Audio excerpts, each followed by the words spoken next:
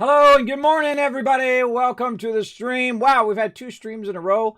It's amazing. Welcome, everybody. Thanks for being here. Good morning. I don't know about you guys, but man, I am cold. It's frosty all of a sudden.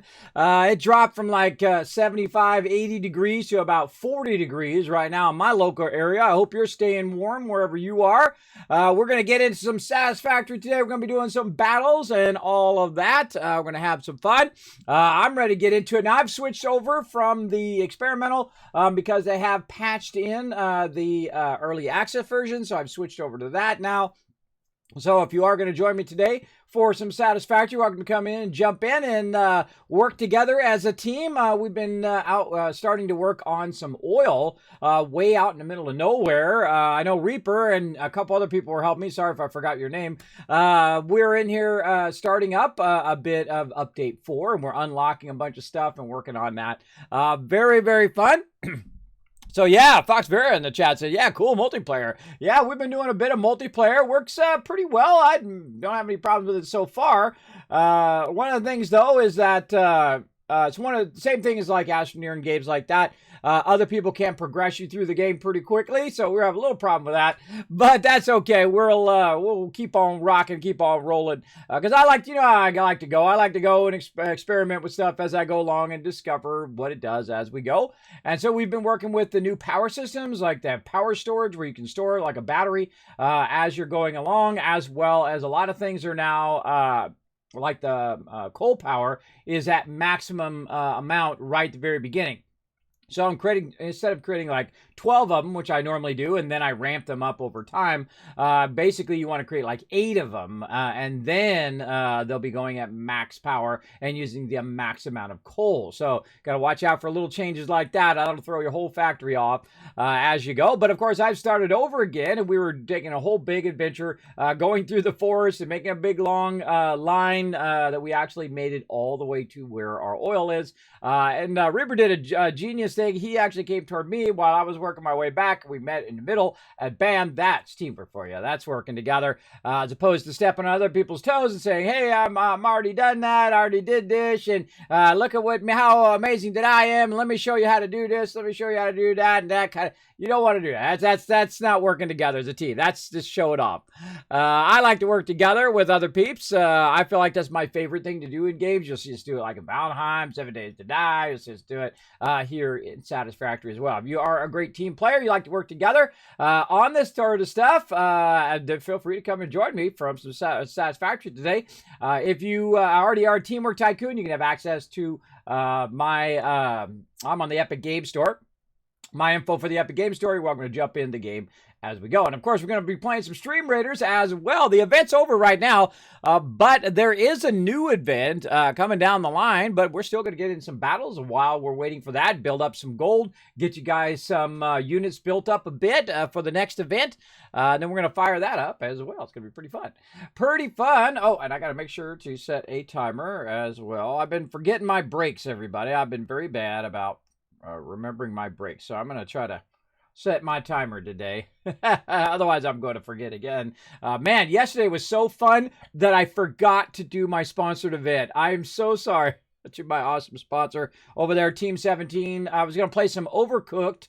All You Can Eat, which is actually Overcooked 1 and Overcooked 2 together. I totally zoned on it. I was so excited to play that new Astroneer, and I was so in the zone, and I do all that. I should have done my sponsored event.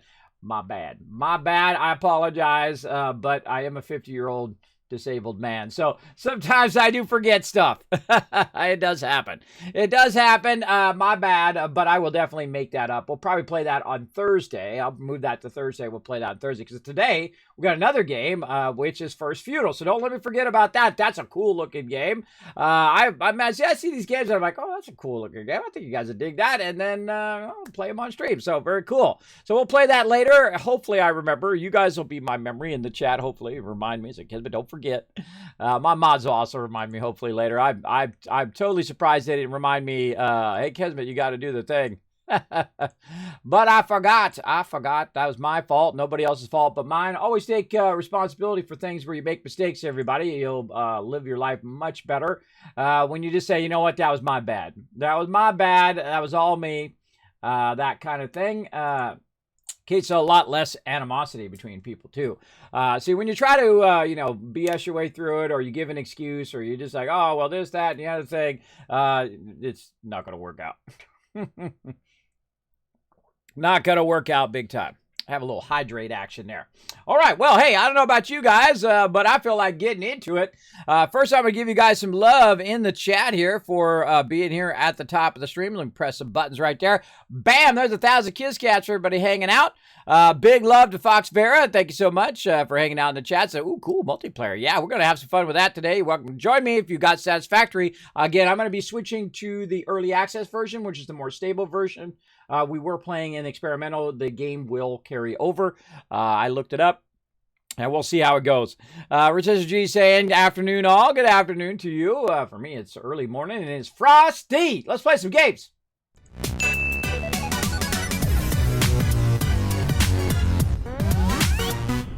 This is the way it is in Tennessee, everybody. If you don't like the weather, just wait a day. It'll be something completely different tomorrow. If you don't like sunny, wonderful 70-degree weather, well, guess what? Tomorrow will be 40 degrees and raining. Yay! Which it is right now. It's a frost day. Very frosty. I've been working also on my lawn because it grows like crazy now, which is awesome because I went and redid it years ago. Redid the lawn, and I just got into fixing up my mower. I'm kind of bad with the mower, right? I'll not clean it out and all that stuff because it'll have grass all over it. Because I'm exhausted by the time I'm done with that lawn. But over the weekend, I went in and I took the blade off and I sharpened the blade and all of that. Pretty easy to do. You get some gloves. You get yourself a little sharpener thing. You could use a little whatever you call that thing. I always blank on it every time. A little metal grinder. A grinder, that's what it's called. Grinder. You can use a grinder, but I just use a file. You can buy one of those big long files and file it down, and then nice and sharp. And man, it is a world of difference when you sharpen your mower, bro. It's a world of difference when you sharpen that blade or have it sharpened. I usually have it sharpened, but COVID, so I haven't had it sharpened last year or into this year, so I thought I'd just sharpen myself, and worked out great. And I did the lawn, man. I did a lawn like this, man. I was looking at these split. I also got a new battery for it. I called up the company. I literally was on the longest CS call I've ever been on. That's right, the longest customer service call I've ever been on. It literally took them 4 hours. 4 hours to answer the phone. Guy was super nice, though. Once he got on the phone, he just acted like it was no big deal. Like, that's every day you spend 4 hours waiting for someone to answer the phone. I'm not kidding. I got screenshots and everything of me sitting there for 4 hours. It was 4 hours and 6 minutes it took them to answer their phone. I literally had it right here. And I started like 12 noon, and it was like 4 o'clock in the afternoon before they answered it. My wife's like, are you on that call still? I said, yeah, I've been on it since 12 o'clock. It's pretty crazy. So they got the record. Congrats to them. Big non-shout out to them. I'm not even going to say their name on stream for that long, big, massive, long phone call. Crazy. Yeah, so I used to have, by the way, people say to me all the time, hey, kid, why don't you get one of those automatic mowers, right, where it's auto, like you hold it down and it pushes auto compelled or whatever. Man, why is my brain not functioning today? I don't know. It's every day, really. What is it called? Auto propelled, auto something. I don't know. It's like it goes forward on its own when you hold the bar. Also, I used to have a riding lawnmower, and it did me no favors, everybody. That's why I was like 50, 60, 70 pounds overweight, because I just paid someone else to do my lawn. I used to do it as a kid. I've been doing my lawn, my parents' lawn, since I was like 5 years old. I'm not kidding. My parents were old school. They're like, hey, you want to live in this house? You earn it. You want something to eat? There's the kitchen. You want your clothes clean? There's the washer and dryer. I'm talking old school, bro. And if you want to live in this house, you got some chores to do, and that is mow the lawn. And so I did it for a long time until I was like, I think I was like 18 years old. And then I started making a little money, and then I started paying other people. And then I did that for how many ever years that is between the time in which I was like 20 years old until I was, I think I was 46, I think. Yeah, 46, where I said, no more anybody mowing my lawn for me. I'm going to go do it myself. And it's actually been a benchmark of my health and recovering from my sleep apnea and vertigo. And now I can do it myself. I can do the whole thing. I mean, it doesn't seem like a big deal to you, everybody, I'm sure. But in my case, I'm constantly dizzy all the time, and I'm constantly tired. So when I'm pushing the mower, it's like I could be pushing a giant boulder up a hill. It's like the same thing. And I could do like 2 rows when I first started, and then I'd have to stop because I get so dizzy. I sit down, and then I say, okay, I'm going to go do 2 more rows, and then I do 2 more rows, and then I would sit down. It's not like I have 50 acres or anything. It's like a little tiny backyard. It's not like it's a big, gigantic undertaking, everybody. When I was a kid, that would have been like 20 minutes. I would have had that done, right? I would just go back and forth. But slowly over time, I've been able to do a quarter of the yard and then half the yard in one run. And then I just did it the other day, and man, I did the whole thing. It was awesome. It was awesome because I got a new battery for it, had the blade sharpened. It makes a world of difference is what I'm trying to say, everybody. Go out there and sharpen your mower blade. Be careful, though. Wear gloves. Be very careful with that metal stuff that you're grinding off there, because that stuff getting your eyes or on your face or on your hands. Watch out for that stuff. That stuff is not good. Not good to get on you. But I suggest get that mower every single spring. You want to have your mower blade nice and sharp, because cut your lawn clean and looks good. And you know what? I rarely ever go in the lawn. It's not for me. It's for my kids. My kids are back there running around having a good old time and kicking a soccer ball and playing volleyball and jumping on the trampoline and running in the water and slip and slide and all that stuff during the summertime. You know how it goes, everybody. You got to keep those kids entertained, especially during the COVID. You got to have a place where they can get out of the house and just have fun playing in the backyard with each other, which is great. So that's why I do that. It's much more fun mowing your own lawn than mowing someone else's lawn, by the way, everybody. I find that to be much more fun, and it's a great way for me to keep my health up as well. So also, I try to wear a cap. Now, man, I was out there, last time I was out there cleaning up everything and mowing and weed eating, doing all that, and I burnt the back of my thing. My shirt was a little too low down, and it totally burnt me in the back. I mean, I'm close to like 2nd-degree burns. It was so burnt back there. Not good. But I like to get it going. I know there's something about, taking pride in what you do. There's a great saying that I always think about whenever I do anything. Is how you do anything is how you do everything, right? If you do something well, then most likely you're going to do everything that you do well, right? You're going to put in all the effort and whatnot to it. This is something I explain to my kids all the time. Because if you're just like do everything half-assed, you take everything, lightly, you're like, well, I'm just going to, do the bare minimum and everything. That's how you'll be. That's the person you'll become. You'll be the person who does the bare minimum on everything. Me, I try to do everything at the best quality that I can, including the lawn, including washing dishes. I don't care what it is. Whatever it is, I try to do my best at it, including hanging out and doing streaming and all of that. And I got so much stuff coming for the stream. Oh, so much cool stuff. Working so hard on it, man. I was up real late last night working on a bunch of stuff. But I'm ready to get into it today. I don't know about you guys. I'm ready to fire it up. Now, right now, I'm over here where we have our oil going. We just got this connected in, and we were working on getting our stuff running into here, right? We've got our petroleum coke running out right now into our awesome sink over here, where we're going to kind of get rid of that byproduct for now, and we're going to try to make some plastic. There it goes. Yeah, it's running right now. We got a little bit in there already. All right, we're trying to make some plastic. We also want to make some rubber. There goes that petroleum coke. All right, nice. And then over here, we should have some rubber pumping into this one, because this is what this one's going to be doing. Probably have some resources over here, too. We do. And I don't even remember how much we were doing originally. What do we got? 240 there. Wow, okay. Oh, those are pure nose. Holy moly.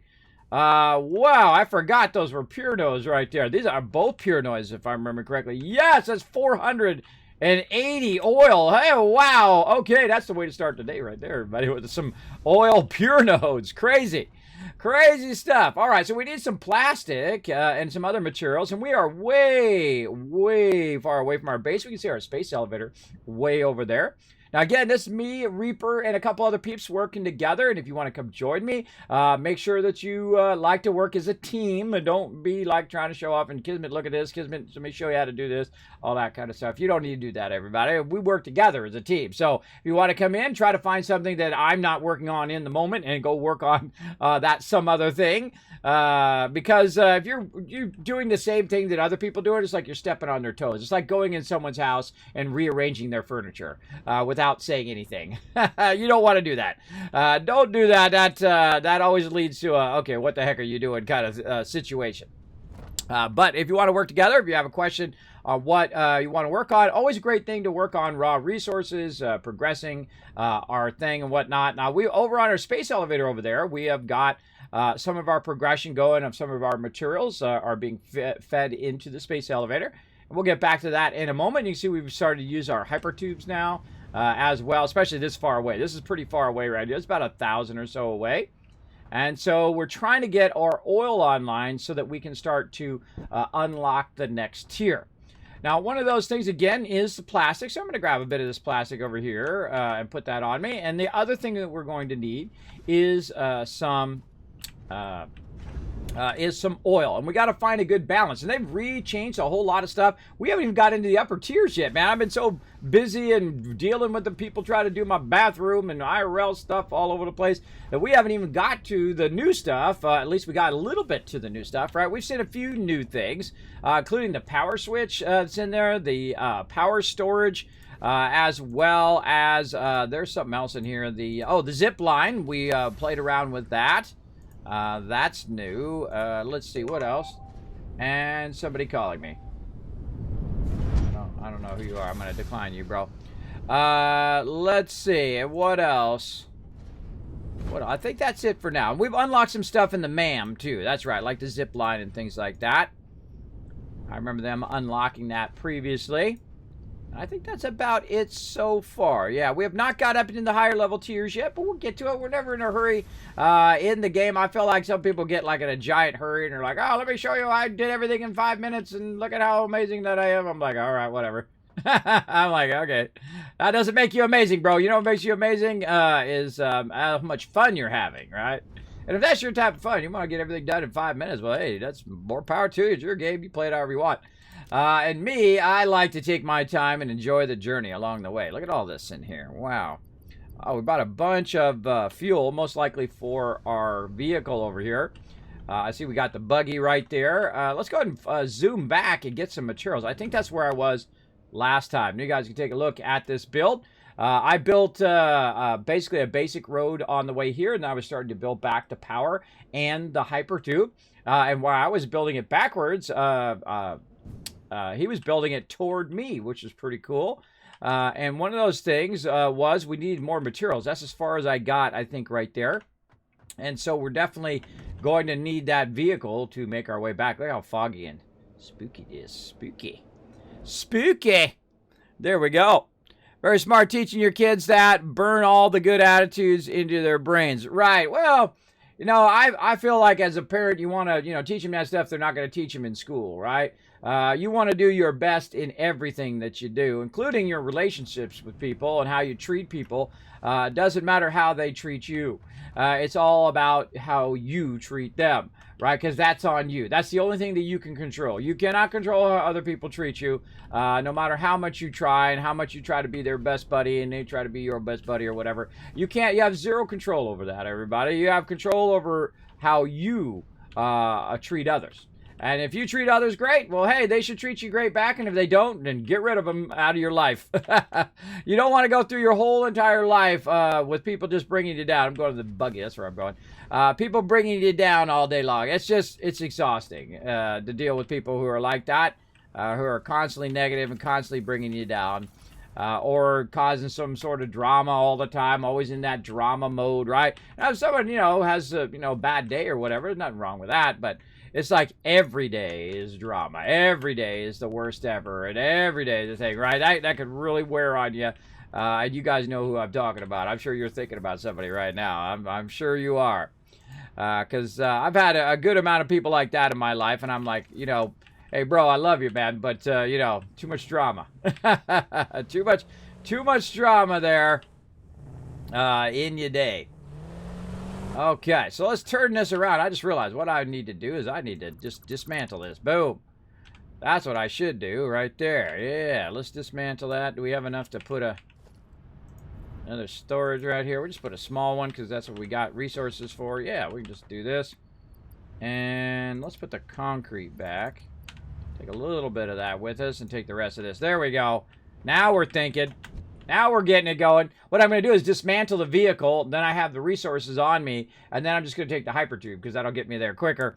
And then I'm going to go all the way back and then make the hypertube on the way back the other way so that I don't have to stop halfway right here. So that's thinking next level. Now, the cool thing is I actually don't even need that vehicle because I do have my smaller vehicle, which is just my favorite vehicle in the game. It is so good. It is just like if you were working for a gigantic mega space corporation, in which you are in this game, this is exactly the vehicle they would give you. They'd give you this little tiny junky vehicle that you can even do this though.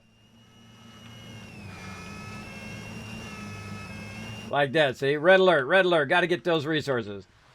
So they'd give you this little vehicle to buzz along. Now, when you're on foundations, it actually goes pretty well with this particular vehicle. It's just when you're going down a ramp or whatnot that you'll have some trouble. Hey, good morning, Fred. What's up? He's like, what's up, Kismet? Let me just walk right through this little toxic area here. Whoa, oh no! A little sharp turn there. A little too sharp. A little half-second of lag there. It cost me. Went off the side. All right, no problems, no problem. What we do is we pick it up here. We jump back up here. Now, watch out for mobs because they'll show up and try to get you when you're doing this kind of stuff. Put that back down, and there we go. So you just pick it back up again, put it back down, no big deal. I have flung off the side of stuff many a time. It's part of the fun. Pretty fun. Now, as you can see, I've made this real long walkway all the way back to my primary base here. Just so we can get there just a little bit faster because we definitely need to build over the terrain. Whoa! That was a good little got some air there. There you go. Do you like the gold, blue, or red for build mode? The gold, blue, or red for build mode. I don't know what that means, bro. Tell me that another way. I have no idea what you're talking about. I have no idea. I don't know. Well, somebody jump and try to get some loot. Hey, hold on me. Oh, I forgot to give you guys some, forgot to do Stream Raiders. Hold on. We got to do Stream Raiders, everybody. Let's go. I'm a little flaky today. I'm more flaky than normal, but, you know, expect that in my stream. Let's go. To battle!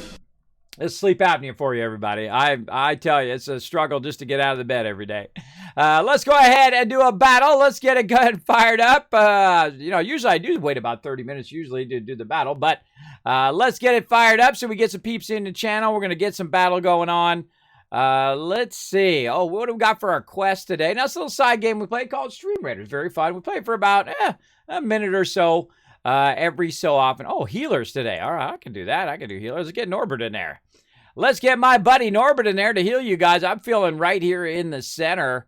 We'll get my epic healer in there. You guys go ahead and throw down your units. Get yourself some epic love. Oh, I should put down my mage. I see I've got mage in there too. We'll come back for the mage next time. Let's go.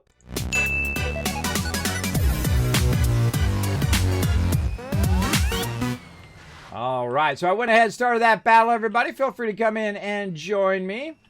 That, again, is a little side game we play. We play it every 30 minutes or so for about a minute, and I just kind of start up the battle. Then everybody can access the battle board. I can click on the link in the chat. It's totally free. You can play it on mobile and on desktop. One of my favorite games to play, great little side game. Sometimes we play it as a primary game, as what I call battle mode. And that's when I go in battle mode. You don't see or hear me, but then we keep the battles going, usually during events. But I've been working a lot on the stream, behind the scenes, a lot of upgrades, a lot of fantastic stuff coming to the stream, a lot more love for you guys who hang out in my stream all the time, for all my subs, and even my non-subs as well, by the way. You guys getting lots of love as well. Everybody all across the board getting love, for sure, for sure.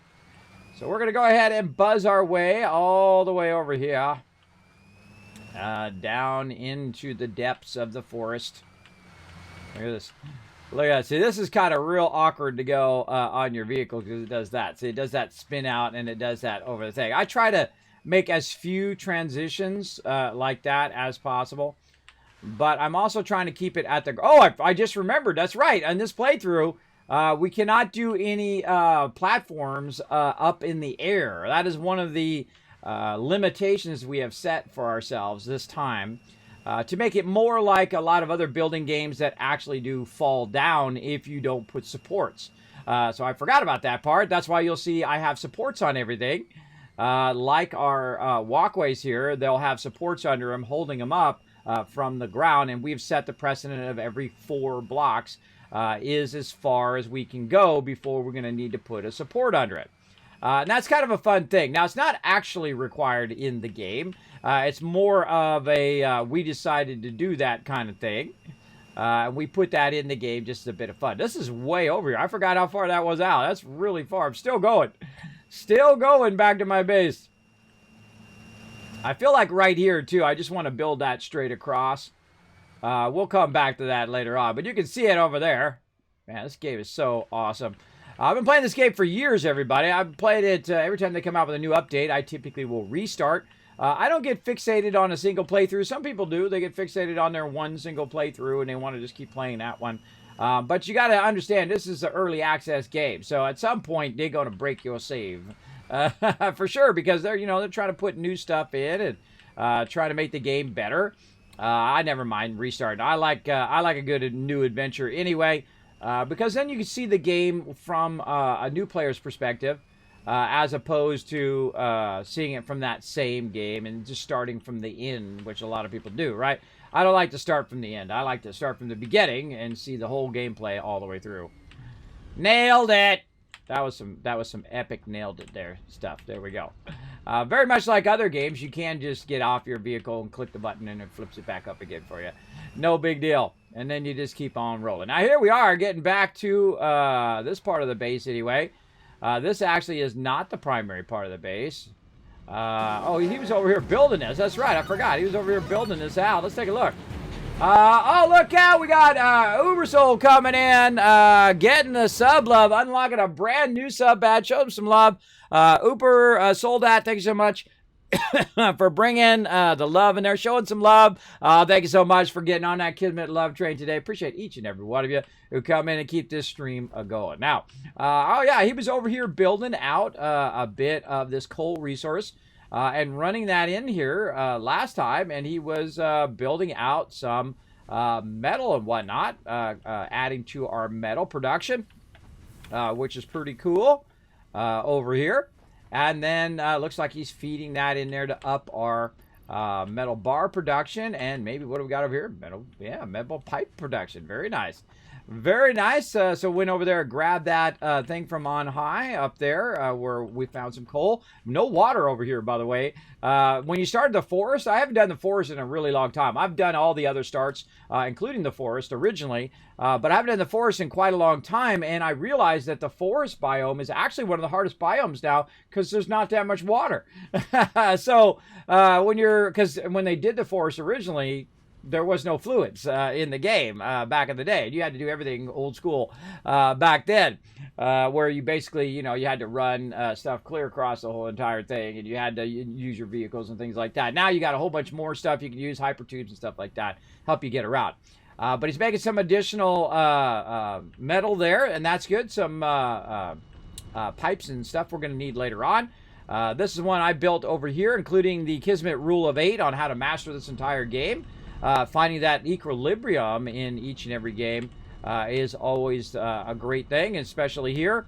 You can see I've got actually double the Kismet Rule of 8, and that's where it's actually double producing our reinforced iron plates, which is probably your biggest hurdle at the very beginning of the game, is understanding how much input do I need? How much conversion do I need? What is the ratio of conversion of my iron to iron ingots, and then from iron ingots into plates, rods, and screws, and then into your reinforced iron plates.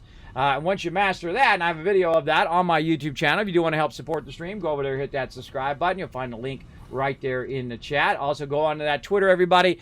Show that love by retweeting. Hit that second link. Hit that retweet button. You showed yourself some love because I'm going to give you some Kiss Cats for it. And we're going to do a giveaway today. That's right. I'm going to go over here for a second. Hold on. Speaking of the giveaway, let me go over here and get one started up before I forget. We don't want to forget today of our giveaway because I sometimes forget my giveaways, and then the peeps yell at me for forgetting. They forget. I forget to stop in the thing. Let's do it. What are we doing? All right, over here.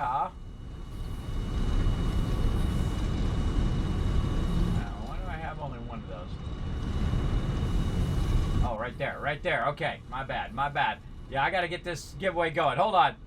I'm busy doing 1,000 different things, everybody. I only got so much time in the day sometimes, and I forget. I get sidetracked. Let me make sure I give you guys some love today. Think about it right now. I can't believe I forgot that sponsor event yesterday, man. Must have been way in the zone. It happens. All right, now I gotta find. Or do I already have it in there?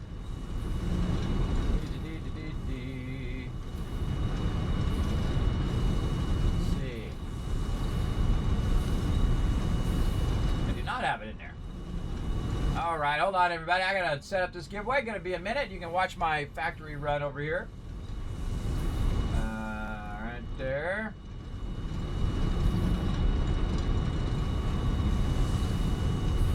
I gotta click a lot of buttons. I do a lot of stuff up in here. There it is. All right, I found it. Sometimes it's hard for me to remember what the heck I'm doing and what I do. Oh, I already saved it in there. All right, look at me go.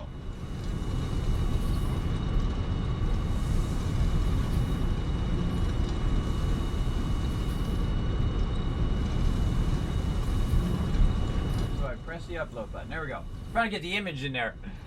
Sometimes it ain't easy. All right, there we go. Okay, let's do this, and we'll get this thing started here.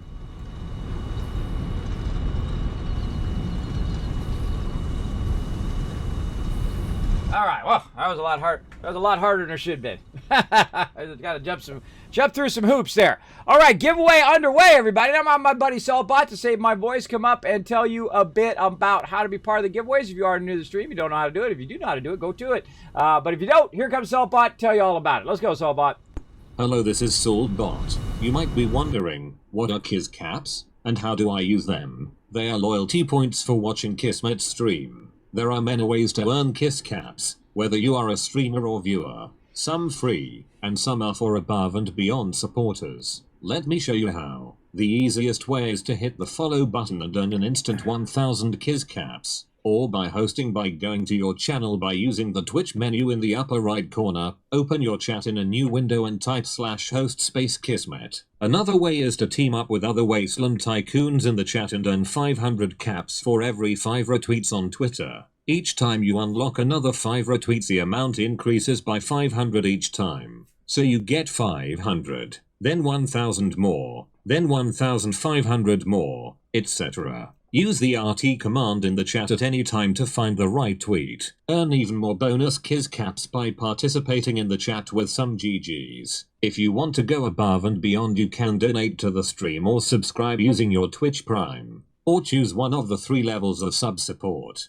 This will get you instant and 5,000 Kiss Caps, plus Kismet emotes. Earn 3 times Kiss Caps just for hanging out in the stream and 3 times the chance of winning contests and giveaways. Let us talk about how to enter Kismet's giveaway. First, type !loot in the chat to check how many Kiss Caps you have. Remember that each ticket costs 10 Kiss Caps. You are now ready to enter the giveaway. Type !ticket, then add a space and type the number 1. Everyone gets a free ticket and a chance to win. If you would like to buy more tickets and increase your chance to win, you can buy more, like 10, 1,000, up to 10,000 tickets per giveaway if you have enough Kiss Caps built up. Thank you for being an amazing part of the stream and good luck.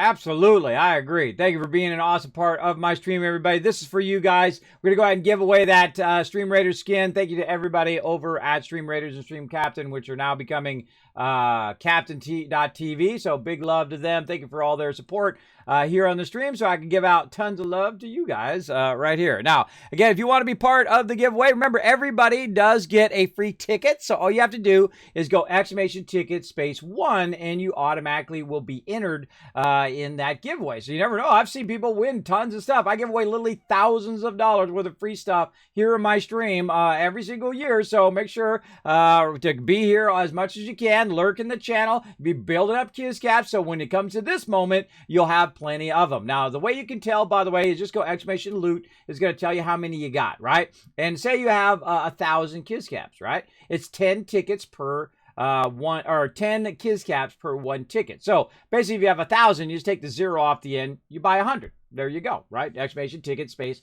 100, right? Very, very easy math for you guys to figure out. So feel free to go ahead and get on that giveaway train. Now, again, I don't advertise these giveaways, everybody. These are for you, for all the people who hang in my stream. No matter what game I'm playing, you're like, yeah, I'm here, kids. Maybe we're going to play some battles. We're going to do some fun today. This is for all of you. Now, we're going to go ahead in the hypertube here and wander our way all the way to the other side here. And you can see we're running our concrete. And then over on the other side, our reinforced iron plates coming from our Kismet rule of 8 over there. Right over here. And it's going to take us right back to the primary part of our factory. Now, we can also go up to the top part. Let's go up to here so we can see this as well. Notice we're using supports in all of our stuff. We're not just letting it float up in the air and just play through. And we're going to go ahead and we're pumping all of our stuff into our primary stuff over here. Now, we also have some secondary items that are going on here. And you can see us, we got a bit of spaghetti going on here. And that's okay. I do a bit of that just at some point in the game, just to trigger my chat. It's pretty fun. But most of the time, you'll see me try to make those nice 90s and make nice looking stuff as we go. But let's go see how we did here. Whoa, we're looking pretty good. We're 974 of 2,500. We're trying to do this first one here, which is versatile framework. Then we're going to do modular engine and adaptive control unit. So we're going to go over here and see where we're at, because I don't remember. It's been a little bit since we've been playing, because we've been busy taking care of that IRL. Sometimes you got to take care of that IRL, otherwise it backlogs everybody, and then you have less time to play games, I find. We need to get to our industrial manufacturing, which is what we're working toward right now. Now, we have the plastic and the motor, but we don't have the rubber yet, which is what we're getting the oil for, so we can convert it into rubber. We're going to unlock this, and we can start working our module engine and adaptive control unit. Now, we most likely have a good amount of cable laying around, or it's being used in our production. Yeah, we got a ton of it right there. Let's go ahead and grab a bunch of that. And this, I got what I call the small stack. The stack that's the smallest of all your stacks, which has 76. I went and put that in there. A little foreshadowing for later in the week. We'll play some Fallout 76. Some new updates coming for that as well. There was updates for Astroneer, which is amazing. We had an amazing time playing that yesterday. Of course, update 4 for Satisfactory. We have updates all week long, man. Everything's got updates. Basically, tomorrow, we're also going to play No Man's Sky, which has even more updates, man. I think they're putting everybody to shame. No Man's Sky, man, they're just crushing it on their updates. And then, of course, Fallout 76. We're going to try to get back into that, get going. I was actually farming a bunch of fusion cores over the weekend to get prepared for Thursday, where we'll get back in there. We'll do some more multiplayer. We'll try to get back into the game because they are adding a bunch of new stuff to that as well. So tons and tons of cool stuff being added to all my favorite stuff that I like to play here on stream. So let's get this going. Now I'm going to set this as our current milestone, and I'm just going to feed what I've got into there. Try to get that started. And we need to go back and we need to work on that rubber. Now, to work on the rubber, we need to do our refinery, right? We need to get our refinery going. And we've already fed our motors in there. I don't think we've put our motors in our line yet. No, it doesn't look like we have. Now, if you notice, I've got a whole bunch of stuff popping out the side here. It tells me all the stuff that I've already got in production. And so that stuff is being pumped into certain resources or in certain boxes over there or over here. Sometimes I put stuff in boxes off to the side here. This really does need to be fed back into our central area. That's so if I need this or I need that or I need whatever. The primary goal I find in the early game is to make a resource so that you can use it to make other things, which allow you to progress yourself through the game. And that's typically why I have a central hub. And in that central hub, it has all of my boxes, which has those resources. And as I unlock those resources and start to add those to my production line, they will continuously be added to my production area over there. But sometimes I just have them off to the side when I'm doing what I call spaghetti production, which is what we do, or offline production, where we just are running kind of random stuff, or if we're trying to make some random stuff over here, we'll just run it straight to a thing like right here. So we've got our smart plating just sitting off here to the side because we're going to need that later on to do some other stuff potentially. So we'll go ahead and grab some motors. And again, put the smallest stack back and grab some of those motors. Let's see, we'll need about 60 of those motors. So we'll get 150, this ought to be enough. We need encased industrial beams, steel pipes, and copper sheets. So let's go check in on our copper sheets, which are going to be over here by our copper items. Whoa, we got a lot of those. All right, we got a lot of those. One of the cool things about this game is that you can set it up and basically go AFK. And let that overall game just run and run and run. Now, I do have some batteries on me, I do have some fuel on me. So I'm going to go ahead and put that in here. I don't necessarily need all that fuel, but I do want to keep a stack in case I need my chainsaw. If I want to clear something with my chainsaw, like trees and stuff like that, I do like to keep at least one stack on me. Now, I've got some other things, crystal oscillators. I don't need those on me right this moment. And then, of course, I'm going to need more steel piping. I got plenty of steel beams, so definitely steel piping and encased industrial beams. So I've got that already lined up over here. Here's our piping. We're running out right now. He's got some piping running over there, and I've got piping running somewhere, but I feel like it's being used up because I can see it running over there. Yeah, it's running into our production over here, which is producing something. Which I don't even remember what it was. Oh, we're producing stators. All right, there we go. We're producing stators, and most likely we'll see one come down the line here in a minute.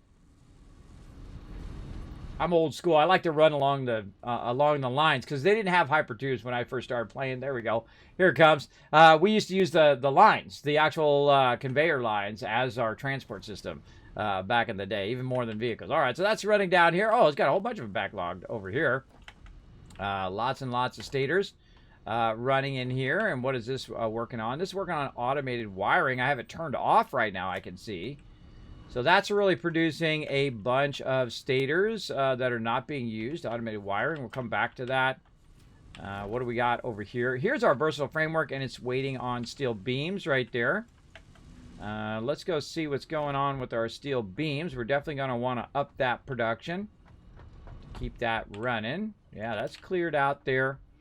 And I made a bit down here, and they made a little bit of it, but I definitely need to expand the production of all of this because it's definitely not producing enough right now.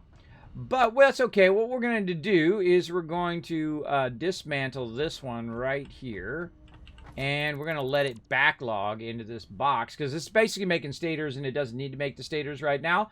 And so we're going to go ahead and backlog that. Now, one of the things I want to try out, and we're going to just test it here in this small little area, is this little power switch. Now, this is the one thing that I've wanted in the game forever. And I'm so glad that they added it. I'm pretty excited about it. Now, I need an AI limiter, so I'm going to go over here and take a look at us making a one AI limiter here. And we'll automate all this later on. So we'll go ahead and make our AI limiter here. And then we'll go ahead and run over here. And we're going to try to make ourselves a nice little power switch. Boom, right there. And we're going to go ahead. See how this is running to all of that. And it's running to this over here. Now, I'm looking for the main power line that is running into here. This one right here. So that one's going there. And this is our main power line there. So it's actually on this side. So let's take our power switch out there. Very excited about this part. Because you don't have to go to each and every item. And that kind of gets old where you have to disable the line, which is normally what we would do. Right? We would go in and we say, okay, I want to turn this part of my factory off. And then you would go and you would delete the power line. And that, of course, would turn all that off. So you're not wasting that power and you're not producing that stuff. And then, of course, you have more power for the rest of your stuff. to run. Now, we don't really have a power problem right now. Reaper did a great job of boosting our power. So we do have a great amount of power, especially this early in the game. Did a great job of doing that. But we do want to turn that part of the factory off if it's not being used no matter what. So we're going to go ahead and run into our power switch here, our very first little power switch. Pretty excited about this feature. And then we're going to go ahead and run it from this side, and we're going to tell it to run up to there. Now we're going to go ahead and check out our little switchy switch right here. Power switch is off. All right. Wow, I love the new UI they made too. That's awesome. It's operational right now. So now that power switch is on. We can see it's green over there, which means it is functioning. And then we'll go ahead and turn that off. Ah, so awesome. Enter name here. On. Off. On. I just click it on and off up there. That's weird. All right. It's like two things. What is this? This is stators on off. Let's call it that. Oh my gosh, it says it. Oh! It says it on the side. Oh my gosh. All right. Oh my gosh. You're like, Kismet, why are you so excited about that? Okay, that needs to be on every single one of these boxes. That needs to be on the box. No, I want it right there above the box. Oh, and then I could just name the box. Oh, come on. Come on. Why you tease Kismet like that? Oh, that's awesome. See, these are my favorite moments in games, everybody. When you have that, oh my God, discovery moment. Look, they got text up there. If they could do it on this, they could do it on them boxes. And then you could just name the box, right? You're just like, hey, you don't have to have the thing coming out in the front. You can say, look, concrete. And then it says concrete over the top of it. Oh, man, I want that so bad now. But excellent job on the power switch. Yes, it tells me what the power switch is.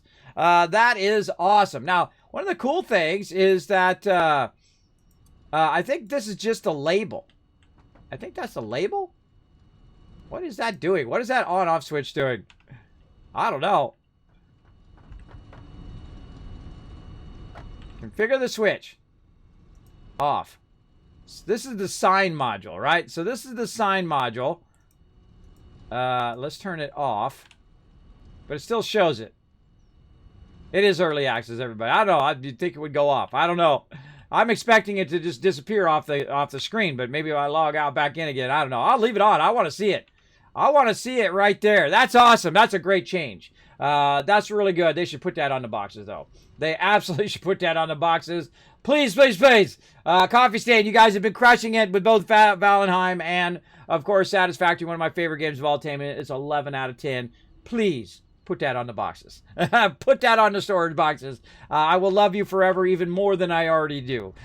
Please, please, please. I love the label. That's awesome. Now, they have mods that do that as well, but I love that to be in the base game, to be right above the output on the bottom, right? Right where that light is. Instead of that light, you have a little display, and you type it in, and you say concrete, plates, rods, whatever it is. And then it'd be great if it's on both sides too. So if you're going to the back here and you're looking at, okay, what is it? Which one is what, right? Because you don't know from the back, because, I use that little trick where I make a little conveyor so it comes out and it shows me what's in there, because I'm a visual kind of guy. And so I don't know from the back. From the back, I'm always guessing what it is. But if it had a label on both sides and you change the label and it showed you on both sides, oh my gosh, forget about it. Forget about it. Oh, I'm so excited now. Oh, okay. I get excited about the little stuff, everybody, about the potential of how awesome that would be to have those labels in there. Labeling is a very important thing when you're doing games like this, because you're doing, after a while, it's not, in the beginning, right? Some people come in the stream like, yeah, this game's too complex, I don't understand it. Well, every complex thing starts as a bunch of small, simple things. And as you build a bunch of small, simple things, it will then seem more complex. But if you're the one doing it, it's not complex to you, because you understand every single thing you did. You made some plates, you made some rods, then you made some plates, some rods, and some screws. Then you took your plates, rods, and screws, and you mixed them together, and you made some reinforced iron plates. That's not that difficult if you understand the basic components of it. It just looks complex. And that's the same thing with anything in life, everybody. You just take it and you break it down into smaller, simpler components, and then work on it little by little. And then it all seems to work out in the end, as long as you work away at it little by little. All right. Now, let's get back to it. I'm all excited about that power switch now. That's something I wanted in the game a long time, because what happens sometimes you run out of power, and then you want to turn off certain parts of your factory, but then you got to cut the line, and then you forget to put the line back on again, and then your factory is off, and you're off doing a bunch of stuff. You come back in an hour and realize your factory's not been running that whole entire time. I've done that more than a few times. All right, there we go. We backlogged a few of these. Very nice right there. And then we got a bunch of these backlogged in there. We'll get a bunch of those as well. We still need some more steel pipes, and I know he's working on some steel pipes over on the other side, so I'll grab some of those on the way back. And I should have enough to make a bunch of refineries. So I want to make 6 refineries, and I just need a bunch more steel pipes. So let's go ahead and head back that way. And again, you'll see that I have normally a ramp in there early game. I love the double ramps. Now look at this. We have 2 choices. Which one is the correct choice? Well, if I had a label on it, I could, with that little text like that, or even just a sign I could put on there. This one goes to here, and that one goes to there. Now, I just happen to seem to remember that this one goes down to where my copper is running down there. And then the rightmost one goes to my reinforced iron plates and stuff that are way out here. I love the hypertubes, man. The hypertubes are cool every single time. Every single time. A great view as well. The whole thing is one giant map, by the way, and you start at different points in the map. Depending on where you want to start. You can start in the desert, you can start in the forest, which we haven't done in forever. And so I thought I'd go back to the forest, and then realize it's actually really hard because there's no water. There's no water nearby. So I found a little puddle of water that I was using and whatnot. It was pretty funny. Pretty funny I found that little puddle of water. All right. And let's go ahead and get to it in here.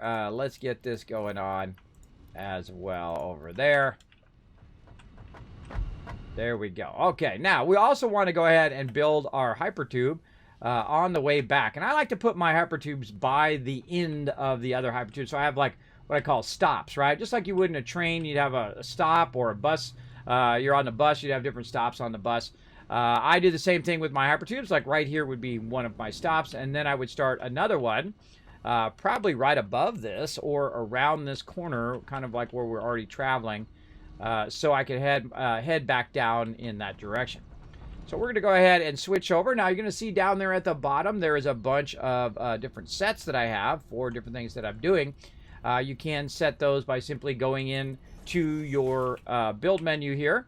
And then you go ahead and just press a button. In my case, I have a 12-button mouse, the Razer Naga. And so I just press the buttons on the side of my mouse, and it sets those items. And that's what sets your quick keys down there. It makes it a lot easier when you're running stuff, for sure, for sure. And I'm going to actually run that up just a little bit like that. And then I'm going to run it along. Looks like a good spot right about here to go ahead and bring that hypertube down. I don't typically like to block my walkway, so I'm going to go ahead and extend this just a little bit. Oh, that's what they're saying. Yeah, with the different colors. Look at the blue.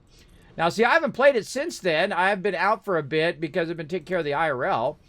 Yeah, I see blue, and then orange when, or red when it's not in there. I don't know. I don't have a preference. I haven't used it yet. Again, I have, this is like day 7, but I did miss last week, and I think the week before that, too. We were taking care of that IRL. I've been having people work on my bathroom to put in some shower doors, and it's become like the worst nightmare ever. They've literally been working on it for 4 months, just back and forth, and I'll go in there and they'll drop the ball, and I'll be like, come on, you know, what's the deal? What's going on with it? Oh, we're waiting for it to come in, or whatever it is, you know, always some excuse. Always some excuse as to why it's not getting done. Which, you know, it's a tough time right now for everybody, but still, I think 4 months is just a bit excessive in the amount of time it should take for you to put shower doors in. I don't know, that's just me and my crazy thoughts. What do you guys think in the chat? You think that's a bit excessive? You know, I just, you know, I promised my wife we would get a new shower and fix up our bathroom. which our kids have just absolutely destroyed over the years, because they're little and they're breaking stuff and they're, banging in the walls and there's scratches all over the walls and there's holes in the walls. And you know how it goes, you have, you're pushing in push pins and you're doing that stuff and all that stuff. And so I said, okay, this is the year in January. I said, okay, this is the year we're going to go ahead and fix up that bathroom. It's not like I'm building a Taj Mahal in there, everybody. I just taken out the tub, which we never use because my kids are older now, so we don't use the tub. When your kids are little, you have them in the tub, or when they're babies, you have like a little thing that you put in the tub, and then you wash them as a tub, and you teach them how to wash themselves and be a normal adult and whatnot as they go along, and then they eventually get to a point where they take care of themselves. They go in there and they take a shower and all that stuff, and so. Our bathroom has been highly neglected over the years. It's been used, right? As things happen, you're going to have stuff start to have wear and tear. And so I've been trying to get it fixed. And so I had the tub taken out, and we put like a standing shower in there. And then they said, okay, well, we'll get you your shower doors.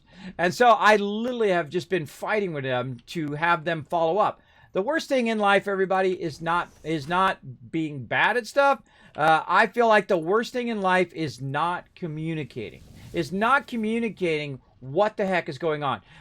Now, knowing that something is going to take forever is not as bad as not knowing what the heck the status of something is. Put a 1 in the chat if you agree.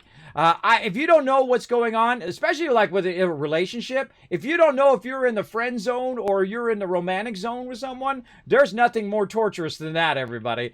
You gotta establish which zone you are in when it comes to relationships, for sure. But definitely, if you are doing a product or a service, I am one of those people that is 24-hour maximum. That means if someone contacts me and wanted to get graphic design done, I would contact them in 24 hours just to tell them I will be contacting them later in the week, right? I always do that. So that should be part of your day. Your contacts, right? The people you need to call back, the people you need to follow up with. Sometimes that can suck up your entire day too. So I try to keep that stuff short because I also got to do the work as well on top of that and manage all of that. But what'll happen is when people don't communicate, right? When you go and say I was going to order up some emotes, right? And I have. I was going to order up some emotes, and the person said, okay, I'll work on the emotes, but then doesn't get back to me for a day, 2 days, 5 days, a week, 2 weeks, a month, 5 months. I mean, that's poor communication. If you are doing a project for someone, first, we'll get back to them within 24 hours. I don't care if you're doing a fence. I don't care if you're doing a water heater or working on someone's house. Whatever, you should always follow up. Look, we got this done. We're at this status. This is what we're doing. This is what's going on. You got to be at that level, right? There's nothing worse. I feel like today is like in modern times is like the worst time to get anything done. Not just because of COVID. It was before COVID too. But like I tried to get my fence enclosed when we got Sparkle Dog, right? That was years and years ago. That was like 10 years ago. And so I call up like 5 different fence people, and they're like, okay, well, we'll send you a quote, right? And only 2 out of the 5 actually sent me the quote. And I'm like, what the heck? In my day, if you did not follow up, you got fired. Apparently, in today's technology, in today's day, you could just totally flake on your job and no one's following up on you. Who follows up on the people who should be following up, right? The managers should be following up, saying, look, did you follow up with these clients? This person called in. They're looking to get a fence done. Did you call them and send them a quote and do all that stuff? I swear, it's like people don't want to work. It's like people have a job, they have a business, but they don't follow up with you. And so you have to call them back again, and you have to keep calling them back, calling them back, calling them back. I don't call people back anymore. If you don't contact me back when I call your business, you are fired. I will never use your business again, ever, and never contact your business again. It is not my job to do your job too. As I say. Exactly. Yeah, lots of ones in the chat. I don't know what it is. It's a plumber. It's a air conditioning guy. It's a whatever it is in today's day. Again, in my day, you get fired. I mean, you get fired right away, too. They don't screw around. If, you're working for the top companies in the world, they don't mess around, right? You got to get 100% on every single test. You got to follow up. You got to be at your best all the time. And so, that's why that mentality of not following up and not letting people know what's going on doesn't even dawn on me. It doesn't dawn on me that you would do that, right? You'd have a list of people, you call back, say, look, I can't get you your project right now, but let me call you, because say it's Monday. Let me call you back on Friday when I'll have a little bit more time. We can talk about your project and we can get it going, right? That's it. Then now the person's not in limbo. Right? There's nothing worse than be stuck in limbo or purgatory waiting for somebody to get back to you, or waiting to know how someone feels about you, or waiting to know if your car's going to be ready in time because you got to go take your kids and take them to soccer practice on Friday, right? There's nothing worse than that kind of void that happens. And here's the thing.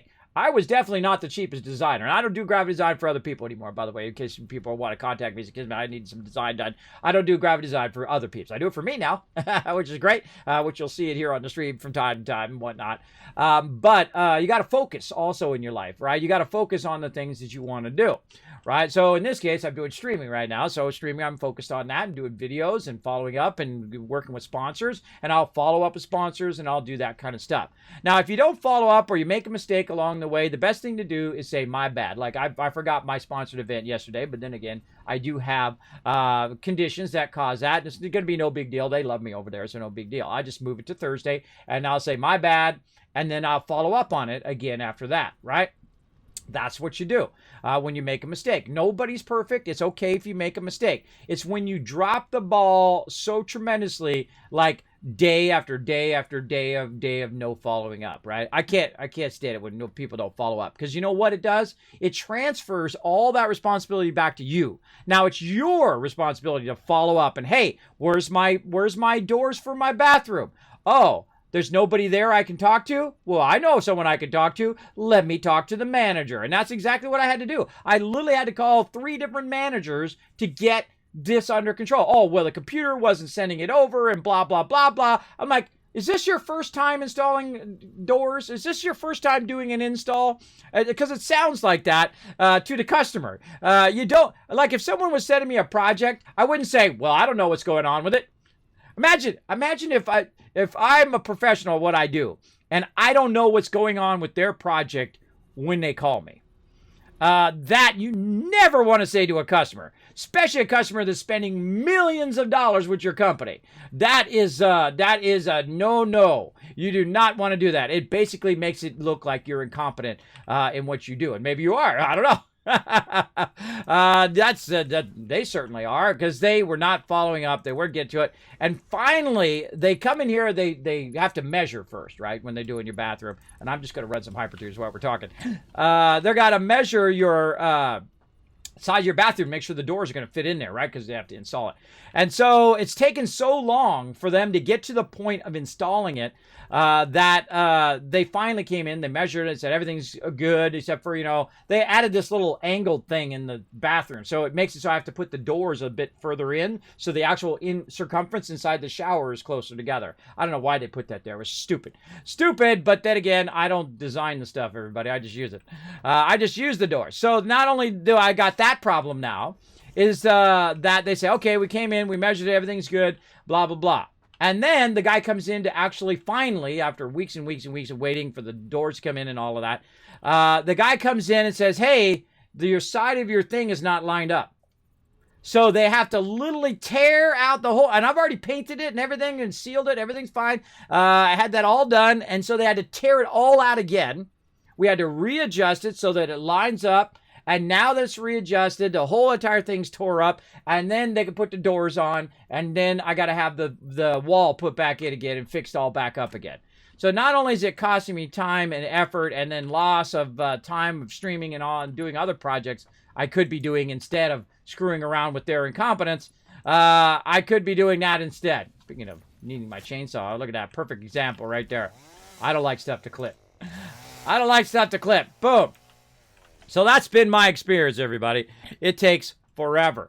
If you don't follow up in what you do, you will no longer very rarely no longer be able to do what you want to do. You got to follow up, everybody. You want to be the best. Again, I was not the cheapest designer. I was probably the most expensive around. And the reason why is I was the person you go to when you're in a bind at the last minute. You got to have someone who's going to make it happen and make it happen right from end to end, from beginning to end, right? And then also work with the printing and presses and all that stuff. Because I always start from the end and work my way backwards. That allows me to do way better than everybody else. So everybody starts at the beginning, they make the design, and they don't realize what it's going to be printed on. They don't realize what the end result is until they get to a certain point, and they got it on the press, and it's costing them millions of dollars, and then it's costing the clients millions of dollars because it's delayed or it's screwed up or whatever it is. That's why you bring it to me. I'll get it right, and I'll get it done. And how do I know? I've done hundreds of thousands of projects. Every single one of them came out right.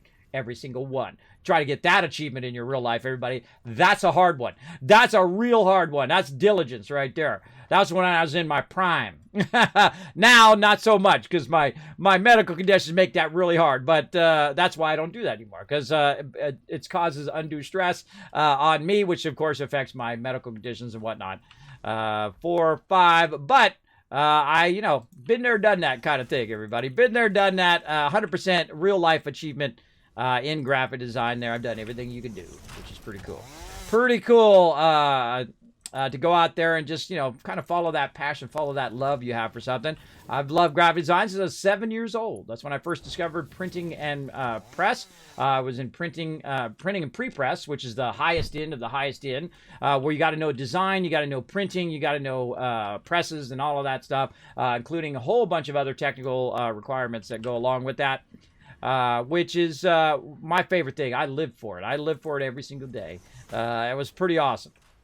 Pretty awesome. And I got to work with some of the best people in the world. I feel like that's kind of my favorite thing. When I worked for Apple for many years as a senior tech as well over there, my favorite thing is not just working for the company, because, wow, it's the number one company in the world, big deal. I don't care. What I care about is working with exceptional people. You'll see that also when I'm playing games. I like to work with great people who like to work together. There's a magic that happens, right? When you put great people together, and I feel like that's the best thing that I do in life. I'm a great problem solver. That's probably skill number one. But also, I put great teams together. Great teams of people who are really into what they do and that dig what they do, and they want to do it every day, right? They get up every day, and that's the first thing they think of. Right? If you get up every day and you think about writing, if you get up every day and you think about being a lawyer or a doctor or maybe a streamer or a gamer or whatever it is that you think about every single day when you get up, that's most likely what you should be doing in your life, because that's what you have passion for. That's what's going to get you out of the bed every day. And my day is always a struggle every single day. Every single day, I'm always tired. I feel like I get 30 minutes of sleep, whether I slept for 30 minutes, 4 hours, 5 hours, you can sleep for 20 hours. It still feels like 30 minutes. And then I'm dizzy every single day, and I will be for every single day of the rest of my life. Now I could just, I'm disabled. Sorry, I'm just gonna, kick back and do whatever, right? No, that's not how I am, because I know where that road leads. That road leads to you slowly diminishing because you gave up on life. And so you don't want to do that. You don't want to give up on life. You got to, if no one else is bringing it, for you, if your doctors, which are like auto mechanics, by the way, I've learned this through going through this whole process. Doctors are like auto mechanics, right? There's a couple good ones and a whole lot of bad ones. Don't assume the doctors are great. Don't assume, because I have a lot of doctors that basically told me to lay down and die. They said, there's nothing we could do. And I said, no, I don't think so. That's not the way I go, bro. No, I'm getting out of this bed and I'm going to make it happen. I'm going to solve the problem myself. I'm going to make it so I can have a decent life without having to just waste away and have my wife take care of me. I would probably be gone by now. Just so you know, just get serious for a second. I would probably be dead if I made that choice. So I chose not to do that. I chose to get up and say, what else could I do in my life that would get me out of the bed every day that I enjoy doing? And I'm doing it right now, talking to you, inspiring you to go do what you love to do in your life. Don't let anybody bring you down. Don't be discouraged by failures. You're going to fail. That's just the truth of life. You're going to fail. You're going to make mistakes. You're going to have problems. Don't make excuses. Just say, you know what? I made a mistake. I failed. It happened. Treat it as a learning moment and move on. That's it. Don't beat yourself up too much. Don't worry. Everybody, spoiler alert, everybody in the world makes mistakes. All of them, billions of people right now making bad mistakes. No matter how much they pretend to be better than everybody else, they're just like everybody else, everybody. They got to put their pants on one leg at a time, and you know what I mean. You know what I mean. They're just like everybody else. 1, 2, 3, 4, 5, 6. Oh, I don't need to count these. These are real long. I keep forgetting. I'm doing hypertubes here. So yeah, they are, spoiler alert, that person that you think is perfect, or that girl or boy you think is, oh, it's so amazing and perfect. They're not. In fact, the fact that they're not perfect is what makes them amazing. It's what makes them amazing. My wife snorts when she laughs, and I think it's the greatest thing. It's so endearing to me. Now, some people might find it, oh man, I can't believe that person's so imperfect. They did the thing and they did the. I don't subscribe to that. I think people's imperfections is what makes them amazing. I have lots of imperfections myself. I'm messy. I'm a messy artist. But of course, good influence of my wife has helped me a lot. I'm a messy artist. I'm a bit wild when I was young. I do all sorts of crazy stuff, jumping from the rooftops and, doing it 120 miles an hour and some crazy stuff. But then, you get that out of your system when you're young, right? You get that out of your system. You do all that crazy stuff. You're partying. You're having a great old time. You're doing that. And then when you're my age, you shouldn't be out there still doing that. You should have said, okay, been there, done that. What am I doing now? Right? I'm going to go try to be a responsible human being after that. Hopefully. Some people never grow out of that stage, though. They stay in that stage their whole entire life. That's pretty scary, I think. I feel like you should, just like in a game or in anything that you do in life, you should be progressing as a human being. You should start caring about whether other people live or die and start to level up in real life. And I'm high level in real life, everybody. That's what I like to say. People come in and say, Kismet, you're old, Kismet, whatever. I'm like, nah, I'm high level in real life, bro. Get on my level. Get on my level. I'm so high level compared to you. You're a noob. 1, 2, 3, 4. I'm trying to count these, and I don't need to count them because they're hypertubes. Because usually you just go as far as you can possibly want to go here. And they will just keep going and going. Now, what we're doing here, getting back to the game, is we're doing a transport system. We'll do that battle here in a second. Sorry for running long on that battle. I was talking to the chat. And I'll talk to the chat a lot, everybody. Sometimes people come in my stream and be like, Kismet, stop, play the game, whatever. No, I'll do whatever I want, bro. I answer nobody. I already been there, done that, man. And my every day is a struggle. Every day I get out of the bed is a miracle, I think. It feels like a miracle to me, anyway. Every day I get out of the bed and I functionally do something. If I can get up and go. And see, I just take that stuff for granted, man. I take it for granted, just like I'm sure a lot of you do right now. Like going up and down stairs. You're like, well, Kismet, what's the big deal going up and down stairs? You ever try to go up and down stairs when you're super dizzy? It's hard. It's very hard to do. I'm dizzy every day.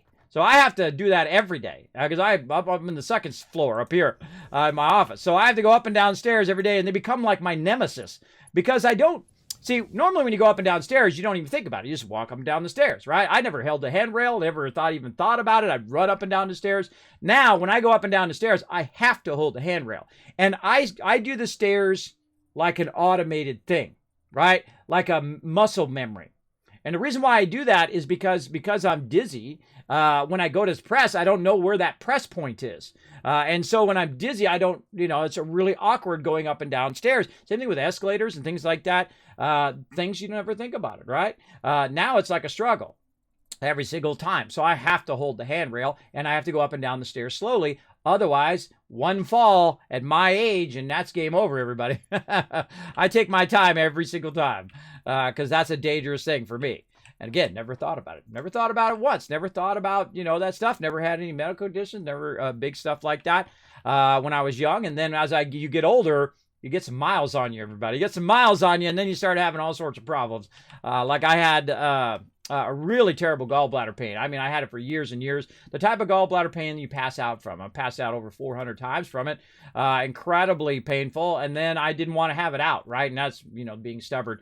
I didn't want to have it out. I said, no, I want to be 100% original parts. I don't want to have it out. And eventually it got to a point where I was in the emergency room, and my doctor said, you got to have that out. You got to have it out right now. And so I went and got it out, and they knocked me out.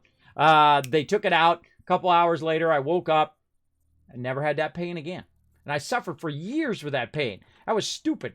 That was a stupid. That's the way I talk about all the time. Is that there's two ways to learn stuff, right? There's the hard way, which I learned in that lesson. I learned that the hard way. Could have just had it out. It's not that big of a deal. It's a outpatient surgery. They go in there and they make 3 incisions. They take it out. GG. I told him to make this one the best one he ever did, and he said it was so good. And so I had it out, and I suffered all those years for nothing. But then again, when you're in that pain mode, everybody, you're not thinking all too straight anyway, right? Same thing when I first started having my dizziness all the time. It's hard to think straight. It's hard to, it still is for me. You can see I'm deteriorating too. You can see it's getting worse over time. Whoa! Speaking of getting worse, where's my thing? Get away from me, Spideys! Hold on a second. Got some action here. Get wrecked. Woo! Little Spidey scary moment there. A little action. Ooh, that scared me, man. That came out of nowhere. I should have my light on. It turns the light off all the time on you. It's like you turn the light on, and then like 2 seconds later, it seems like the light's off. All right. We're waiting for that other Spidey to come and try to get me, because they always do. There he is. Come here. I'll come to you. Come here. Get wrecked. There we go. All right. Little Spideys want to play a game. Speaking of playing a game, let's get some stream raiders. You guys are very patient. Thank you, Daniel, as well, for the follow. Let's go. To battle! All right, time to get our first battle today, and let's go! This little side game we play called Stream Raiders. Played every 30 minutes, so super fun. So yeah, that's my story, everybody. And I do like to inspire people here on the stream. You can do it as well. I lost 50 pounds, everybody. 50 pounds. It wasn't easy. It ain't like they say you buy this magic, rowing machine and it's going to make you lose weight, or you get on this meal plan and you're going to lose weight. That's not the reality, everybody. You're going to always get the straight truth from Kismet up in here. That's not the reality of it. You got to have the discipline of getting up every day and not eating bad food and not drinking so much soda. I stopped drinking soda alone, lost 10 pounds. Lost 10 pounds. Now, I can have soda anytime I want. I never give stuff up and just say, oh, I can never have it again. I just don't want to have those 10 pounds back because it makes it harder for me to sleep. It makes it harder for me to do everything, right? I still got pounds still to lose, too. It's not easy because I was going to the gym and everything, and then Corona hit. And then, of course, right now I'm trying to just keep my weight at the same thing. Oh, my gosh, look out! Heal, Norbert, heal! Oh, man, this is a close one. 3-5, go! Go! Oh, no! Oh, no! I don't think we're... Oh, no! Bye-bye, Norbert. Oh, man. If people had just put down a couple more units. Now, if you're over there and you only put down 1 unit... If you had just put down 1 more unit, we would have had that win. But I believe in you. I believe in you. I think we're going to get it this next time. Come and join us, everybody, for some stream raiders. We need to step it up, put down some more. We're going to keep playing. We're going to do that one again. Come on, we got this. We got this. All right, let's step it up, everybody. That's a 1 skull, too. That's a 1 skull. I think we could have had that, just a few more units. I'm going to call in the legendary. The legendary mage. Let's group up here. There we go. We'll get the mage going on. Right up there. I think you guys got that. Now come and join us. You'll find the link in the chat. Find me, your Captain Kismet. Kismet. It is free to play. Play it on mobile and desktop. Always remember to put down as many units as you can, because a couple, you see there, just a couple units. We have 1 more tank or a couple more DPS or healers or whatever. We would have had that battle. We would have had it. You can make it happen right now. Let's go to it.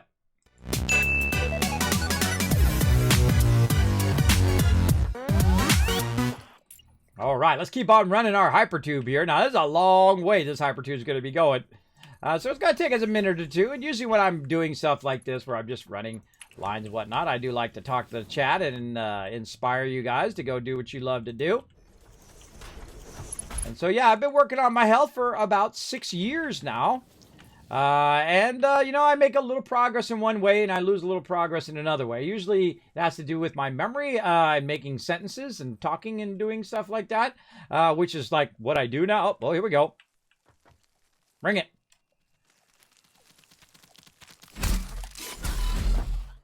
Get wrecked. Man, lots of Spideys out today. No worries. 1, 2, 3. I don't need to count. Why do I keep counting? Stop counting. Normally I count because of the conveyors. But on hypertubes, you normally don't have to count because they're at 12, so you can just go pretty far. And because I have so much twists and turns in here, unnecessary to really count this. But we'll do it anyway. Again, see, I like to put where you're making a transition, like if you're going from the upside to down and all of that, I like to put that in. Also, I like it to be up a bit further, up off the ground.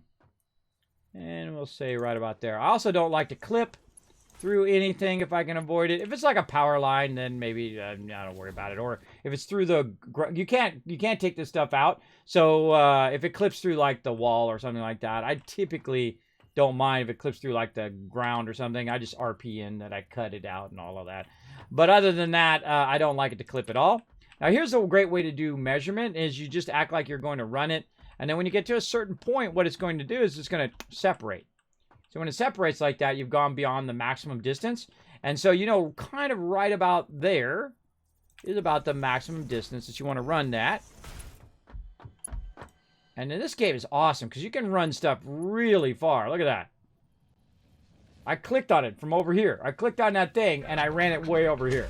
And that's why this game is so amazing. This game is an 11 out of 10 in early access. Very few games you ever see 11 out of 10. And again, Daniel, thank you so much. And Black Knight coming in, becoming a new Teamwork Tycoon in the chat. Show him some love, everybody. Anytime you see anybody hit that follow button or hit that subscribe button, make sure to show him some love in the chat. Make sure to welcome them into the community as well. Just throw a heart or something in the chat for them. I'm sure they'll appreciate it for sure, for sure.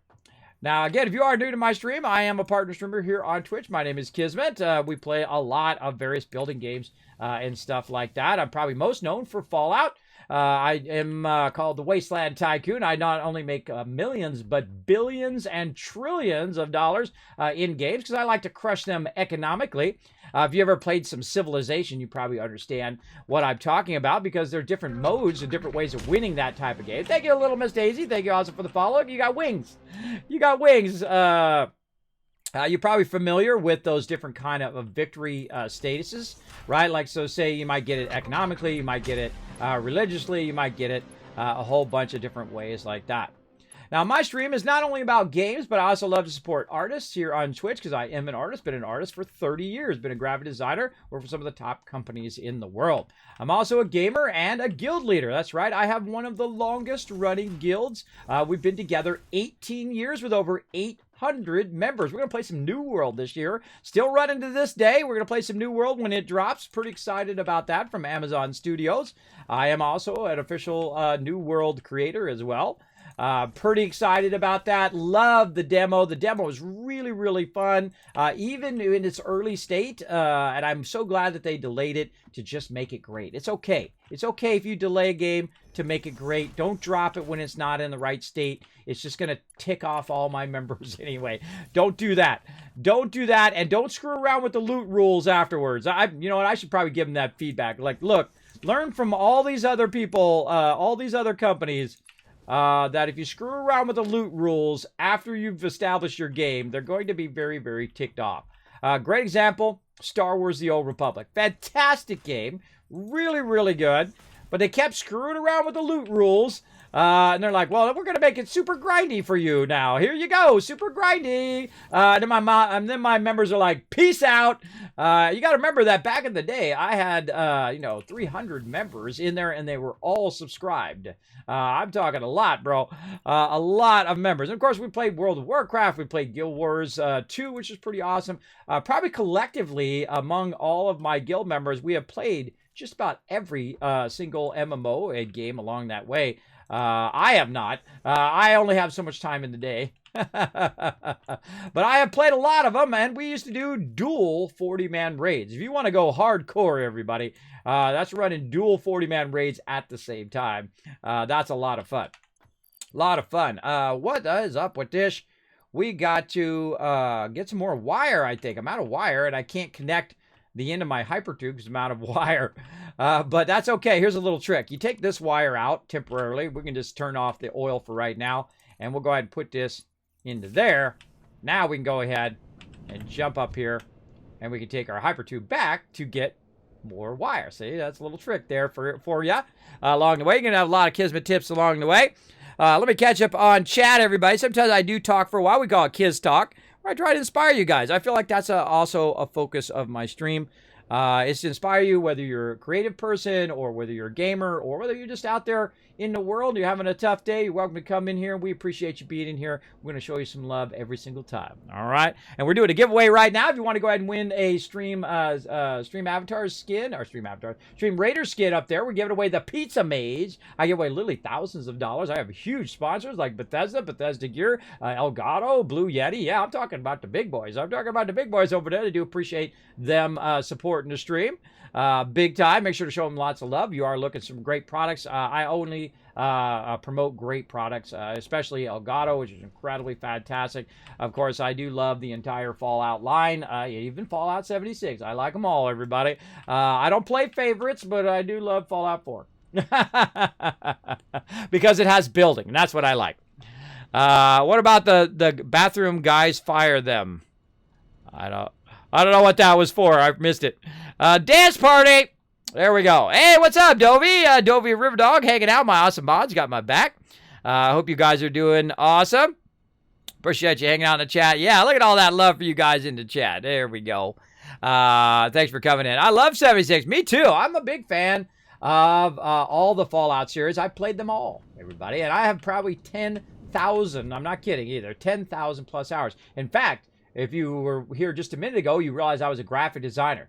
Guess who one of our clients was way back in the day? That's right, Interplay, the people who actually made the original Fallout 1. And I saw it came through my desk because I worked on the box art of a lot of their games. And I saw it through, I said, I'm playing that game. I'm playing that game for sure. And I literally have played Fallout 1 through every single way you possibly can. I played it again and again. And then when I get to the end, start a new playthrough. And I played through it again and again and again. It's one of my favorite series of all time. Absolutely love it. And that's actually what I get my nickname, the Wasteland Tycoon, for. Because we go in there and, man, we do mega builds. We do all sorts of stuff. We're just getting started in here. Wait till we get to the mega build stage, everybody. We're really going to get it going for sure. So let's go ahead and get some more stuff here. We ran out of wire. So we go ahead and use our hypertube to come back and get some wire. Now, what else might we need when we're heading back that other way? Well, we want to get rid of some of this miscellaneous stuff first, so we're not, overburdened with all this random stuff on me here. Let's take that off first. And let's see how we doing on our copper wire. We could definitely use some more copper wire. We're going to need some more plates. I saw that we were out of plates, so we're going to sort those. Again, sometimes when I'm in here just, running lines and stuff, I'll talk to the chat a little bit more. Sometimes I do get focused talking to the chat, and sometimes I'll be a little slow on seeing your response, but that's okay. Here's what you do. You can always get my attention very easily in the chat just by using my name. You can use Kismet, Kismet, in the chat. It highlights in red and attaches to the top of my chat. So eventually I will come back and talk to everybody. This is my favorite thing. My favorite thing is talking to you guys. I feel like that's my enjoyment I get out of the stream. If there was no chat, there would be no Kismet here on Twitch. If there was no you guys, there would be no me. I would be out. Because, I don't do this as a for-profit thing. I do this for staying alive and for showing you guys some love every day. Because that's what I want to do with the minutes in my life, is create great moments of your life, of hanging out here in the stream, maybe winning some epic loot and whatnot. Just bring a little bit of joy into your day, right? You got enough negativity in your day. You don't need any more of that. You want to have a bit of love in your day, and that's what you're going to get here in my channel. I give out lots and lots of love in the channel. And speaking of, let's go ahead and give you guys some love right there. Bam! 1,000 Kiss Cash for all you guys. No Man's Sky. Yes, we're going to play tomorrow. By the way, we're going to make $500 million in there. I'm going to show you how. I'm going to show you how every time you log in, even when you're not playing the game, it's going to be making you some cheddar. Going to be making you that monies while you're not even in there. Right now, it's making me money right now in No Man's Sky, and I'm not even playing it. Very, very fun to do that and keep that all running. We're going to get back into that. No Man's Sky has just absolutely been crushing it. They've been putting everybody to shame, I feel. with the absolute amazing turnaround in that game, and then of course the amazing updates they've been doing. And they're like my favorite dev in that way, in the fact that they didn't just say, hey, we're going to go do the thing. They went and just did it. They didn't say, oh, well, we're doing this and we're doing that, and they're making excuses or whatnot. They're just like, heads down, let's make this game better. And that's what they did, right? And then they kept making it better and better and better, and it's a 10 out of 10 now. It's absolutely worth every single penny that you pay for it, because you know you're going to get your money in return. Just like Satisfactory here. Satisfactory is absolutely an incredibly great game. It's an 11 out of 10 in early access. Rarely ever find that, or never find that. The only other one is actually by Coffee Stain as well, which is Valheim, which is also Iron Gate Studios, which is another 10 out of 10 in early access. They've actually been just like home running these babies. Uh-oh, we're going to come out the other side over here. They've been home running these games even in early access. And see, they did a smart thing, right? They came out in early access and they say, yo, everybody, what do you guys think? And everyone's like, well, hey, this is awesome, but if you added this, and the other thing, and power switches, and if you added fluids, and you added all of this, your game would really be awesome. And then they said, oh, well, we also want to do this, and they have their own ideas, of course, where they want to go with their game, and they add the community feedback along with their ideas, and then it just makes a really phenomenal game. It really, really does. And this game is really good. I played through this game 30, 40 times. I can't even remember anymore now. It's been so many times. I don't know, maybe more 20, 30 times. But I've done everything in the game. I've gone around and unlocked all of the stuff before, except for all the new stuff in Update 4. Again, I'm never in a rush. I just take my time as I'm playing through. It's a brand new playthrough that we're doing here. And I'm just making a very, very long hypertube out here in the middle of nowhere to our oil, so I don't have to walk like I'm walking right now, back and forth each time. But this game is great. It is really, really good. And you can tell that it is gone through a lot of iteration of not only their feedback, but also gamer feedback. And when you listen to your gamer community, you're going to be doing much better. But you got to filter out all of the hate stuff and all the complaints and all that stuff. When you're giving feedback, the worst thing you could do is say, oh, you suck, and this sucks, and that sucks, and sucks, right? That's the worst kind of feedback. I hate that kind of feedback. And I'm a graphic designer, so if there's anybody in the world who's had a tremendous amount of feedback, it's definitely me. Make this, 1% more yellow. The human eye cannot perceive a 1% difference in color, everybody. That's like the thing that really gets me. But they want 1% yellow. I give them 1% yellow. I'm always tempted to print it out and say, how's this, right? Just print it out exactly the same and say, how's that? Is that better? And they're like, oh, that's much better, and you didn't change anything. But, hey, the client wants what they want. I'm going to give them what they want. That's my job. My job is to give the client what they want. And the same thing when they say add more air to the thing. They're talking about white space, but they're talking about moving elements away from each other so they're not crowded up as much. That's always a funny one as well. Make my logo bigger is a good one. Oh God, I need more stuff. Hold on, we got to go back and get more. All right, now here's a good one. When you get to this point right here and you don't have enough stuff, again, you want to backtrack. I knew I was going to forget something. I always do. I always forget something. In this case, we need to get more bars there. But we can also put our line back in and more bars. Oh. What? No power. Oh, did we forget to reestablish the power back here? We did. I forgot to reconnect the power. My bad. Right here. Right where we used to have it. Right there. So that was when you disconnect your power and you don't use power switches. There we go. All right. We made a little progress there. So, yeah. No Man's Sky tomorrow. Again, we do play a lot of No Man's Sky. I love No Man's Sky. Incredibly fantastic game. If you have not tried it in a while, if you bought it originally, you made out like a bandit. Because guess what? Every single update is free. So if you bought it when it launched, you got every single update they ever had. Now, they could have just said, thanks for the money, suckers, and then bing, and then took off, right? With the money, and just like closed down the studio and said, thanks, peace out. But it didn't do that. And they didn't charge you. And they didn't make the DLC. They didn't make expansion packs. They didn't do any of that. They just said, you know what? We promise you a great game, and we're going to come through on our promise. We made a mistake in the beginning. We overpromised. We have only 4 people working on that game, by the way, originally. Like 4 or 5 people were working on a game originally. And of course, everybody has big aspirations of what can be done. But you also, as a production person, and I'm a production person, you have to have the reality of what physically can be done in a certain amount of time, right? You can only do physically so much stuff in a certain amount of time. You have to have a sense of that. When you are running a production crew, and that's basically what building a game is. You're running a crew of production. Oh, thank you so much, Dovey. Appreciate that. Yeah, I got an alarm going to tell me here. I got another 30 minutes. So basically, you want to have that sense of how much can get done in a certain amount of time. And I feel like that's why most games or most projects go off the rails. If you're a bad manager of time and production, then that's why games take a really long time. That's why anything takes a really long time. Or things are overpromised and then underdelivered because you don't have a sense that, this, especially when you're in design like me or you're making a game, is a creative process. And in creative processes, it doesn't go according to your little spreadsheet. It never does. It never does. I've done hundreds of thousands of projects, and I can tell you not one of them ever went to plan. Not one of them, ever. Because there's always something. Someone forgot the fonts. Something did this. They changed their mind. This happened over there. They've changed their press to a different type of press. They changed this guy to that guy. Whatever it is, it's going to go off the rails. Just expect it to go off the rails, and you're never disappointed.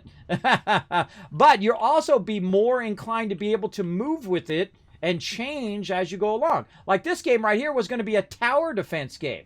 That's what it was going to be. It was originally going to be a tower defense game, and they were smart enough and intuitive enough to realize that that wasn't what the game should be. It should be more of a factory building game, much along the line of Factorio. And yes, this game is inspired by Factorio. I mean, what game is it, right? Factorio, fantastic game. We played the other day, by the way. You know that I never played Factorio except for the other day because I've been busy playing other games. I only got so much time, everybody. Same thing with like Legends of Zelda. I've never played that game, even though I own it on Switch. My daughter loves it. She's been playing it. I've never played what's the other one? Final Fantasy, until we played it a bit ago with the Final Fantasy remaster. Trying to get my words out, everybody. We did that the other day. It was that's really well done, by the way, that remaster as well. And so, you can't do everything. There's only so many minutes in the day. So you have to choose your minutes and choose what you like to do. For me, I love building. That's my thing. I love building, and then probably more than even building is working together with other people, working together on a team where you have excellent people. Like if you're watching us play Valheim, we're working on our gigantic mega base now. And of course, together, we're amazing, right? Together, we're amazing. But solo, the Valheim, very hard. It's a pretty hard game, especially when you go in the plains and they come in and bam, they wipe you out in a single shot, bro. They throw a spear, bam, you're dead. Doesn't matter, you got the best armor in the game. You're still getting wrecked. You get wrecked big time. But if you have your team, then you can shield. Boom, they're hitting you. Your other team goes around behind them. Bam, backstabs them, and they're dead. Like that. Or like the other day, we were doing on Saturday. We had like a giant troll on us, like a giant goblin guy coming at us, and then about 5 of the little guys in the plains, and not one person in the team died. We had 4 people, and we managed to kill every single one of them and survive. So pretty amazing teamwork there. That's what I like to see. That's the type of gameplay I like to play. Now, I've played lots of PvP. I've done lots of raiding. I mean, like 16 hours of raiding straight. I mean, like PvP, where you're sitting on a thing in World of Warcraft, and you're sitting on that bridge, and you refuse to give it up. And everyone's like, Kismet, just give it up. Just give it up. Let them win. I don't let nobody win. Ever. That's a reflection on me. I don't let them win. I will sit there for 16 hours until they basically give up, and then I'm going to stomp them. But I've done it many, many times where I've just, the Horde's pushing in and you're in the Alliance, and I've played on Horde side too, but mostly on the Alliance side. So I'm sitting on that bridge, right at the end when you're doing your 40 on 40 PvP in the vanilla version of World of Warcraft back in the day, and I will just literally just hold that bridge. At any cost. I just go in there and die over and over again, whatever I got to do. If I'm playing my healer, I'll just run in there and fear bomb them. If I'm playing my hunter, I'll send in my pet to get on their healers to screw them up. Whatever I got to do, you run your stealth cat in there. Remember that stealth cat you sat for 6 to 10, 20 hours to get that invisible cat? right, for your hunter. You know what I'm talking about, all you World of Warcraft fans out there. I've done it actually on multiple characters, which is scary. And so we did a lot of that kind of stuff. I never give up. And then see what it is that'll happen is they'll start giving up or they'll start making mistakes. And then when they start making mistakes, I'll tell my team, get ready. I see it happening, right? People are not coming back fast enough. They're starting to get rolled. Some of their people are getting killed off. They're starting to give up, right? You know, this guy or that guy starts disappearing or whatnot. And then I'm 3, 2, 1. Push them, everybody, and then everybody pushes out at the same time. They don't see it coming. They're busy, you know, shooting like normal, just they've been doing for the last hour. And then we roll over them, and then we push them all the way back to their base, and then we bring in the W because we're more relentless than they are. And I've done it many, many times. Be relentless in everything that you do, everybody. How you do anything is how you do everything, I find. All right, let's get back over here. What are we doing? We're coming back over here. We're looking for those poles. Actually, I got to go back that way. I got to go back this way, where I was going to get those poles. I ran right... Oh, wait, I can get the ones from here, too. Let's get the ones from here, too. And then get some of those other ones on the way back. I get so talking to you guys that I forget what the heck I'm doing. Probably a little bit too much wire there. Put some of that wire back if we can. There we go. Yeah, a little too much wire. Eating up my inventory space. I find no matter how much inventory space you have in this game, never enough. That's never enough because you're always carrying tons of resources because you're going far distances and stuff like that. Boom. There we go. Now we got a good amount of our pipes. And so when we go past our other pipe production over here, we'll go ahead and grab some more while we're at it. Awesome. Oh, yeah, we're going to play some tomorrow as well as some 76. We're going to get back into some 76 because they got a bunch of cool updates coming for it, including one of my favorite updates. By the way, they've really done a great job of updating and making Fallout 76 way better. Now, I've been playing it nonstop since it came out. I don't take a break from a game. I don't, well, this game shark, I'm going to go that thing. You know, I don't get on the hate train, everybody. I have been in gaming for a very long time. I was playing Pong when it dropped. I'm not kidding, back in the day. I played Space Invaders. I played on the very first gaming console way back in the day called the Magnavox Odyssey as a kid, and I knew the second I played Ultima 4, by the way, one of my favorite games of all time, or my favorite game, the grandfather, the original modern version of any RPG game that you play. I'm talking Fallout. I'm talking whatever it is you play, even like things that have storylines and things like that where you're doing questing and things like that. That all comes from Ultima 4.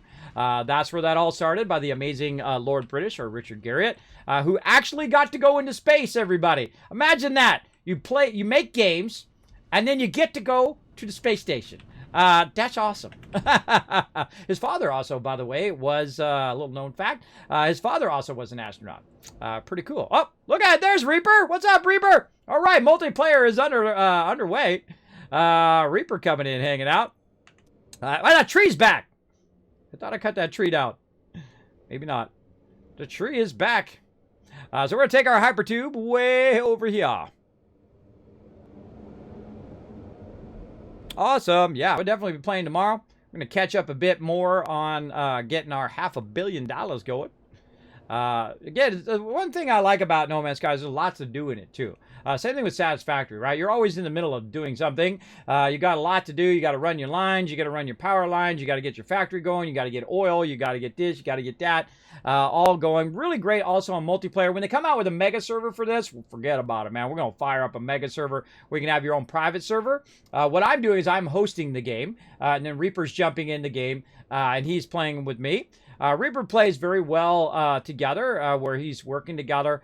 He doesn't have anything to prove, everybody.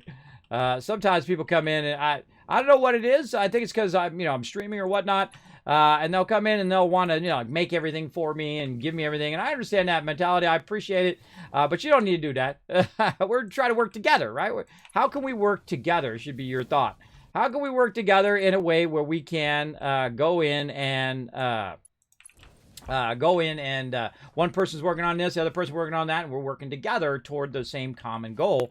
In this case, I'm trying to get to make some rubber, but since I'm working on the rubber right now, if somebody runs ahead of me and starts working on that, that's very inefficient, right?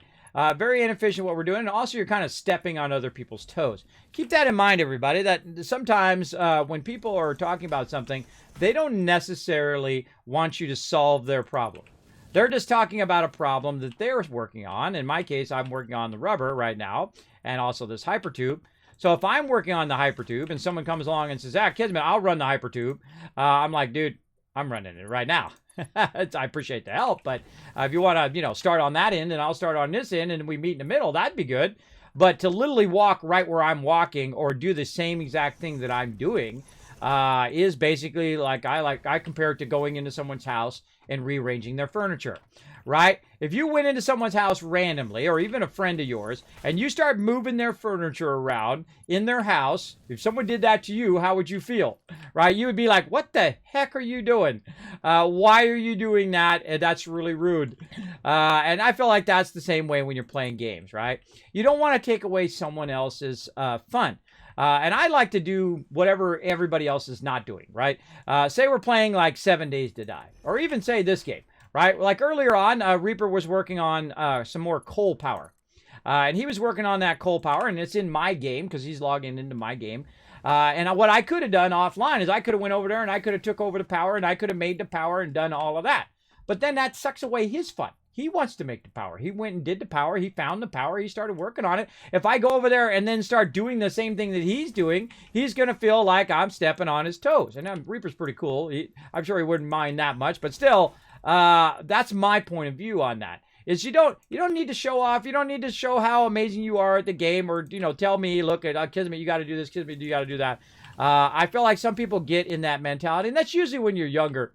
When you're younger, you get into that mentality of, hey, I got to prove myself. You don't prove nothing to me. Hey, you want to come in and play some games with me? Hey, I'm down. Let's go. Let's play some games. Let's do it. Oh, why did I take that out for it? I don't want to take that out. Put that back in. Put that thing back where it came from before we all die. Oh, Monsters Inc. for you. There we go. All right, and we're going to keep running this and whatnot. I don't know. That just seems to be some people's mentality, like they got to prove something or something. I don't know. I just like to play together. Whatever you want to do, you want to go in and build something, or you want to work on a certain line or whatnot. The most important thing is communication, something I was talking about earlier. Is communicating what you're doing. Like, hey, Kismet, I'm going to go work on the coal power. And I'm like, all right, go for it. Awesome. Do your thing. Right? Or I'm going to go work on this and work on that. Obviously, you don't want to work on the same thing that I'm working on, because I'm working on that. And I want to do that just like you want to do what you want to do. And people want to do what they want to do, right? So, yeah, good to keep that in mind whenever you're working on a team, both in game and also in real life, too. If you're working in real life, right, if I'm working on a project and someone comes in and says, hey, I'm taking over this project and do that, how would you feel? How would you feel if someone says, I'm taking over this project, you're not doing it anymore? I'd be like, hey, what the heck are you talking about, bro? Don't mess with me or I'm going to fire you. Because I was always the boss, everybody. Because I love what I did, right? And that's what you're always looking for as the boss, by the way, is people who are very inspired of what they do. If you know you can rely on that person, there's nobody more valuable in your company. Not even if they're the best person in the world at what they do. If they're an a-hole, they are not valuable at all. They are very unvaluable. Because they're going to basically undermine, and this is what new managers make that mistake.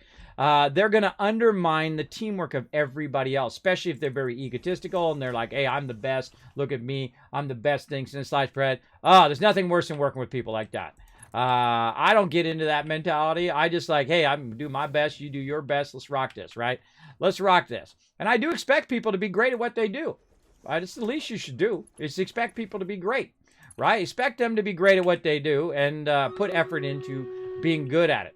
Right? And if they don't, well, hey, you know what? Then you need to find someone else. You need to be real honest with them and say, hey, not working out. Got to let you go. I've fired many people. I have. Because they don't show up for work. They don't do a great job. They don't have the experience that they said they did in what they did. And then it's like, hey, sorry, bro. Got to let you go. I need someone who can do the job. Right? I hate firing people. I hate letting people go. I don't like firing people on the stream. I don't like banning people. I don't like to do it. But it's a necessary evil in life to have them move on to something else that they can do, as well as you getting people who can do the thing that you hired them to do in the first place. Somebody's paying you to do that job. And if you're not doing that job, then, oh, look at that. I missed that hypertube right there. Look at that. then they shouldn't be paying you for it. Oh wait, we're gonna have to get up into one of these here too. Let's say one way down here. Right here, yep. Right here.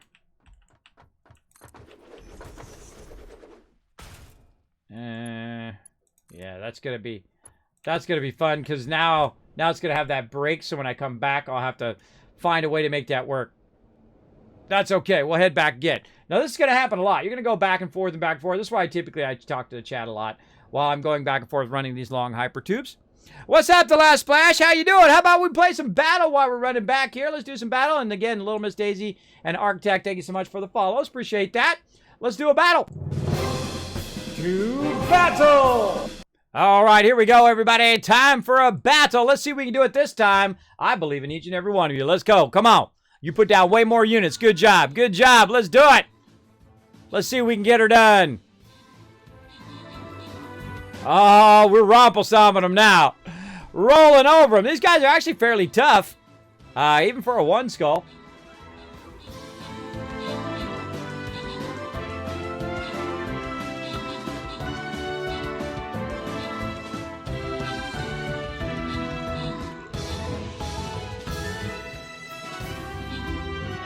Boom! There we go. That's stepping it up right there. Way to step it up, chat. Way to step it up. Crushed them.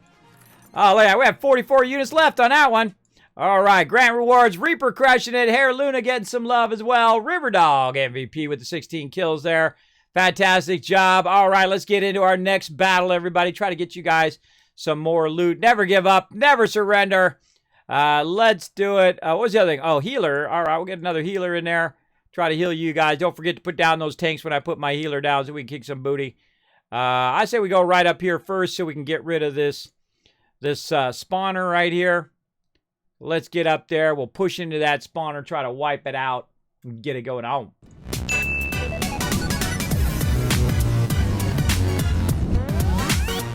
All right, heading our way up into our main base here. We got to get more copper sheets. I got more copper sheets last time, but man, we burned up them copper sheets like nobody's business. But don't worry. We're making a lot of them in here. I'm just going to hit control. Put it in there, and I'm going to hit sort. And I see I've got one stack that's 23. I'm going to put that back. And then I'm going to get another stack of 200. So I'm getting a good amount of that. Again, still too much wire I'm feeling there. Little too overexcited on the wire there. Got no place to put it now. Let's go ahead and just put it right over here in this little extra box. Get a little more copper sheets there. See if we can try to finish off this massively long hyper tube run we're doing here. There we go. All right, let's get her going on. And that's why I use hyper tubes in the first place, is because you have to go back and forth a lot because you can only hold so much of your inventory. You can bring a car, and they have larger vehicles as well that you could bring with a bunch of resources. I find it's just easier to have your hyper tube and then have it have different stops along the way, so you can keep it going. At some point, I'll have to come back now that I've broken that hyper tube and fix that middle part. But for now, we'll just keep it going. I just leave a stop in there for right now. I love these hyper tubes. So it really does change the dynamic of the game and make it so much more fun to get from really far distance. Because look how far we got to go, everybody. It's way over there. I think we're about 3/4 of the way, maybe half the way. This is a really far away. And see, this is what happens. Oh, look at that. You built it up there. How cool. This is what happens in this game. Sometimes, you know, depending on where you spawn, and where you decide to start, some of your resources are really, really far away. And the great thing is later on, we'll come back, we'll use trains to run our trains all the way out here. And we'll have to use supports for our trains, and we'll run our trains all the way over. And they'll be training it back and forth. The train goes even faster than the hypertubes. So you can even do that. Well, the hypertube's on flat thing. We'll have to flatten this all out, too. It'll have to be flat. We don't want our train going up and down hills like this. With hypertubes, it's great, and with conveyors, it's fine. With fluids, you're going to have problems, especially when you're going vertical, because you're going to have that head lift. Let's just take this out right here. There we go. Put that back in there, and let's just go for a little walk. And then we'll have to put in all the supports because we've decided in this playthrough we're doing everything with supports. Nothing floats in the air, even though that's not a real in-game mechanic. You don't have to do that. But I feel like it's a fun thing to add your own kind of RP or your own thing to a game from time to time so that it challenges you to do different stuff. It challenges you to build at the ground level. Look at this cool swampy stuff over here. Neat. Neato. Look at this shot. Look at that. Awesome. We're getting close, though. We're getting close, little by little. We'll get there. Now, the reason why I have to walk the rest of this way is because I closed off the rest of the hypertube, so I go all the way from there to all the way over to here. And again, we'll work on it little by little. I find in this game, it's just a matter of patience. You just take your time, back and forth, get your resources when you run out, and all of that. And this is a pretty giant undertaking, early game. Let's take out that entrance. There we go. And we'll keep this going. Now you can see that I'm keeping it up by 2. I like it to be up pretty high up. I don't like it to be down at the ground level. Just turn it right there along the power line. This way it makes it easier for your vehicle and whatnot to go underneath it. You also can just use your stacker on the first level and then use the thing on the other level. But since I have it on my bar down there, I just use 2 of the same one. And now I'm just going to go max distance there. And you're going to see it start to separate. When it starts to separate from the hypertube like that, then you know you're beyond your max distance. And then you can go ahead and do this. Now, the great thing about doing max distance, especially on conveyor belts, is that you don't have little segments that you might miss when you're upgrading it later. And then when you miss that segment, however the slowest segment goes is how everything's going to go. So if you have a segment that's, particularly slower, you're going to be in trouble because your whole entire belt is going to go at that level. So I try to make them go as max distance as I can. It's easier to maintenance, easier to update, easier to do all of that stuff and whatnot. And you see sometimes I'll switch back direction on my sides just so it kind of lines up a little better like that. I usually do it on the power pole side. I usually align it with my power poles because they go at the same distance typically than your power will. And then this one I'll just cut across. Look, there it is. There it is right there, everybody. There's the end of the line. Down to there. And then up to here. But this one's got an entrance on it. We got to take that entrance off.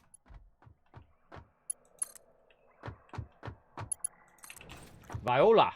There we go. All right, hypertube in place. We're good. Now's a good time to pull out our awesome little vehicle. Get it going on. Nope, that's a chainsaw. There it is. Meep, meep. And off we go. All right, let's do it. This is red alert. Catch some air. Woo-hoo-hoo! There we go. Gotta have a little fun in your games, everybody. Yeah! Oh, God. Oh, God. Oh, recovered. Nah, let's do it. Let's do it. Let's do it. Whoop, whoop, whoop. Oh, nailed it.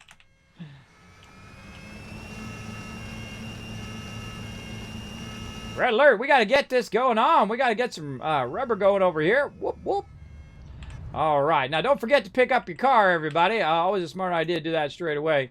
I'd like it, by the way, when you pick back up your car and you had it in your inventory, that it would automatically go back into your hands.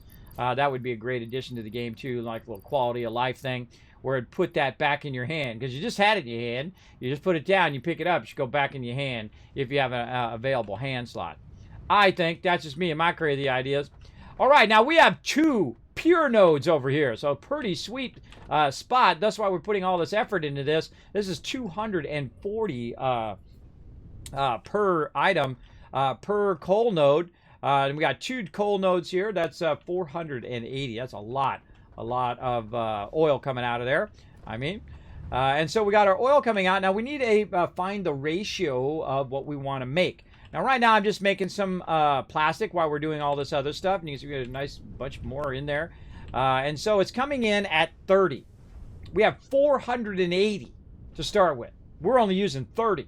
So we are styling when it comes to this. Now I've extended this whole part out here so I can build a lot more.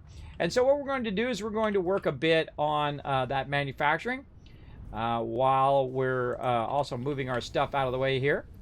Now I'm going to put that over there so I can go ahead and take this out. It's going to drop that stuff down. I go ahead and put this plastic off to the side for right now.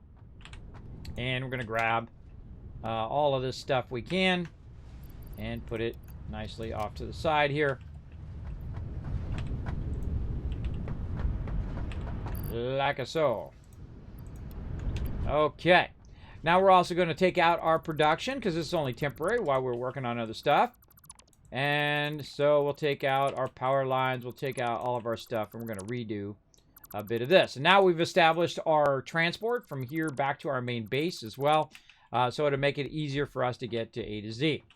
Now we've got 2 pipelines here. They can only fill to 300 right now because we haven't unlocked the 600 ones, or maybe we have. Do we? I don't think we have yet, if I'm remembering correctly. But then again, I have a bad memory. Nope, haven't unlocked it yet. So we're still in the Mark 1. So the most we can do in here is 300. So these need to be two separate pipes. And we're just going to work with the first one over here, the 240, to get it started. And so we're going to go ahead and put that refinery in here. Now, we can do some simple math to really get this going. I'm going to put that right there. Maybe put another one a little bit closer.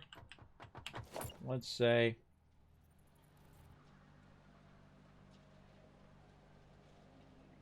Right there.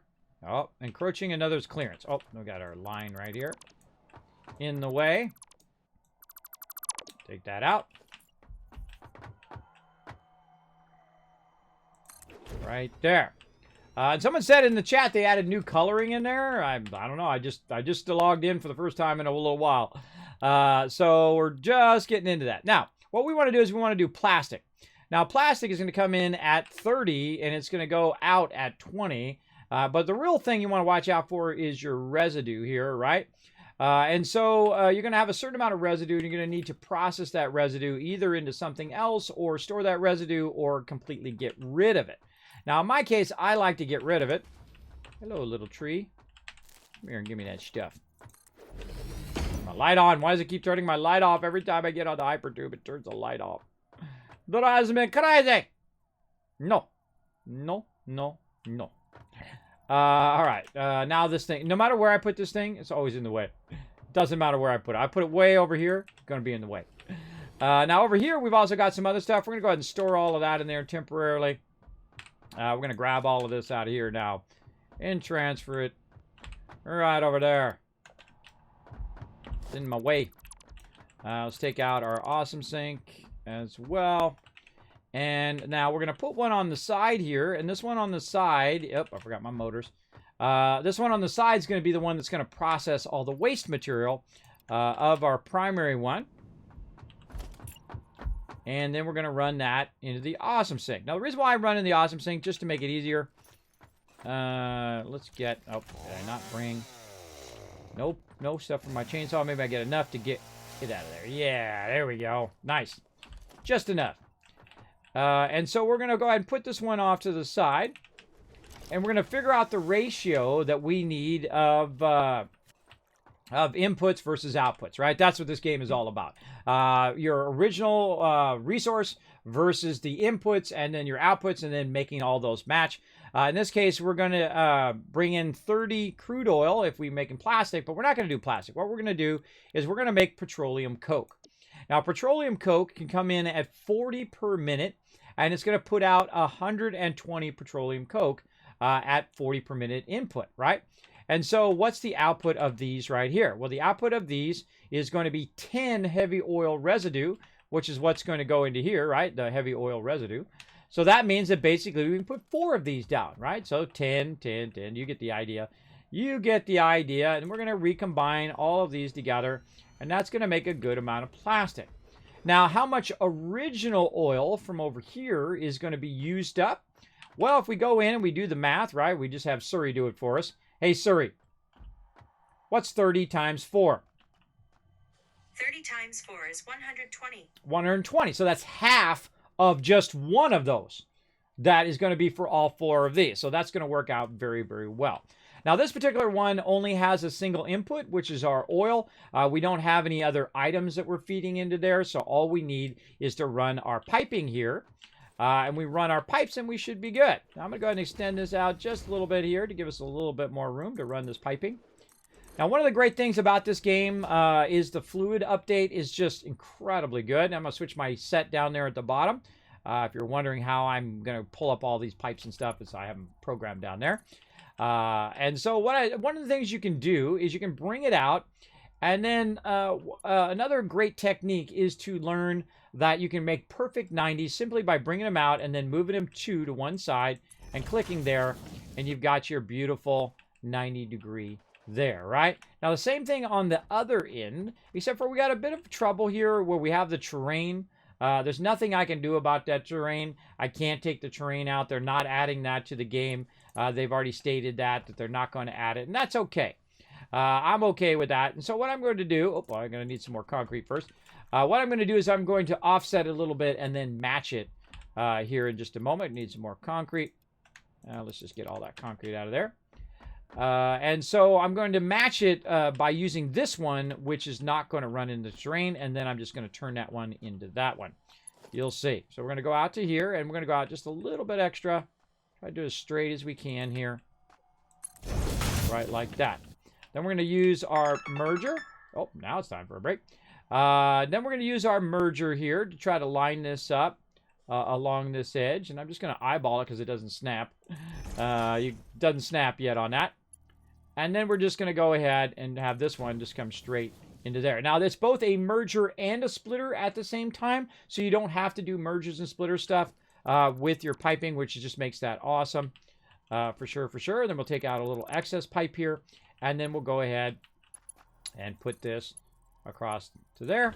Now, normally what I would do is I would go in and I would make a 90 there at the end if it's possible. And you can fool around with that if you want. I don't bother. I don't bother. I know I make it look nice to a point, and then when I feel like it becomes a burden, then I don't worry about it. Then I just go ahead and get her done, if you know what I mean. All right, there we go. So now all of those are connected together in one single pipe. And I also have this connector on the outside here, which I can use to go ahead and angle this one around and into there. If I have enough resources and if it lets me. Now sometimes, see right there, it's encroaching another's clearance right there. So it's hitting the edge of that other pipe, and I don't like it to clip no matter what. So sometimes you'll have to kind of bring it out a little bit like this and then circle back. And I just RP in that I cut that out, right? I cut it out perfectly around the thing because you can't take out the terrain. So you just, roll it, everybody. Roll with it. So now that's going to go ahead and pump a lot of oil into there. Now, of course, the second you start this, remember, you're going to need lots and lots of power. So always be thinking about your power. But Reaper's got the power under control. He's kicking butt on that right there. So we've got 3,000 megawatts this early in the game. Very good. Very, very nice. And so I'm over here working on oil. He's over there working on power. We're working together to try to build up this epic base. Oh, we need some more wire from over here. Or wherever we put the wire, right here. There we go. And we're going to go ahead and run a power line. Now, we do have the higher end power lines and stuff like that we can use. I rarely do. I actually like the vertical power lines where you can attach it to the roof now. Those are really, really awesome. I like to do a bunch of those. But we'll get into all that later on. But right now, we're just going to do old school right there.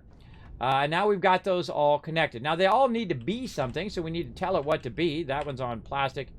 This one's on plastic. And plastic here. And plastic here. All right, so those are all doing plastic. We want this one to do petroleum coke. And then what are we going to do with this when this comes out? We're going to run it right into the awesome sink like I had it before. So we don't have to worry about running it across the universe and all of that stuff. Let's get some more wire out of here.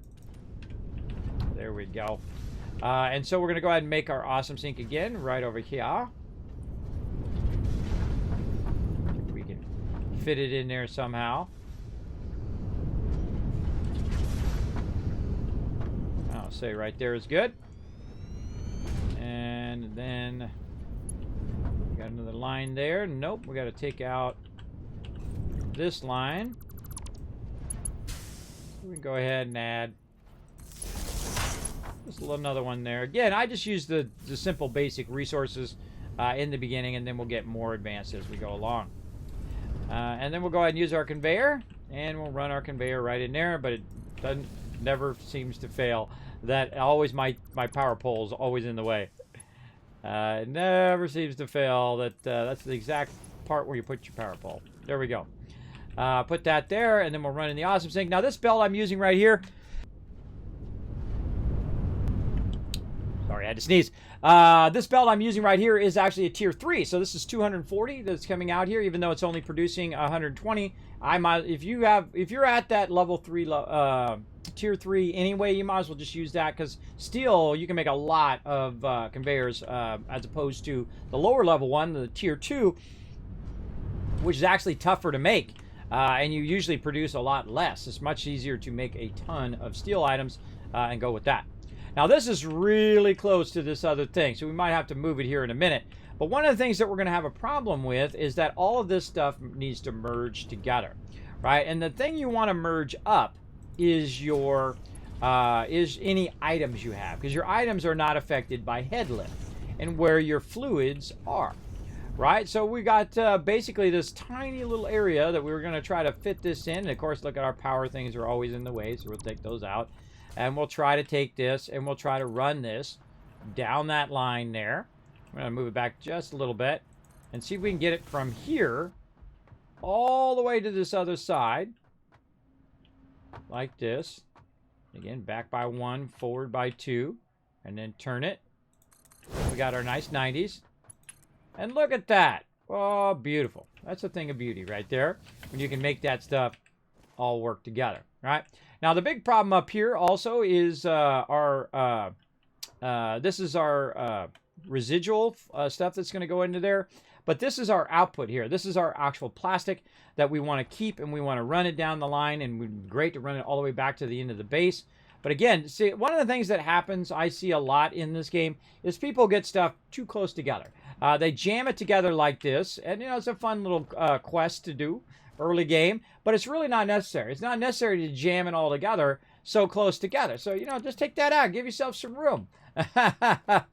And just run it over there and then move this back out of here and whatnot. Now, I do a lot of stuff where I'll make it temporarily just to show you the problem and then find the solution like that. So it doesn't have to be jammed up all in there. It's okay. We'll get all this squared away and then we'll run it over that way and we'll put the awesome sink way at the end. Now, we also need to add a bit more because we're also going to add another addition here out this way.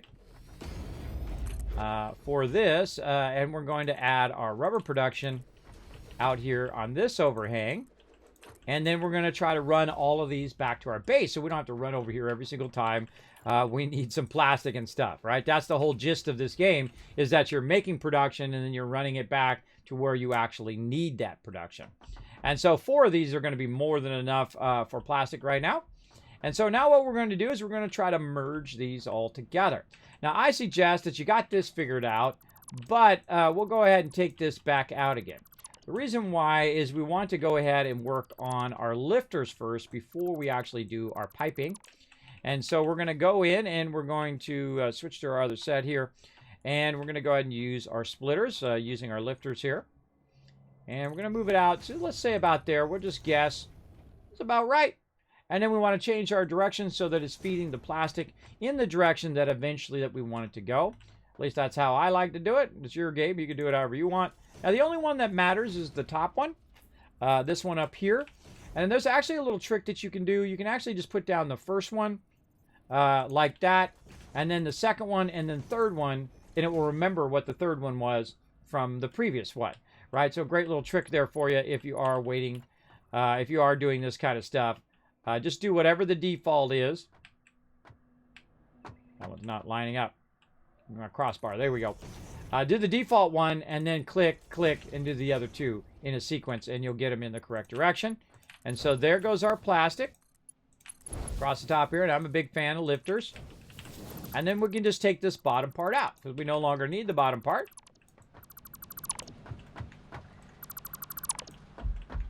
Right there. And then again, we'll go back in, put our piping in. It's our set over here. 1, 2, turn that. Looking good.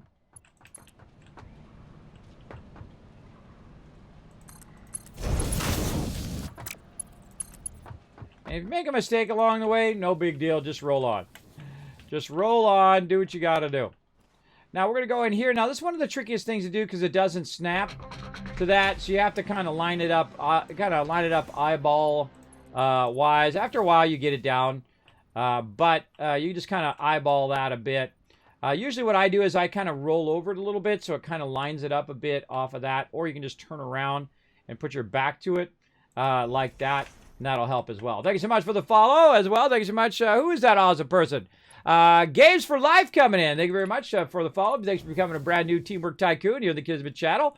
Welcome, welcome. Come in, relax, take it easy. We're building out our oil manufacturing right here. Been working on it for a little bit. We got our hypertubes in now. We're really far away. Look where our space elevator is. It's way over there. It's like 1,500, 2,000 way over there. And we're building in our plastic production at the node. Notice that I'm not running the oil all the way back first and then doing it. Now, I could do that. I could definitely do it. I could run it all the way back to my base and then build it all there, which would give me a lot more space over there. But I'm a big fan of building at the node. And this way, you build it all over here. It's not taking up your production by your base, and you're just building the final product, which in this case is going to be plastic.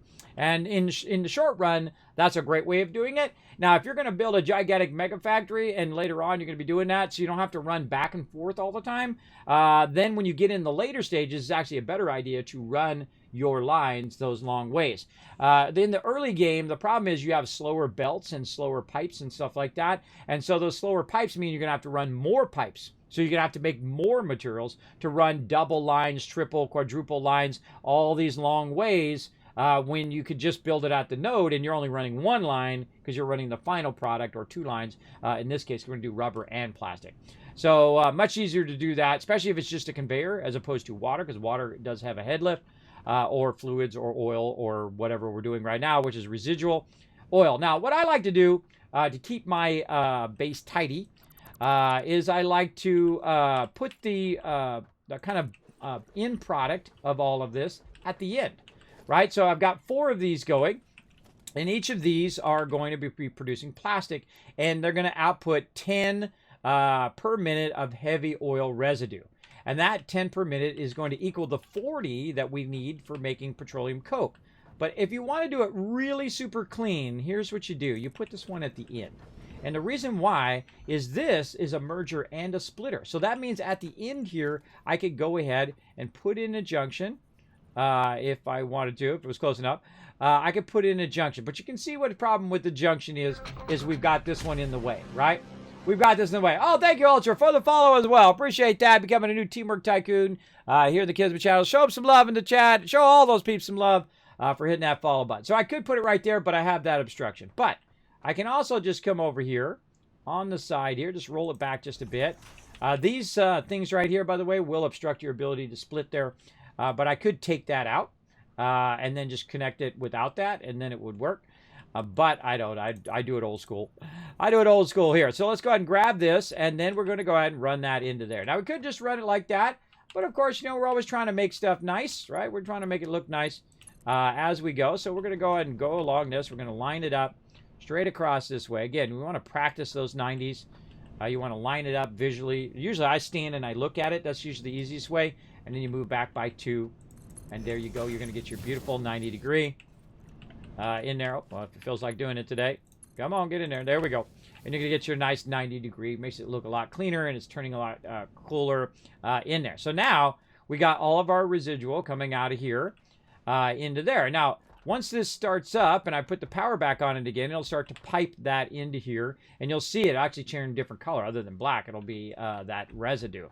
And so let's go ahead and run our power back again. Again, you'll see me make stuff on purpose so that I can show you the pitfalls of doing it that certain way. And then the way of doing it much better. So we'll do those. And the same thing with all of our power lines. We'll come back and we'll optimize our power lines. And right up there. There we go. So now we got them all fired up again. There it goes. That purple is that residue, and it's running over this way. And it's ending up in our last one here, which is now going to produce petroleum coke. And you'll see it start to fill, and it's going at exactly the right amount of speed, right? So it's producing the plastic, and it's getting rid of the residue, which is then making it petroleum coke. And then much easier is to use this empty space on this side. Again, thinking through our spacing. Again, you don't have to jam it all up together. Using our space on this side, which is a much better way of doing this, and then just running it into our awesome sink way back over here. We're going to need some more wire here. Let's pick up this stuff here too. Put it over here. What do we got? Tons of concrete. And again, now I've played through the game many times before, and as I'm playing through the game, everybody, if you are new to my stream, know that I do kind of commentate what I'm doing as it goes along. I feel like my favorite thing when I'm watching someone else stream, or favorite thing when I'm watching to learn about something, is the why you're doing something, not just the how, right? The how is obvious. I put down a pipe, I put down a thing. But why am I doing it that way? Why am I running the pipes that way? Why am I flipping this one backwards compared to the other 4, right? Why am I running it this direction? Well, that's because it's more space efficient. If I run the 4 in line and then I run that one reverse, then I can go ahead and run the byproduct of this out of here into my awesome sink. Get back to my coffee cup. There we go. Trying to switch my sets down here. Got to press the right buttons. And then I run that right there into the awesome sink. And then we're going to go ahead and pull some more power from one of these over here.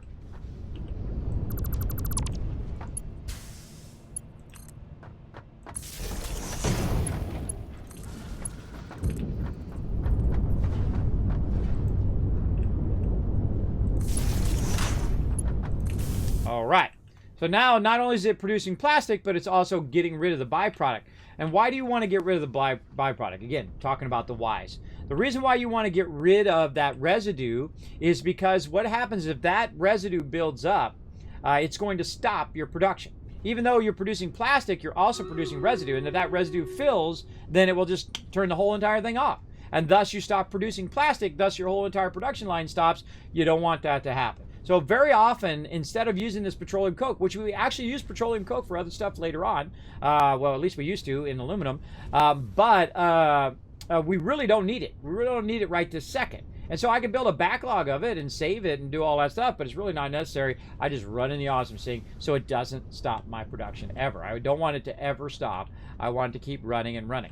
Now, we want to go ahead and actually create a box over here, which is going to be our kind of frontline storage of our plastic here, so that doesn't stop either. So that'll start running all of our plastic into here once it starts producing it out of here. Now, if you don't see any plastic running down here, you know there's something afoot. And this is something I talk about all the time in the stream. Every single stream I mention it, and it's always the same reason why your stuff stops. Now, it could be an error, which I see it looks like this is offset just a little bit. We're definitely have to fix that one. But it also could be an issue with your actual lifters, right? Like these ones are fine. These lifters are okay here, right? Those are, you can see it coming up the lifter, but it's not going in there. And that's because we have to put the lifters in last. So I'm going to hit F and I'm going to click that one, which is going to pick that one up. And then I'm going to put this in here and you're going to see it actually try to go up into the upper lifter there, right? Now this is a splitter here, and what we need is we need a merger. Now again, don't be afraid to tear your stuff out, everybody. You make a mistake, anything happens like that, you know, it's okay. You're going to make mistakes, you're going to misclick, you're going to do stuff like that. And a lot of times I will do it on purpose, and sometimes I'll do it on accident. So, and if I do it on accident, I will let you know. But in this case, I did that on purpose. And look at that. So we have, even though we used our green lines to line it up, it doesn't always line up. Sometimes there's something behind it or something that's causing that alignment to get messed up. And in this case, I was using splitters instead of mergers, which is what we really need. And then we need to tell it which way that merger is going to come out of it. I'm glad they fixed the highlight on the thing, by the way. There was a really terrible highlight on it, and it was really bright in the experimental version. You couldn't see which way the arrows were going. Much better now. Much better. Now, again, it just takes a second to fix this. You can go in right here, take this out. We'll just rerun these lines here just a moment. But I usually find that I take all the lines out, take everything out, just to make sure that it doesn't get messed up, right? It doesn't get messed up again. And again, we'll put our splitter in there, no big deal. And then the top one, we'll put in our merger. All right, now let's go ahead and double check again. Take this back out. If you change that, take that back out. Oh, we got pipeline schematic. Look at that. And then get that going up there like that, and then across here, and so on. So we want to get that in there. Now, as we go along, right, we don't need these anymore. We can reconnect all of our pipes here in just a bit, and we'll just kind of go along here. This we'll take out because that's definitely going to be in our way, and so on. And we'll grab this, try to line it up with our green lines. Take that top one out, take out this merger, and it doesn't really matter. The bottom ones don't matter whether they're splitters or mergers, because those are just going to be taken back out again like this, and then these connected, and so on. Now that one was improperly aligned. I actually didn't see that that one was misaligned, but it does happen. And I find it's pretty awkward sometimes to see, to visualize what direction stuff is going, right? But you definitely need to always take these back out when you do put these in. I never trust them. I'll go in, even if I've already done them a minute ago, I'll still redo them if I'm going to try to finish this off, which I am, just to make sure they're not causing a problem. And usually number one issue is either it's misaligned or this is the lifters have not been replaced. And then once we have all of that in its proper place, doing its proper thing, we can then run that into the box, and then we'll go ahead and take a look. There it goes. All right, now we got it going. You want to look at your lifters. Are your lifters moving? Yes. That one's moving. Is this one moving? Yes, that one's moving. Nice. How about over here? That one's moving. That one's moving. All right, that's done. That's good to go. So we went back and repaired that issue, or fixed that issue again. You're going to have issues all the time. You're going to miss something. You're going to misclick. You're going to put the wrong item in there. Pretty easy in this case because I've already got all the mergers and all that stuff still in there, so I can very easily just put this stuff back in there like that. Take this out and very easily put that back in there, and all my 90s are restored. Everything else I had before is restored. Easy peasy, no problem. Right back in there, and then this is coming out, and now we're producing tons and tons of plastic. So awesome. Into there. Now we do have a box full of plastic over here that we can go ahead and just try to transfer over this way. Now one of my favorite ways to transfer is to use a temporary box, get rid of all your stuff out of there, take all this out, and then just store all like that. But sometimes you have residual stuff in there, so you can also hit Control and left click, and it just puts the one type of item in there as well, and you take that out, and we're good. Now we're going to work on some rubber, but first we're going to do a battle. So let's get into that. Let's go. To battle! All right, it's battle time, everybody. This little side game we play called Stream Raiders. Super fun. It is free to play. Look at all those people on the side playing. Right there, playing together. You can also make your own custom stream avatar right down there by using my stream avatar panel. These are custom for my stream. My little baby avatar dragon down there as well. You can make yourself a corgi. That's right. You can put glasses on them and dress them all up and do all sorts of fun stuff. You can also earn rewards in stream avatars by taking on boss battles. And you can also redeem a whole bunch of stuff through my channel points in here, which we call Tycoon Caps, which you can go ahead and find down at the bottom of the thing. And you can redeem anything that you see in kind of a light purple has to do with stream avatars. There we go. Grant some rewards. Let's go. Rotisserie G, Dovey, and Riverdog getting some love. And Noble coming in overall MVP.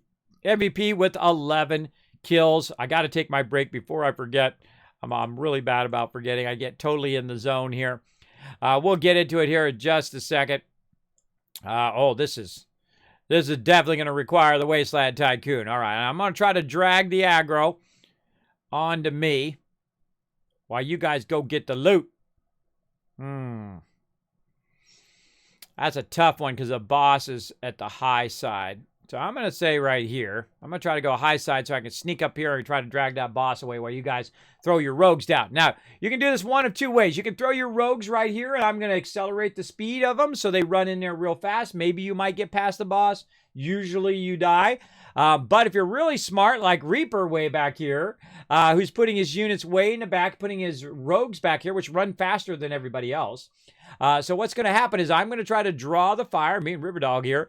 We're going to try to draw the fire of the mobs, and then you use your rogues to boom and go get that loot.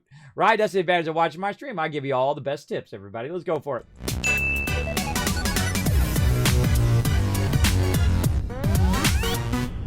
All right. But ain't this kind of building going to bottleneck of this branch of production? Absolutely not. It's not going to bottleneck it at all. It's going to get to a certain point where we will redo it. I always think of everything that I build in Satisfactory as temporary. Not as a permanent thing that, oh, well, now this is set forever, right? Everything I do is a temporary thing. And right now, all I need is plastic.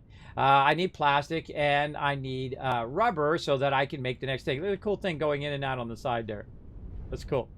And so that's all I need to do. Take that, run it all the way back to my base, and then I've got that plastic, I've got that rubber for the next tier. And that'll allow me also to unlock things as I go. It's quite a journey, though, when it's really far away. The actual forest now, I think, is the hardest of all the different areas because you don't have that much fluids to use like you do in like the new desert, right? You have the rocky desert and the new desert. The new desert is easy because literally you start in the desert, but bam, you got tons of water right there. You got tons of oil nodes. You got tons of pure nodes as well, especially you're doing the third selection over where you start with a bunch of pure nodes, man. You style it.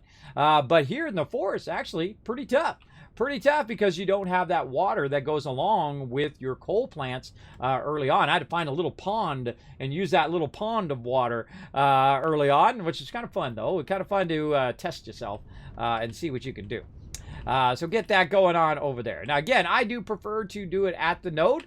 Some people don't. Some people like to take it and they like to put it at the right next to their base and all that stuff. And I did that in the last playthrough. By the way, everybody, this is not my first playthrough. I have played through many, many times.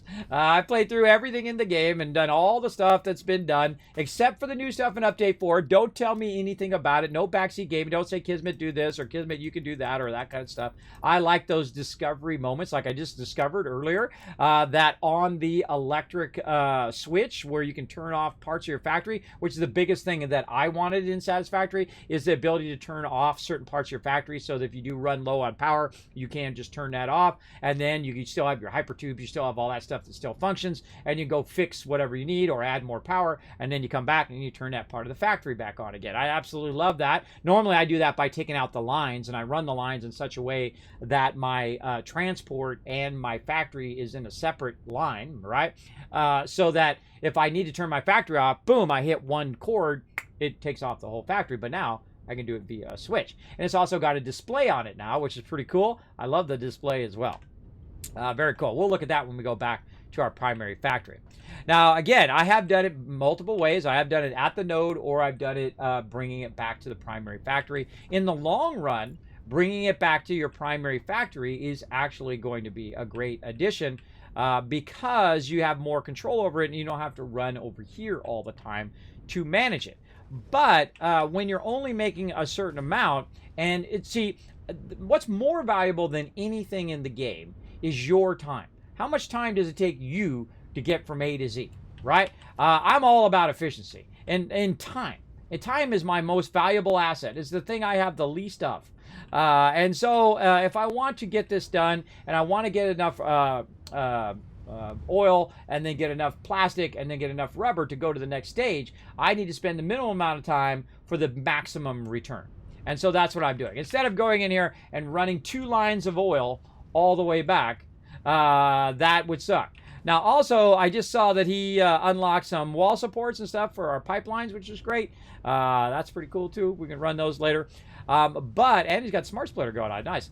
But we don't have the 600 lines yet. So I would not run this back to my primary base until I have the 600 lines because it's going to be more efficient for my time in building what I'm doing. So time is always a factor for me and is actually the #1 factor of everything that I do. And so there we go. We're going to run that straight up. Now, why are we going to do that? Because we're going to divert that one, and we're going to divert it over here. Now, let's go ahead and take a look now at making rubber. Now, rubber is one of those things you end up with a crazy ton of, everybody. You will end up with a crazy ton of this. Now, one of our biggest problems with rubber production is going to be water.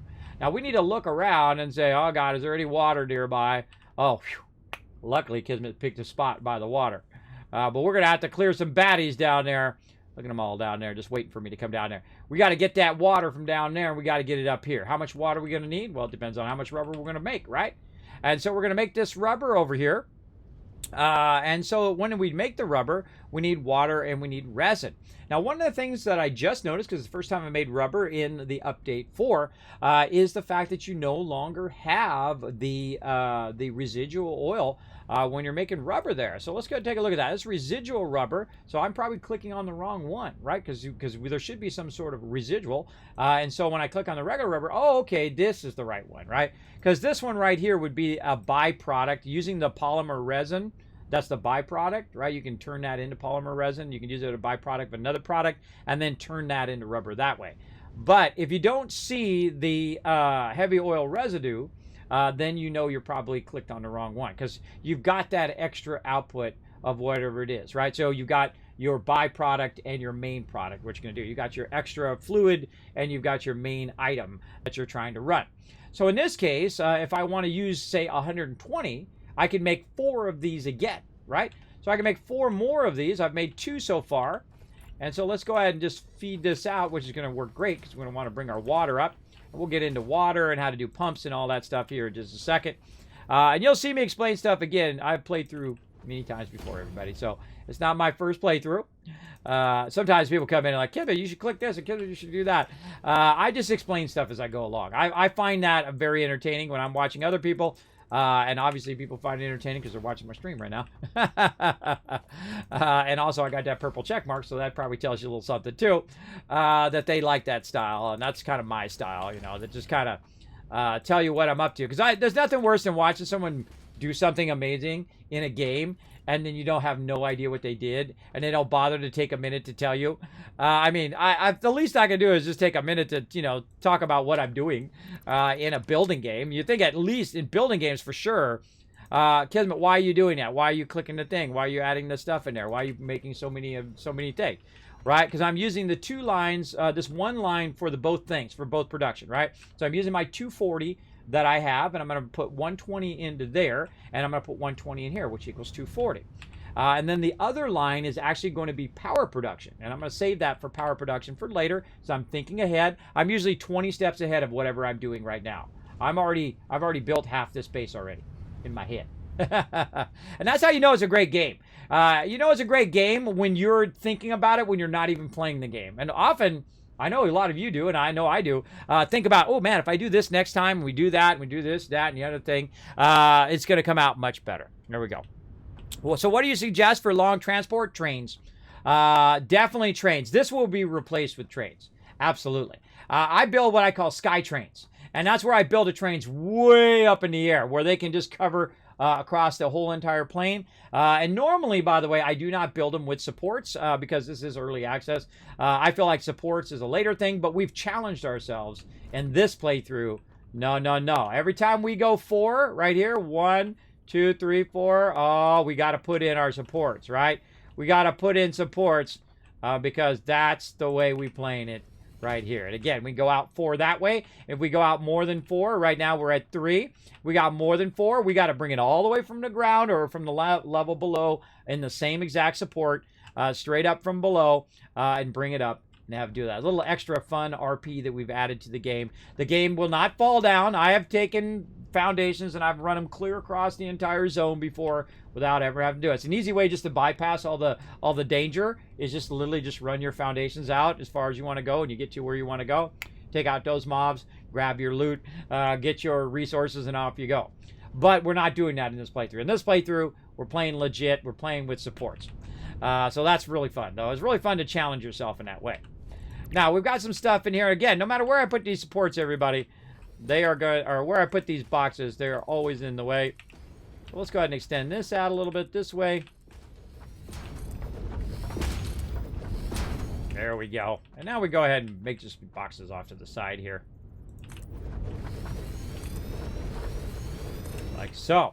And you're like, well, Kismet, how the heck are you picking that stuff up and making that stuff without having it down there in your bar down there? How are you doing that? Well, actually, one of the things that I've ingrained in my brain now, and you really want to get this down, is the ability to hit F middle mouse button, and it picks up that thing. You hit F, middle mouse button, and it picked up that thing.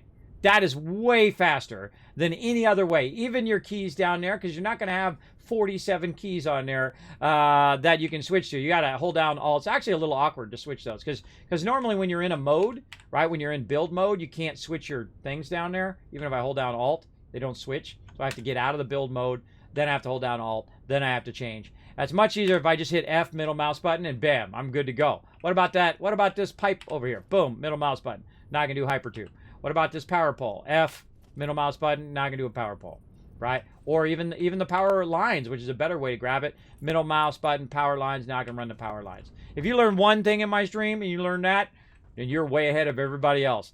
It's something I had to stop and say, okay, I'm going to force myself every single time I play the game to use that middle mouse button until it becomes second nature like it is now. I don't even think about it anymore. It's totally second nature to me now to use that middle mouse button every single time. It's really going to make your game a lot more fun, I feel, because you're not going to be switching in and out of the menus as much. You're going to be doing a lot more building, which is what we do a lot in this game, right? We do a lot of building. All right, so there's 4 there, which again, the input of this is going to be 30. So 30, 60, we double that up, 120 right there. That's good. Go. GG. Now, we've got it pretty easy over here. This is running over this way, and we're going to leave a little bit of space here. And we're going to do a double stack here that I like to do. I call it the double stack, and that's where you double stack your finished product over here. Now, what we're going to do is we're going to change our mind on this one over here. And we're going to go ahead and use our lifter. Lift it up a bit, and you can go ahead and count the things on the side right here and whatnot. I rarely ever do. I just kind of eyeball it and then just go with that. But if you want to be super precise, you can count out your distances and stuff like that. I just run it up there, and then I'll run it in the upper one just to get it up out of there. Now, why do I want to do that? That's because eventually this is going to run into this box, and then I'll have what I call the backlog box. This way, this keeps running while I'm working. I want it to keep running and get all that into there and so on. And then over here, we put some of our resources back in there, and then we'll grab all of these out of here. Again, we want to have this all in one central place. So when I start running my lines later on, it'll come out of that one box there. And let's get all this back on us. Okay, there we go. So we've got those going. And we have our feed line over here, which is going to feed out of here. And it's going to feed into the back of here so we can run all this. Now, this will also need to take care of this residual here, which is 20 per minute, right? Which is more than those. Those are 10 per minute, so that equals 40 there. And so we're going to need 40, right? But on this, we've got twice as much, right? It's going to be double. So we're going to need double the amount of this running as well. So at the very end here, again, I like to put it the opposite direction so that residual is coming out. And then it can just come out the front and run into here. Get in there, you. I'm encroaching somebody's clear. Oh, I'm a little too close here. All right, let's push this out just a little bit more. We'll have to go down there and add some supports. But no worries. We're going to need to go down there and get some water eventually for some other stuff that we're going to be working on later on, but not right now. But it's good that we have water nearby because we're going to go and do that later. Now, this is pretty easy because this is just a single input. We're going to do exactly what we did before. We're going to go in and we're going to start with the one at the end. This one's the one at the end. And we're going to go ahead and get off of our chainsaw. There we go. And again, I'm using my keys down there at the bottom to get started. So we're going to go ahead and do this. And I like to come out a little bit, right? I don't like to jam it too close. Also, if you get it too close, sometimes your splitters get in trouble, or splitter mergers. Because this is both splitting and merging. Then we'll line it up like so. Move it off by 2. Turn it this way. We get sometimes a good 90. Now, see how it looked a bit different? It looked like it lined up, but it didn't. That's why I typically will do it this way, where I grab it from over here. I'll look at where it's at on the actual foundation, and then I'll just look straight at the thing like this, and then move it back by 2. Usually have a better result with that than you do by eyeballing it this way and trying to make it line up. I usually look right at the port itself, and it's much easier to line up. Now, these other ones are super easy, just like we did before. We're going to go in, We're just going to eyeball it. I usually kind of roll it over a little bit to get it kind of lined up. I stand up on top here, and then boom, hit that, and then we run that line. The direction of how you're running your pipes don't make any difference because, again, they are mergers and splitters. They will put all of the thing in there, but it's a good habit to get into it, especially with conveyors, is to actually run it in the direction that it's running. It'll really help you out in the long run. Now we're going to go ahead and tie these across here. Now because we are going vertical here and we are going to have a bit of a head lift, you can go ahead and add a pump. I probably will on this particular one, but I need to go ahead and control it because what it's doing is hitting the edge of it there. You can see it's turning red, which means I'm encroaching the clearance of that one. So let's go ahead and use our pipe lifter, stackable pipe lifter here, to try to turn it around this corner a little bit here. I'm going to go ahead and bring it up just a little bit. And back to our pipes. There we go. And again, another cool thing about this game is you don't have to be up on top of stuff. A lot of games you have to be up on top to actually click the top of it. This game is not like that. You roll over the side of it, it thinks you want to go up to the top. Or if you roll over the bottom, it thinks you want to go over the bottom, right? It's really smart in that way because you just roll over the top edge. It says, okay, you want to go up and you want to go across, right? The same thing when you're doing foundations and things like that. This metal edge of this is so that you can tell it which direction that particular item is going to go. It's really fantastic. Absolutely love it. Now, here's the thing. When you're pushing stuff up and over that, you don't want it to be at the end. You want it to be at the beginning, right? You want it to be over here where it's pushing it in its direction. Thus, it's going to give it that extra push to push it up over the side. Now, I could put it way back at the very beginning and it would be just fine. But we've got a nice little spot right here that we could go ahead and just put a nice little pump in there. Now, they also tell you the direction in which it's pumping. You're going to see that blue, oh, there we go, that blue circle that comes up. So it's just going to push it forward there. That's a nice little spot there, fairly close to where we want it to pump. And then we'll go ahead and run our power line back over here. By the way, you can't put your power lines on your pipes, which I really like. This way you can run them along there and get it going on. There we go. And that's now going to run over there, and that pipe now is going to start pushing it. Now, you definitely want to check your pipes because it's going to have a head lift. Right now, the head lift is pretty small. It's about 4, but it's still got to ramp up, right? And when it ramps up, it'll probably be about between 5 and 8 right there because we just have a bit of a small lift there and get it going. And now that's going to basically split that that other 120 into all of that, and that's it. That's done. That's good to go. Let's go ahead and go on this side. Let's go ahead and see if we've got a pipe. Nope, this one here, we're going to need to tap into one of these right here. Now, I'm a big fan of actually putting the power from behind. And the reason why is usually the behind area is the area in which you're going to have the least amount of piping or run lines. I find usually your outputs at certain points, especially here on oil and stuff, is usually going to be more on the output than it is on the input. So we're going to go ahead and run our lines. And again, I'm just using these lower level ones. We're going to come back and redo all of this, everybody. It always happens every time I end up redoing it because guess what? We're going to be boosting this and doubling this up and adding power and doing all of that stuff later on. And notice I've also powered those ones up as well. So we're good. And then we want this to also be petroleum coke. So it's going to come in at 40, and that's 2 of these to 1 of these. And then we're going to have to do a second one, petroleum coke over here. Now, each of this is going to cost a certain amount of power, so make sure you have plenty of power before you undertake this. But eventually, once I unlock the next tier, after I get all this plastic and rubber, then I will also be able to work on getting that going. So let's go ahead, work on getting that next level stuff. Let's say about right there. Looks good to me. And again, put in our lifter. Now, you don't necessarily have to put your lifter in all the way down. You only need to really line it up by the first one. You saw me do it all the way down on the other one. On this particular one, I'm just going to go ahead and just kind of eyeball it. And let's say about there. And then look up here. Now, that actually will work even when it's really close like that. I typically don't like it to be that close because I like to see it working and running down the line. So I usually just kind of nudge that out by 1 more. Let's say right there.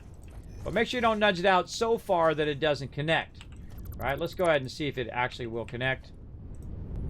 by re-putting it back in again. And it looks like it might.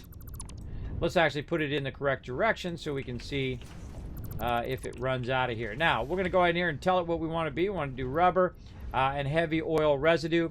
So when we put this rubber in here, we should see it on the lifter this time. And we should see it lifting up.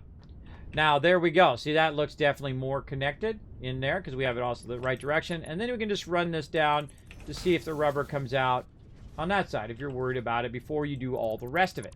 This way, you now have the precedent of everything else you're going to do in this line. You're going to go ahead and use that as an alignment tool. You're also going to align this. Now, again, remember, sometimes these green lines, they don't tell you the truth. I like to eyeball it by standing right in front of it and then doing that. Sometimes this other line does not appear, and so it does make it difficult. Remember, this game is early access. They're still working on it. So if some things are a little funky still, just roll with it. Roll with it. All right, we got our mergers along here. The only thing we care about is the top one. Now, we did this right. All of our all of our lifters now, we put those in last. Should match up, and it shouldn't be offset. Good time to look for that offset, like the problem we had on our previous one. Good time to look for it there, and then our cross belts. Cross here. Pretty easy. Pretty much what we did on the last one. The only difference is that we're using 2 refineries at the end versus just 1. And there we go. Beautiful. All right. And then on the other side, we're going to go ahead and do our pipes and whatnot. I'll get back to my chat here in just a minute, everybody. I'm obviously trying to finish this here so we can move on. Some other stuff. There we go. Offset it by 2 so we get that nice 90 in there. And trying to press the right buttons here. There we go. And then up here, line that up. Rotate that. All right, too easy, too easy. I've also got my blades on, aka the skates as I like to call them, which make it easy for me to jump up on these pipes. Early on, you're going to have trouble jumping up on the pipes. You're like, Kevin, that's slightly at an angle. I'll fix it. That's just me. I know it's you too. I know it's a lot of you in the chat too. If that's just slightly off, you'll come back in and you'll fix it so it's as straight as you can possibly get it, right? That's just making it look nice. It doesn't really serve that much of a purpose in the game, but it does make it look nice, and that's what we're trying to do. And so here what we'll do here, with the same thing, we'll line it up based on what we've already got there. We'll use that green line to our advantage, and we'll go 1, 2. We'll turn that. Try to get a nice 90 there. Very nice. And then over here, same thing. We're just going to eyeball it from up here. There we go. Connect these together.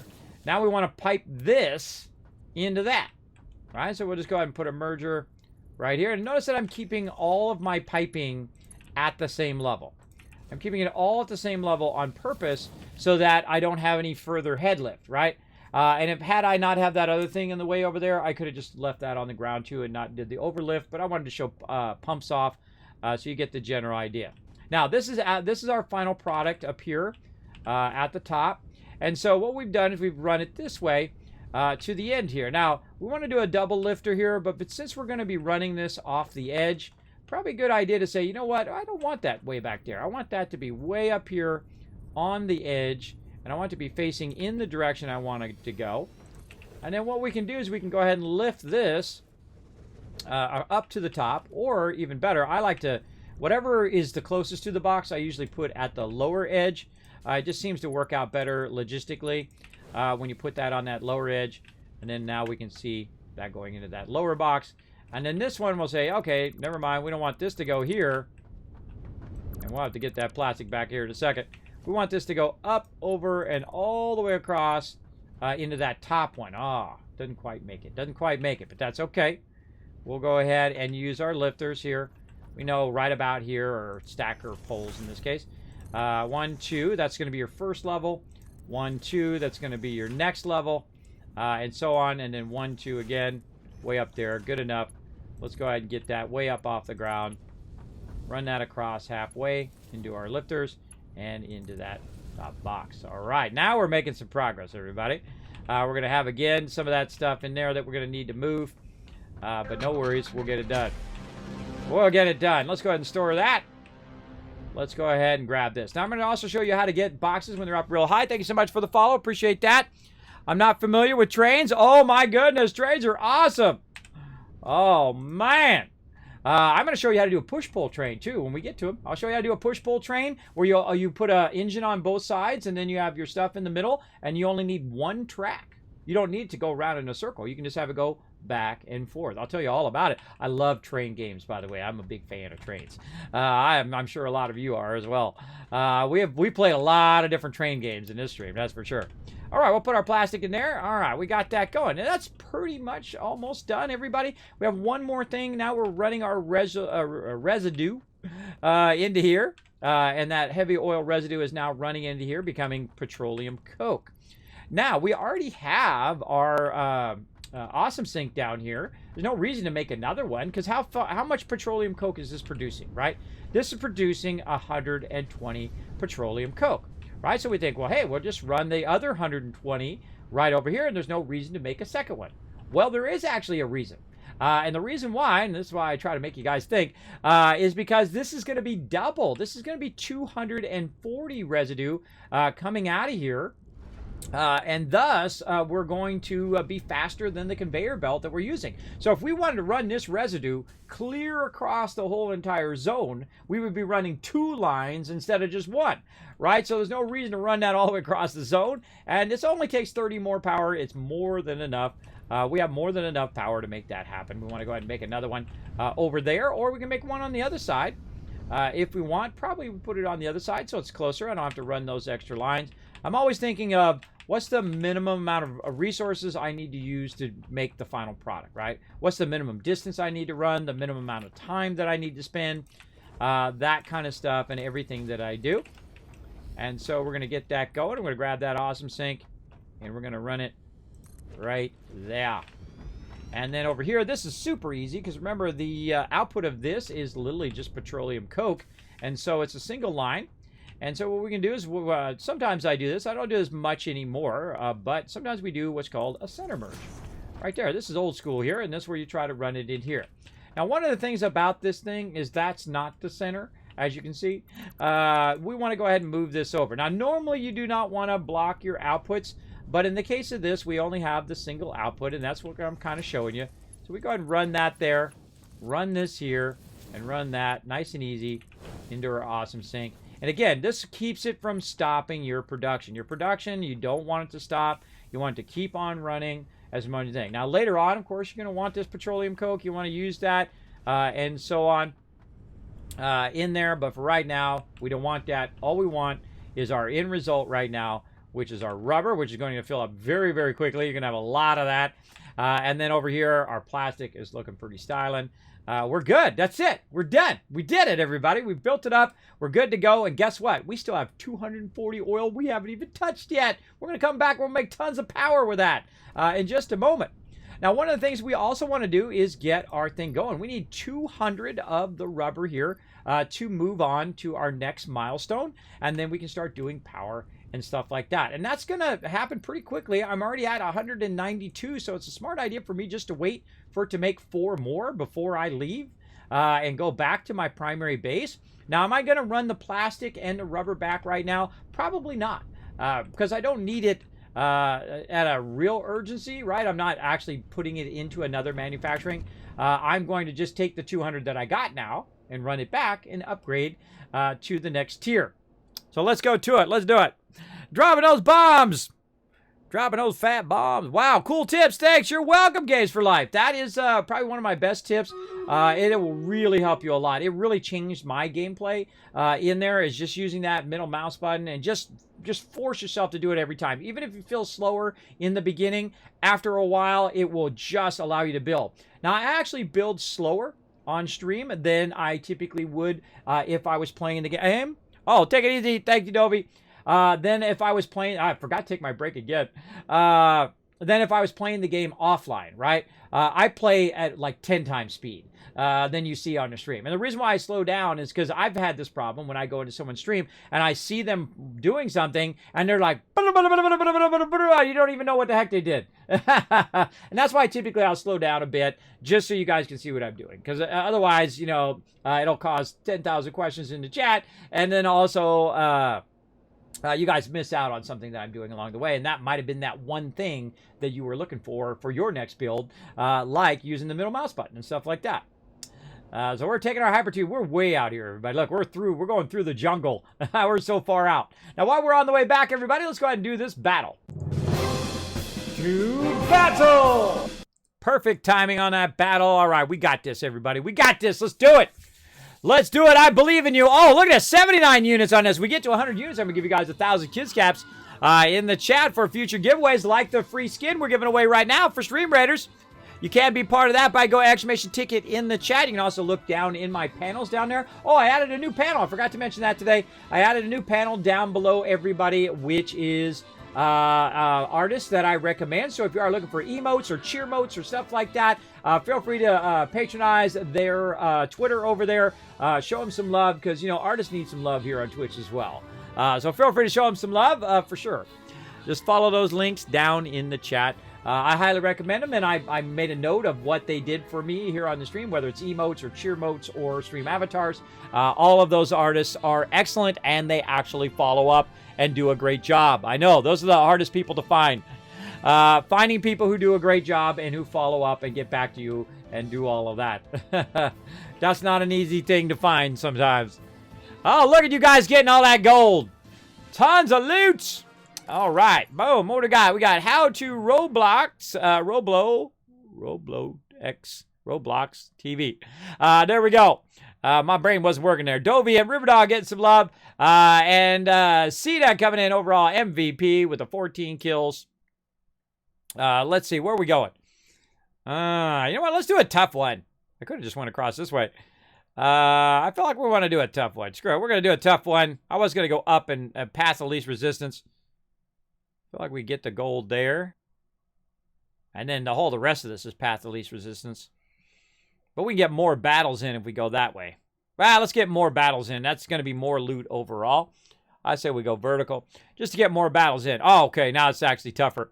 All right. I'm going to call in the Wasteland Tycoon. Oh, no. Well, you guys got plenty of units. I think we can do it. This is only a 3 skull. Let's give it a try.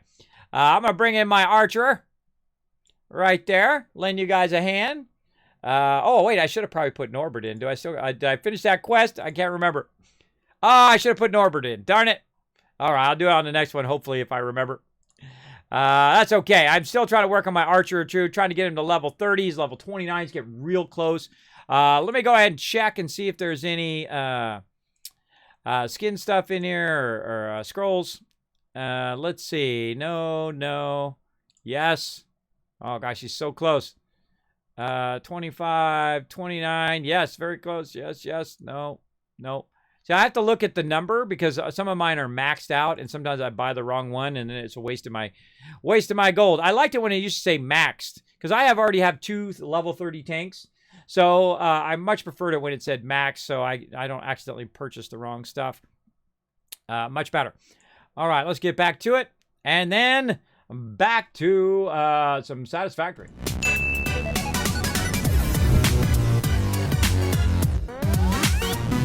All right, we've made our way back to our primary hub here. And we're going to go ahead and do this hub, and then I'm going to let you guys watch my factory, or actually I'm going to do a little AFK highlights for you while I take a quick break. And milestone reached. The manufacturer increases production complexity. A critical look at production line logistics and efficiency is recommended during integration. The truck allows for increased efficiency in transportation, automated or otherwise. New project parts enable progress to the next phase.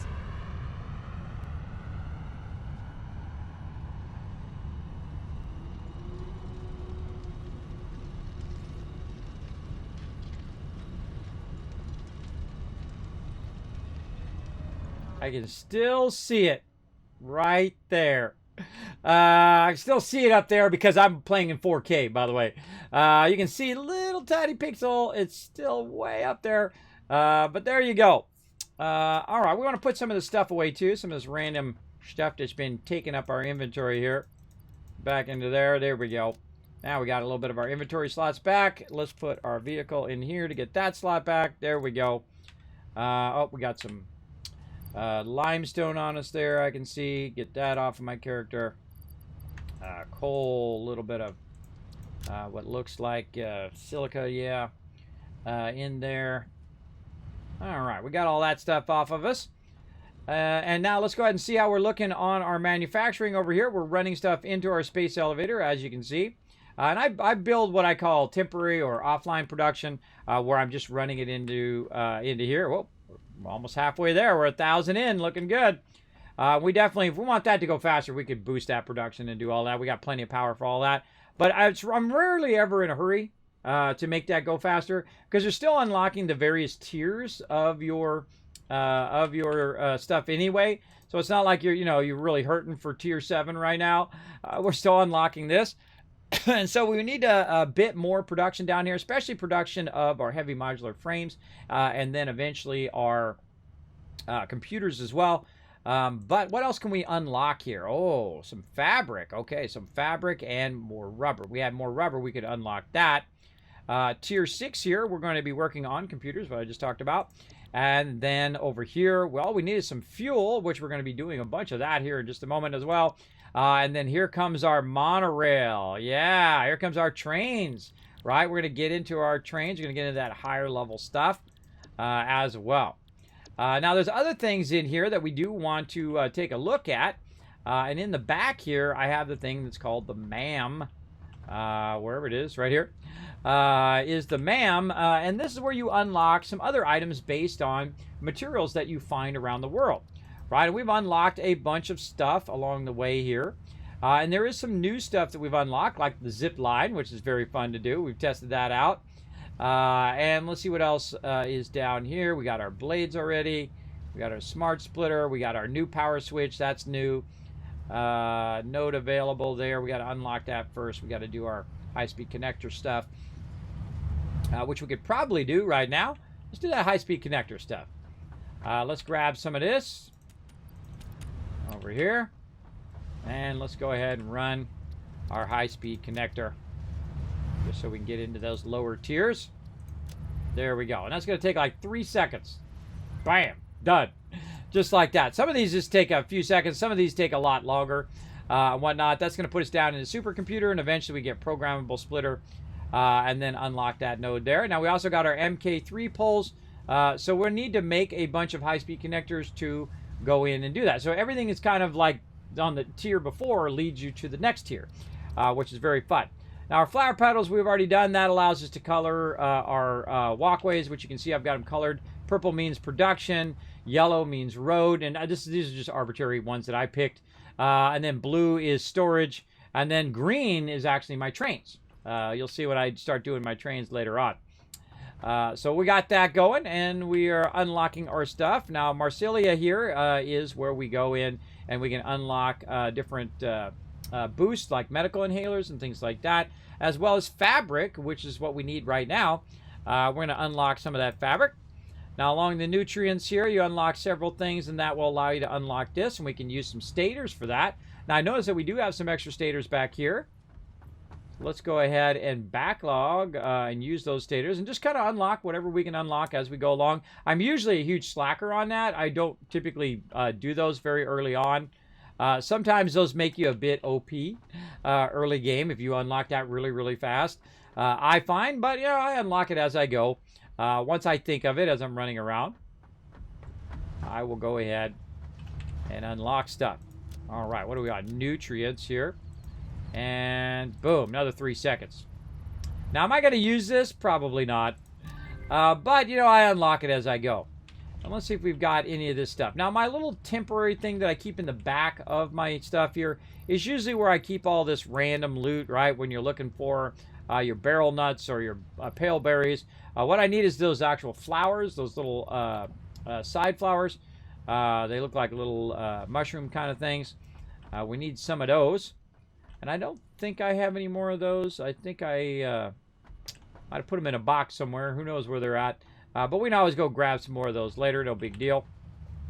Get those going on. No rush. No rush for that because I'm not going to use it. We're also going to be looking for a purple power slug to get that going. We've also got our power shards unlocked over here, which are power shards. And then over here, this is our overclocking, where we're going to overclock our machinery or underclock it. I prefer to underclock.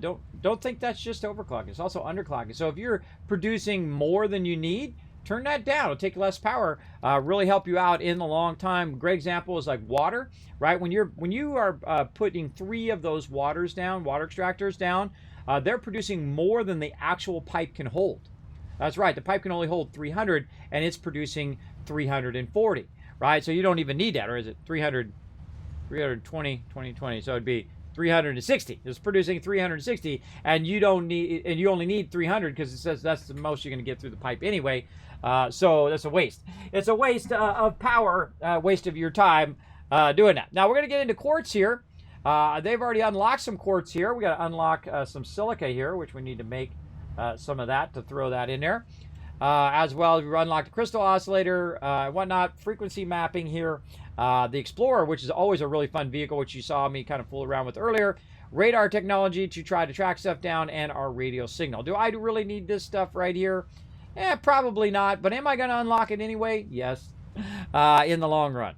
Now again, most of the things that you want to unlock in here are typically in the Caterium line. This is like your priority line right here. You definitely want to unlock this because it's going to give you more room. It's going to give you your quick wire. It's going to give you your new zip line and all of that cool stuff as we go along down the line here, right? All this stuff is really useful, and I love the new power switch. It's my favorite new thing they got in there. But that's going to help you unlock a bunch of stuff, which is going to help you get to the next tiers in the game. Now, right now, we got about 4 more minutes till our item returns, and then we're able to put more stuff in here. Now, we definitely need some heavy modular frames. That's going to probably be our next big hurdle in our stuff, and that uses the very large manufacturing. And you can see that we're getting kind of close in up here. I usually put my larger manufacturing up where I have my base so I can manage it. Someone made this thing where it goes round and round over here.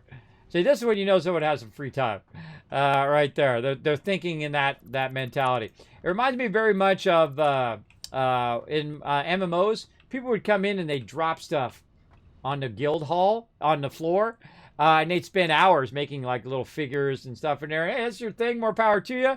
But you could be out hunting or, grouping up with the team or, fishing or, I don't know, standing, doing nothing. But they just sit there and make faces and stuff like that. I'm like, all right, whatever, bro. Whatever floats your boat. Do you. Sometimes that's also a red flag, by the way, in a guild that people are doing that kind of stuff. If it's a creative thing, more power to you. But if it's just like I'm goofing around thing, then that person is probably potentially going to be a trouble in a raid or in something like that.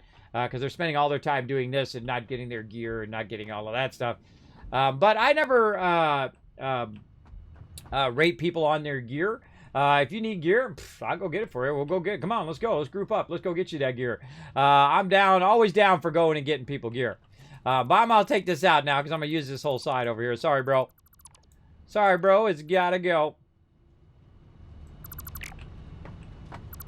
I'm always thinking in what am I doing next? What's the next thing I can try to get done in that line, right?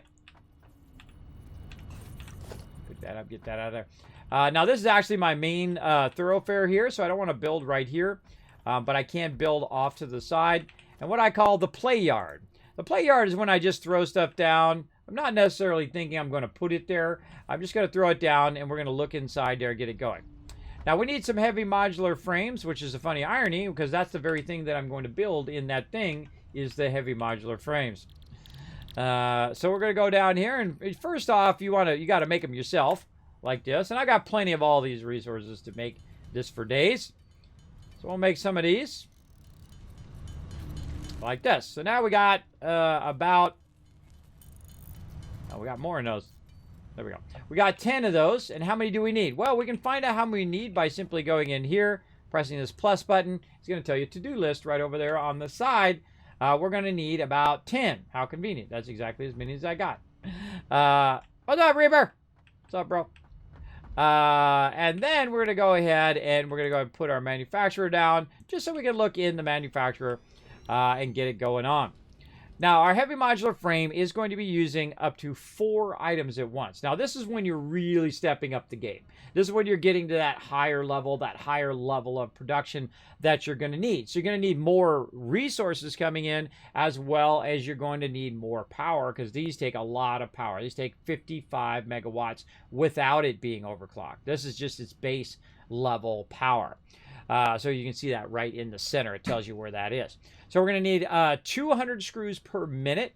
We're going to need encased industrial beams at 10 per minute. We're going to need 30 steel pipes, and we're going to need 10 modular frames per minute.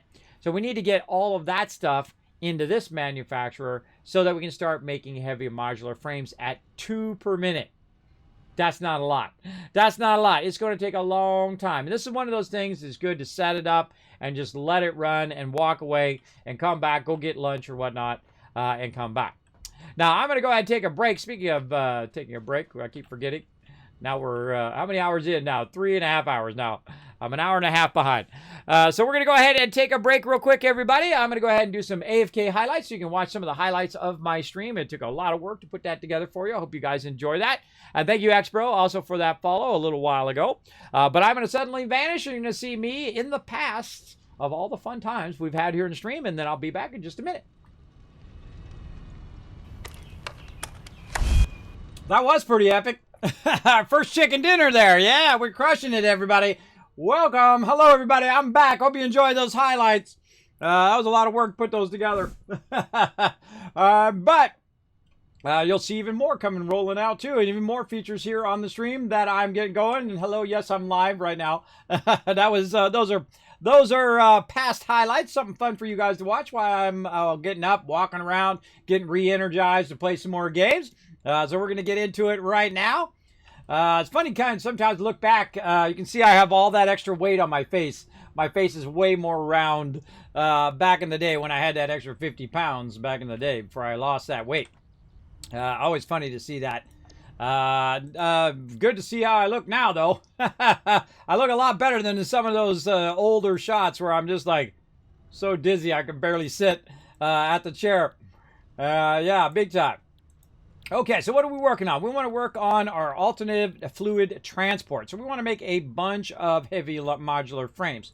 Now, what we can do is we can just bypass the actual manufacturing, because this isn't that many. 25 is really not that much, and all the rest of this we probably have this just sitting around, like these motors.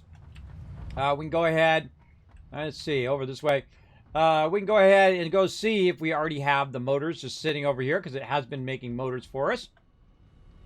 Into this box. Oh yeah, plenty of motors in there. We should have a good amount on that. And so we don't necessarily have to build a big old giant production line for doing that. Now eventually we will need to build it. But to just make this, you don't necessarily have to do that. Now, I've also been running some screws in here, so I can just grab those screws right out of there. Nice and convenient.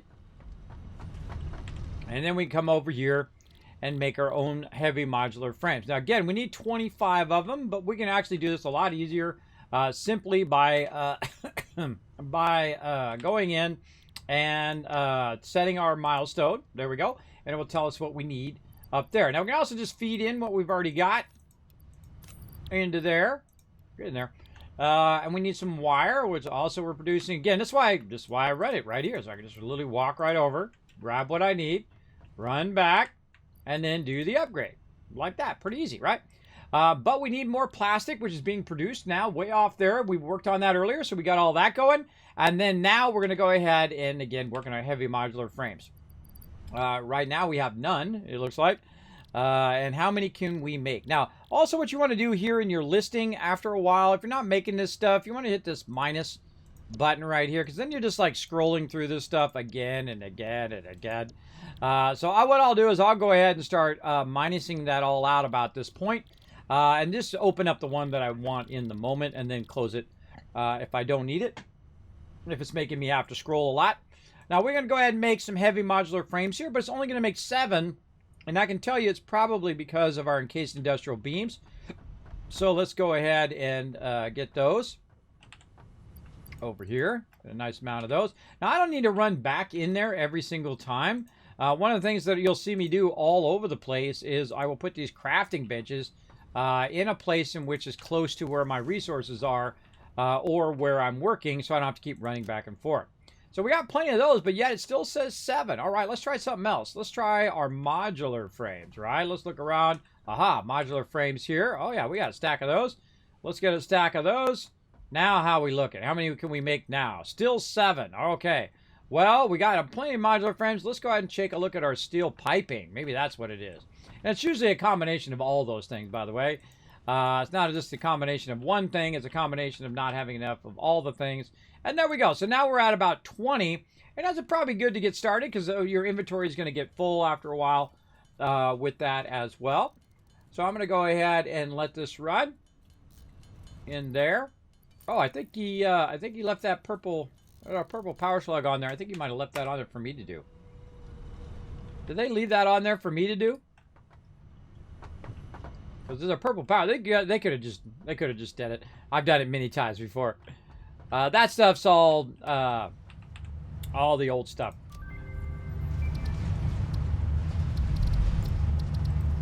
Let's go ahead and just do the purple one.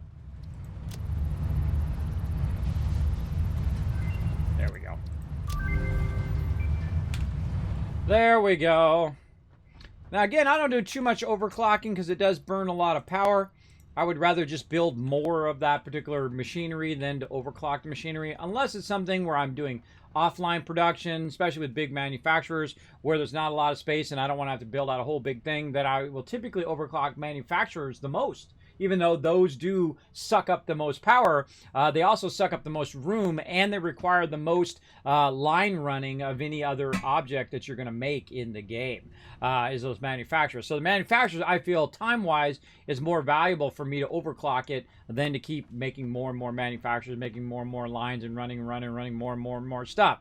It's all about that time, everybody, not just about the overall power efficiency. Sometimes it's a good trade-off of you cost you more power, but it takes you less time to run all your lines. Anything else we can put away in here? No, I think we got it. Go in there. All right, back to this over here. So let's get over here again, make some more heavy modular frames. Let's get those going. Now again, I'm holding down the space bar. You can hold down the mouse button, or you can hold down the space bar. I find the space bar to be easier. Typically, you won't see me doing any of that because you can't see my keyboard. But we're going to go ahead and just keep letting that run. Do it manually. And we're going to see about the point in which we're going to run out. I'm betting it's modular frames. That's going to be the first thing that runs out. Also, another good one would be your screws. You can see the screws, and if you can see the numbers there, there we go. Modular frames ran out first. But that's okay. Again, we have been making a bunch of modular frames while we're busy doing other things. Even though they go really slow, it does help a lot. And then the next thing is probably going to be screws. There we go. We're at 20 now. So very close. And since I have all the resources nearby, it makes this easy peasy. All right. 5 more and we got this.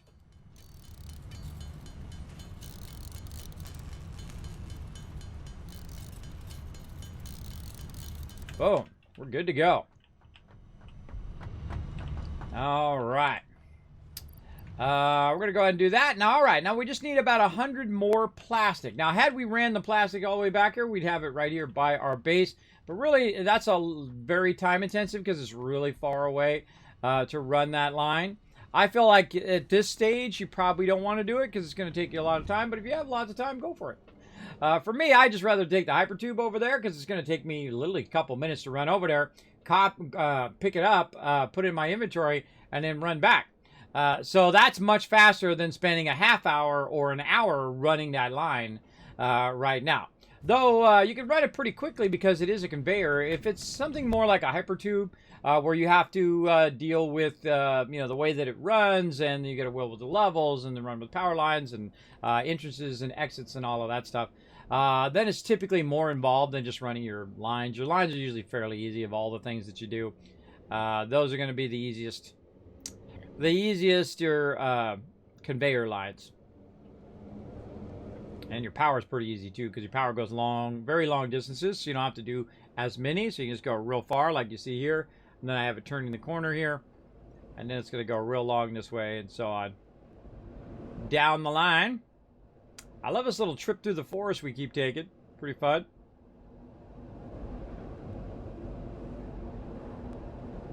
Now you can also check your inventory while you're going, and I've left a good amount of room in my inventory to grab much of that plastic once we get there. And then we'll literally just get an hypertube and we'll come back. Now we also want to get some rubber while we're there too, so we can utilize that. And we'll come back later and we'll stack those resources along this line and run it back to our base. But I want to make sure I have enough time to get on to the next stage.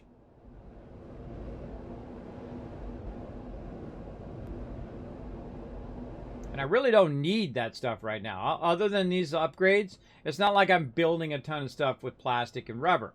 I'm not at that stage yet. When I'm at that stage, then I will take it and I will run it.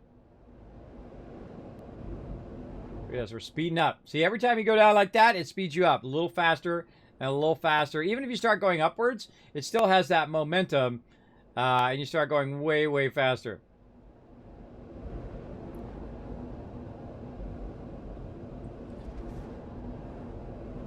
And there we go. All right, here we are. We got that going on, and so we have our stuff running right here to our box. Let's go over here and get it going on. Right over here. Oh, we got some rubber there. Very nice. Let's grab that. And then up here on the top side, we should have a bunch of plastic. Look at that. Boom. Let's just grab it all. Very nice, or as much as we can carry. And then let's also just take a glance at everything. Oh, what's this? See this? Why is that red? Why is that not running? What's going on with it? See, I always take a glance at stuff when I come back, just to make sure that everything's running as intended. Let's go look at our production here. That's looking good. Now, another thing that I noticed when I looked in the box, there wasn't that much in the box. And that's most likely because I didn't tell it what I wanted it to be. Right? And this is something you definitely want to learn to double check all the time. Even if you think you got it going. Usually, you're taking stuff out, you're putting it back in again, you're resetting stuff. You're trying to get stuff to go. And then you'll come back and you realize that it hasn't been running that whole entire time like that. But that's okay. I don't need that much rubber right now anyway. But that's a great lesson to learn, to look up at those and to see if those are actually green. That means they're producing. And then over here, we're going to watch and see if they're coming up. That one goes, and this one here. And that's another thing that I did on the other side, but I didn't do on this. I didn't watch it run first. You always want to watch it run. Same thing over here. You want to watch that fluid being pumped into here and then being produced into petroleum coke, which it is. Same thing over here. It's going to produce a lot more excess now, which means it's going to produce a lot more of this petroleum coke. Another great example is if the petroleum coke is not coming out at the full speed, right? If it's coming out in waves like this, is another good example of the fact that it's not at full speed. There should be no gaps in here because this is a combination of 120, 120, and this is 240. This line is 270, so it is a little bit faster than the actual petroleum coke itself, but not that much. Not that it should have a huge break like that. So once this gets up to speed, it will actually be producing a lot more per minute. So we'll let that run. And then when we come back, we'll have a lot more rubber in the bottom. Look at it. It's already got as much as we took out already in there. So pretty nice. Now let's go ahead and get back in our hypertube and start heading our way back. And while we're heading our way back, we'll do a battle. Let's go. Let's do a battle. To battle! All right, battle is underway, everybody. Let's do it! Get those bad guys. Get them. You like those highlights, Paul? Yeah, there's some funny stuff in there. Some funny stuff that we've done along the way here in the stream.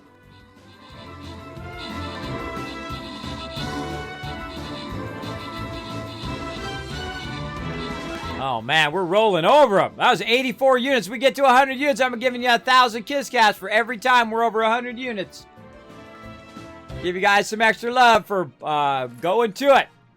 Grants and rewards. Let's see. Noble, Rotisserie G, The Last Splash, all getting some love. And Sita, MVP with 20 kills. Nice job. Back to the map. Let's go. I think we're going to go low side. Yeah, low side. Let's go. Get in as many battles as we can. All right, now we want to go ahead and put in either our mage or our healer on this one. Where am I feeling? I'm kind of feeling like right about here. Boom. Let's try that. Let's try that and see how it goes. Okay, we got the healer in. Let's go ahead and do our quest. Collect that. And we just got to put our mage down and we'll be all ready to rock. Let's get back to it.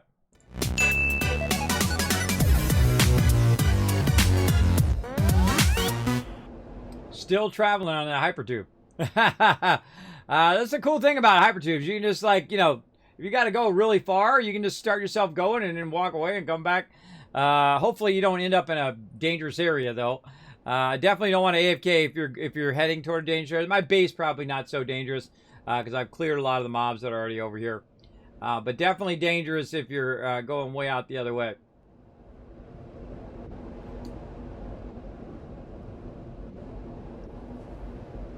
Oh, yeah, speeding up now. Oh, look how Raz coming in. Oh, new sub badge, Raz. Look at that. You got your little Viking hat. 42 months, a sub love right there. That is awesome. Hey, Kismet, today is my dad's birthday. Well, happy birthday to your dad. I've actually met your dad. Your dad's a great guy. Show him some love for me. Tell him happy birthday from Kismet. Appreciate you coming in, showing some love. Today, Raz. Everybody show Raz some love in the chat and Raz's dad as well. Awesome guy. Show him some love in the chat, everybody, for coming in, supporting the Kismet Love Train. I appreciate it big time. Big time.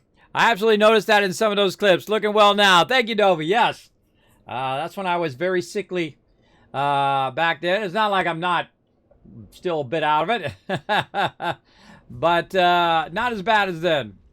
I was really bad way back when. I couldn't even sit at the computer for more than 30 minutes.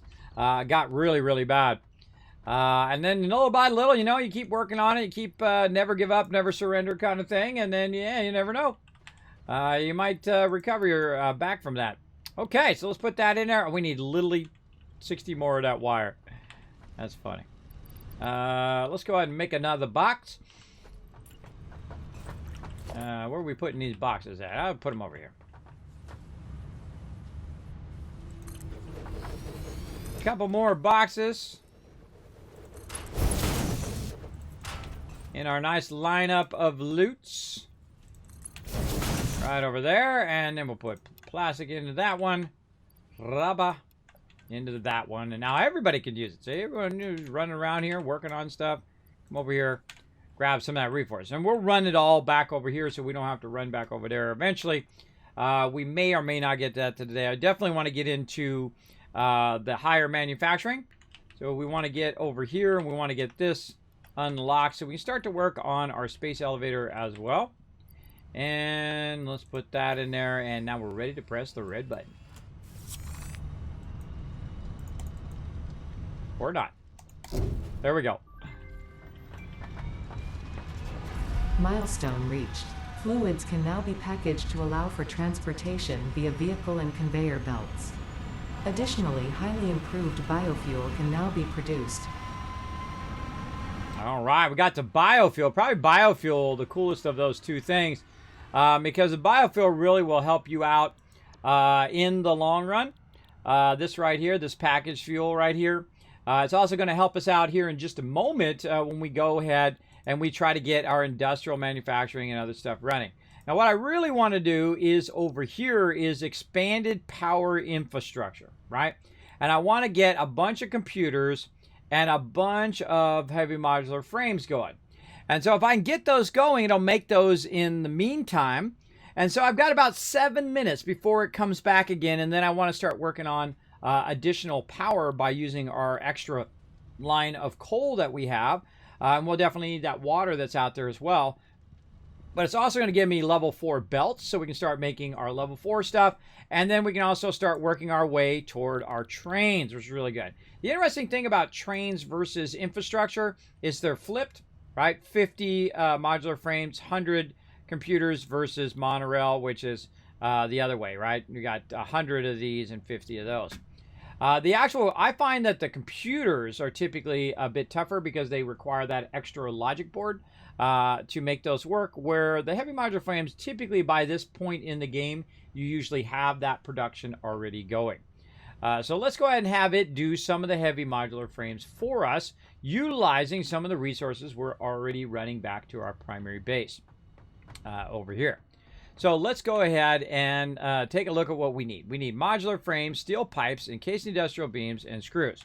Now, we definitely know we have screws over there because we were just grabbing some of those, and we got a full box full of them right here. So we got screws there. Now, one of the things I like to do with the manufacturer is I like to line it up by using its own boxes. So I'm going to go ahead and move this out just a little bit.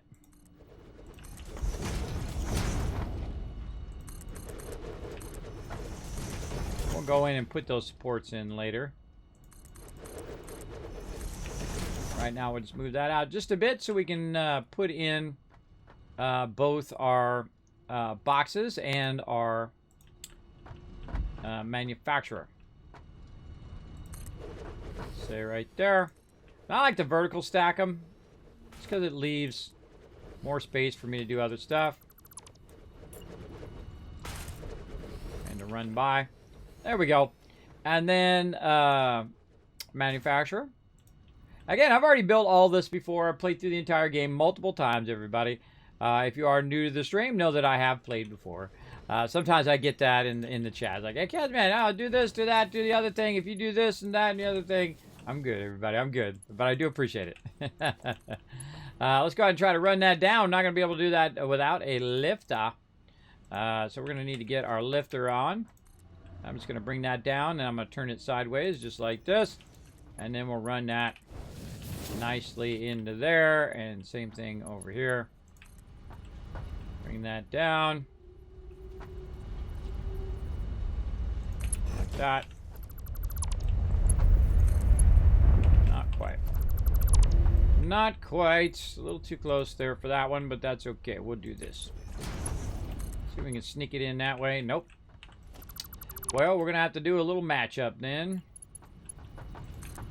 Let's play a little match game. Where we match. Try to fit those in. No, it's still too close. This is, the manufacturer is too close to the thing, so it just barely doesn't make it, but that's okay. We can always take it back out. We get all of our resources back again. And then we can go ahead and push it forward just a bit. Now, you're welcome to come join us, everybody. We are giving away a skin here for Stream Raiders, as well as playing some Stream Raiders on the side. We're also got our stream avatars down below there. You can customize your own corgi and whatnot. Now, of course, you can also help out the stream by going and retweeting. Let me go over here and see how we're doing on our retweets. Let me go look. Press my buttons. Oh, we hit it. We hit our 5 retweets. Awesome. Another 1,000 KissCats for you guys in the chat. Now, if you guys go follow that retweet, hit that retweet button, hit that follow button while you're there as well. Show some love. Oh, here comes a battle, everybody. Exclamation join space warrior priest or mage in the chat to join the battle next time. That's already started right now, so you've already missed your chance at the high school dance. But basically, you can go ahead and join us in the next battle. That's all started by the chat. You definitely want to do those battles as much as possible to unlock tons and tons of loot here in the stream later on. Later on, for sure. Boom, right there. Darn light went out. I just realized my light's off again. I think we can maybe get this across there now. We're back a little bit. So normally I run them like that. I just run them straight down into there. There we go. So now we have a place for all of our resources to go. We're doing heavy modular frames. And again, we'll start with screws. We're going to put screws on this right side bottom. So we'll go over here. We'll tap into resources we've already got, like this. And we're going to go ahead and run it backwards. Like this. Actually, let's go up here. And we'll run what's known as spaghetti. Spaghetti is when you run it without, like putting it on your belts and you do all of that. And you're just running it like this. Just triggers my chat, and I love every minute of it. And then we'll go ahead and run it over here. Now, I don't like to run it at the lower levels because it does block my walkways and stuff like that. So you see me very rarely run it at the bottom level anymore, because we want to definitely leave our driveway here to be able to go back and forth. And again, this is just temporary anyway, because it's going to feed those screws in there and feed that into there.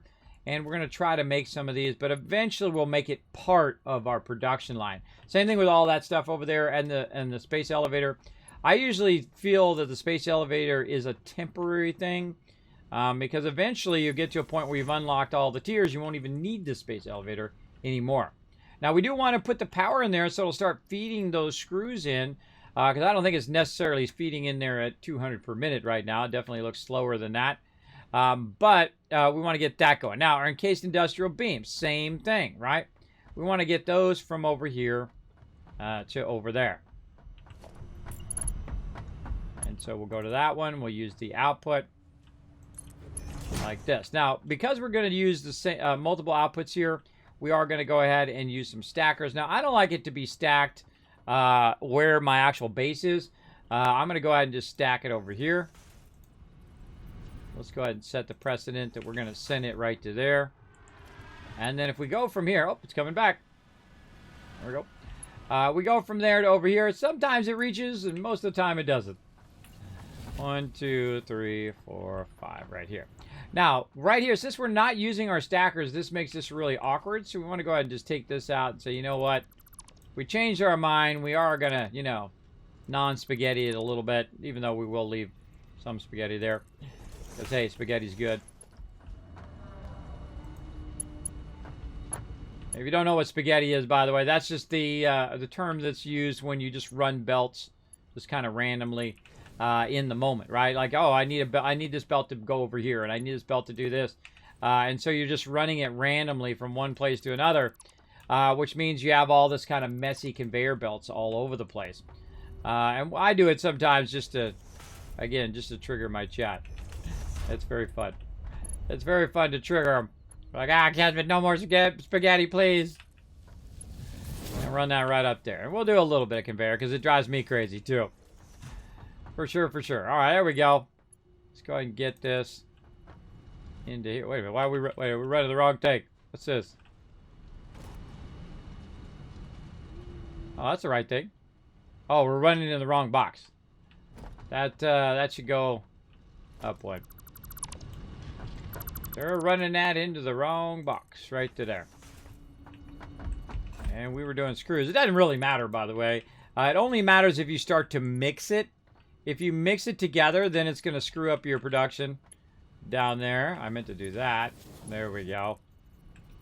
Is that clipping? Oh, perfect. No clipping. And we'll run that. I guess we could probably run that one higher, too. Run that one a bit higher. This one. That one into this one.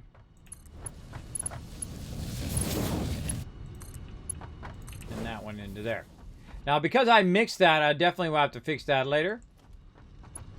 We'll have to go in there and fix it before our manufacturer go. 'Cause otherwise, though, that'll be on that same line. And we definitely don't want that. Feed that accidentally at the same time, because then we'll have two of the same resources being fed in and our production will come to a stop. And you can see it's feeding that in there and whatnot. Now it actually will feed the item in until it's full. See right there? Oh, and then it's the man. That timing was dead on. It'll feed it in there until it's full. So it's still, if it has enough screws it can run in there, it'll run all the screws in and then run the encased beams after it. But if you have too many encased industrial beams and it fills, then your screws will not be able to run in and it just screws up your whole production. So you definitely want to keep them separate. We just lucked out on that one that I didn't have to go in and fix that. And so now both of those lines are run. Now, what's the next thing we need over here? We're going to need actually steel pipes and modular frames. Let's go ahead and get those going. And we'll do the same thing here. And bring that up to there. And this one I'm going to run probably around the outside. Let's go find our... let's do our frames first. Now, our frames right now are running off to be used elsewhere. You can see them right there. So they're going up and out that way. I'm going to go ahead and just cut that off. Take that out. Middle mouse button that so I can turn it around. I'm going to move it up just a little bit here so it doesn't clip through this other belt. And then I'm just going to kind of run it across here, even though normally I don't like to run it by where my base is at. Usually I keep this as a build-free zone.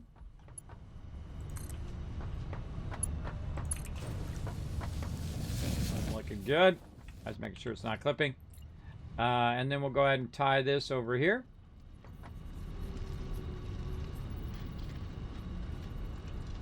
Like so. And again, I consider all this stuff to be temporary. I don't consider it to be final stuff, right? This will all be redone. As we unlock the different tiers, you're going to get better belts and more speeds and more pieces and parts that you can use to optimize your factory. So I find that a lot of times I will just build in stages, and then when I get all the stuff unlocked, then I'll build that kind of final mega base and whatnot. All right, we need our pipes as well. We'll probably type into that one as well with our pipes, so we don't actually have to run that to the other side. We'll go ahead and go up a bit higher on that one, and that's going to allow us to tie that hopefully across. We got our hub in the way though. Might have to go up a bit higher. Yeah, it's hitting our hub. No worries. Take it out, middle mouse button, click, up we go again, but we're going to turn it this way, and let's see what we can get away with on that. Still not quite. Yep, still got to go around that corner. Let's go ahead and try to control a little better. Like this.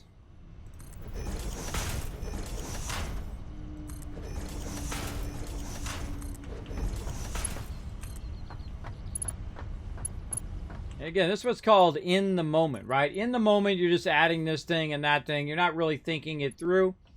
And this is why they call this spaghetti, because you're just running it everywhere. And it's just going everywhere, and it's not really organized and all of that. But it still can be fun, especially when you're playing in the very beginning. Don't let nobody discourage you from just doing it however helps you learn how to play. And then later on, you definitely want to work on your techniques of making it better. Right, and that's why this game such has a huge replayability, because you're always trying to make it your builds better and better and better each and every time. There we go. That's all in there, ready to go, and that's it. GG. You know, we just walk away. Now, because this takes so long, if you're waiting for heavy modular frames, it's definitely you can go ahead and basically copy that, and then let that run and just walk away. Now, one of the things that I'm going to do is I'm going to manually feed some in here to try to speed this up a little bit, and I'm going to overclock it as much as I can. This is usually one of the very first things that I start to overclock, just because it requires less effort for me to run a bunch of stuff in there. Now, we're going to go ahead and grab all the little glowies we can. We're going to see if we've got any in here. We have 2 in there right now. We'll grab those out, and then we're going to convert those into our little guy. Where is it, man? I forget which one it is. Industrial parts. Power shards right there at the top. Right there. All right, perfect. We got 3 power shards, exactly what we need. Now, the power shard, you need to go find the little glowy worms, as I like to call them. And you go find them, then you grind them up, and then they make power shards. And then you put your power shards in, like that. And you can type the number in if you want over here, or you can just drag it. I prefer doing the dragging most of the time. And then now, instead of it going at 2 per minute, we're going to see this number change over there on the side after it does this one. And now we're doing 5 per minute. So basically it's 2.5 times the amount it's going to do. It's got plenty of backlog of all of these things, screws, encased industrial beams, steel beams. But eventually it'll get to a point where we've burnt up all of these resources, and now it will not have any more, and thus it'll go much slower. But in the meantime, it'll make us a bunch of modular frames, and that's what we want, right? That's what we want. I'm really building this way out here without any supports. We got to definitely get that fixed in a bit. So let's go ahead and get this going. Again, we definitely want to get time for our Learn to Play today. I feel like we get this in place. We've kind of crushed it for today. Right over here. And that in there. All right, crushed it. Okay. So now we're going to let that run, use up all that extra resources that I'm not using. He's also producing a lot of steel beams over there. So we can run those steel beams and those pipes over here. That will help us in this production in the long run as well. And then later on, we'll come back. Just stretching. We'll come back and we will basically go in and optimize all of this. So that's running on real clean lines. We can also do underfeeding, which you might have seen me do in the last playthrough. I did a lot of underfeeding where you feed it from underneath. You have a whole run level. That really cleans up all of these lines because there's nothing obscuring it. See, like when I'm running that line up here, it's being obscured by my hub. That's why you have a lot of this stuff going on. But if you're running it underneath, the only thing that obscures it is other lines that you're running. And most of the time you have those nice and organized in stacks, or you're using walls. And the reason why I'm not using it right now is because I typically will unlock the walls later game, and then I will run it all using the walls and using it much cleaner than it is to run it with your stackers and stuff like that. So that's off and running. So let's go ahead and look at our next milestone here. And we might take another little break here. And then we'll get into some first feudal. Oh, we need to make some fabric. Let's see if we got enough this stuff back here. Let's see. Oh, we got tons of it. All right, we got tons of it. All right, we'll go ahead and get this unlocked. Our little gas mask.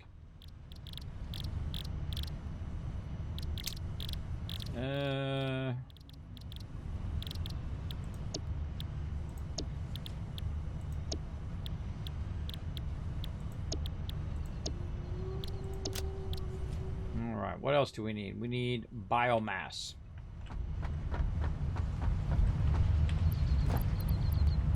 Some right there. How convenient. Not going to be enough, though, but we got some. At least I don't think so. Oh, I should have marked it. By the way, you can mark this stuff in here. Which one are we doing? I've forgotten already. Oh, I forgot. Oh, look, we got a thing down there. We get those going. I thought we made some of those earlier. Get more pocket dimension going on. Man, which one was I doing? That's my attention span, everybody. About that long.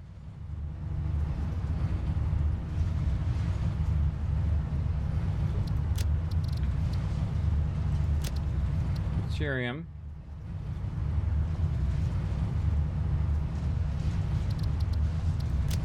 That was done. Marsilia done. Nutrients. Nope. Power slugs. Nope. Quartz. Was it quartz? Can I try to unlock whatever I can? Maybe I already unlocked it. I remember what it was, everybody. Sucks having... Or someone else might have unlocked it. I wonder if he unlocked it. I remember it was unlockable earlier.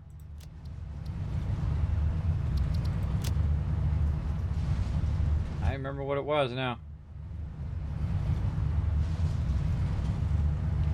Brain freeze.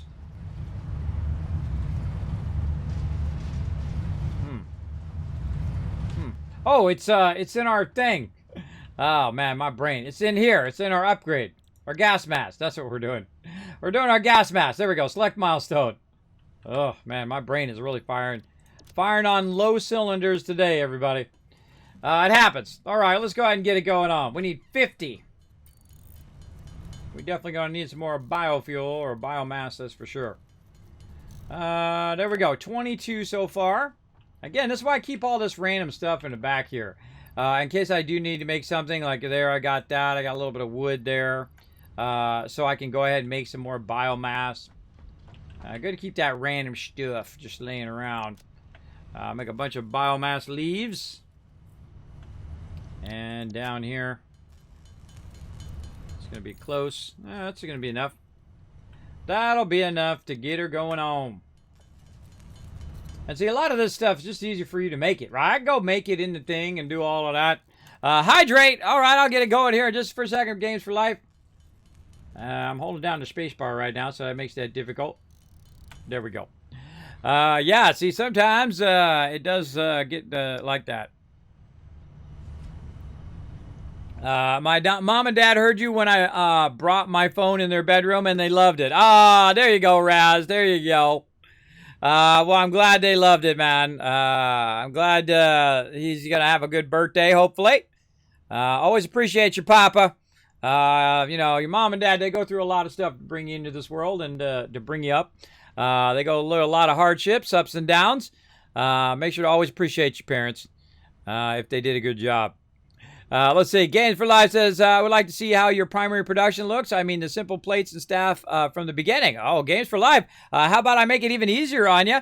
If you actually go to my YouTube channel, you can look for the Kismet's Rule of 8. And I will teach you the secret to the entire game. That's right. How to go in and optimize anything and everything and master this game like breathing. For sure, for sure. You can make emergency bypass power supply. You can, definitely. From the biomass burners, you absolutely can. You also can do batteries, which we're using now from the new one.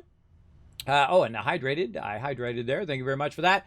And so, yeah, you can go through and watch that. It'll tell you exactly how I built those simple plates and that kind of stuff. And you learn ratios. And once you master those ratios, that's it. You've mastered the game. From the very beginning. The toughest one in the very beginning is going to be your reinforced iron plates, is to get that equilibrium of it down. Once you learn that equilibrium. Increased odds of survival in gas-based hazardous environments. Fixit Incorporated would like to extend the friendly advice to not forget to change filters regularly. Well, thanks for letting me know. All right, gas unlocked, ready to rock. Okay, so now we got up to tier 5 done. Man, we've been making some good progress today. Really would like to work on this, but we definitely want to let our heavy modular frames run for a while. And then we want to get into computers and stuff like that. We definitely want to let our rubber run. There's probably 400 rubber over there. Is it probably like 1,000? Oh, look out, here comes the bombs. And so on. And we got that going. Definitely want to get our jetpack unlocked. The second we get this unlocked, our fuel generator and stuff like that, though we could do fuel right now and get this done. That's a pretty easy milestone, is the jetpack. I really like the jetpack. I typically use the skates more, but I do like the jetpack. That's pretty fun. Also right here, our pipeline upgrade we could get, right? So we could just tear all that manufacturing that we did for oil and run the oil line all the way back to our primary base, so we don't have to run over there every single time.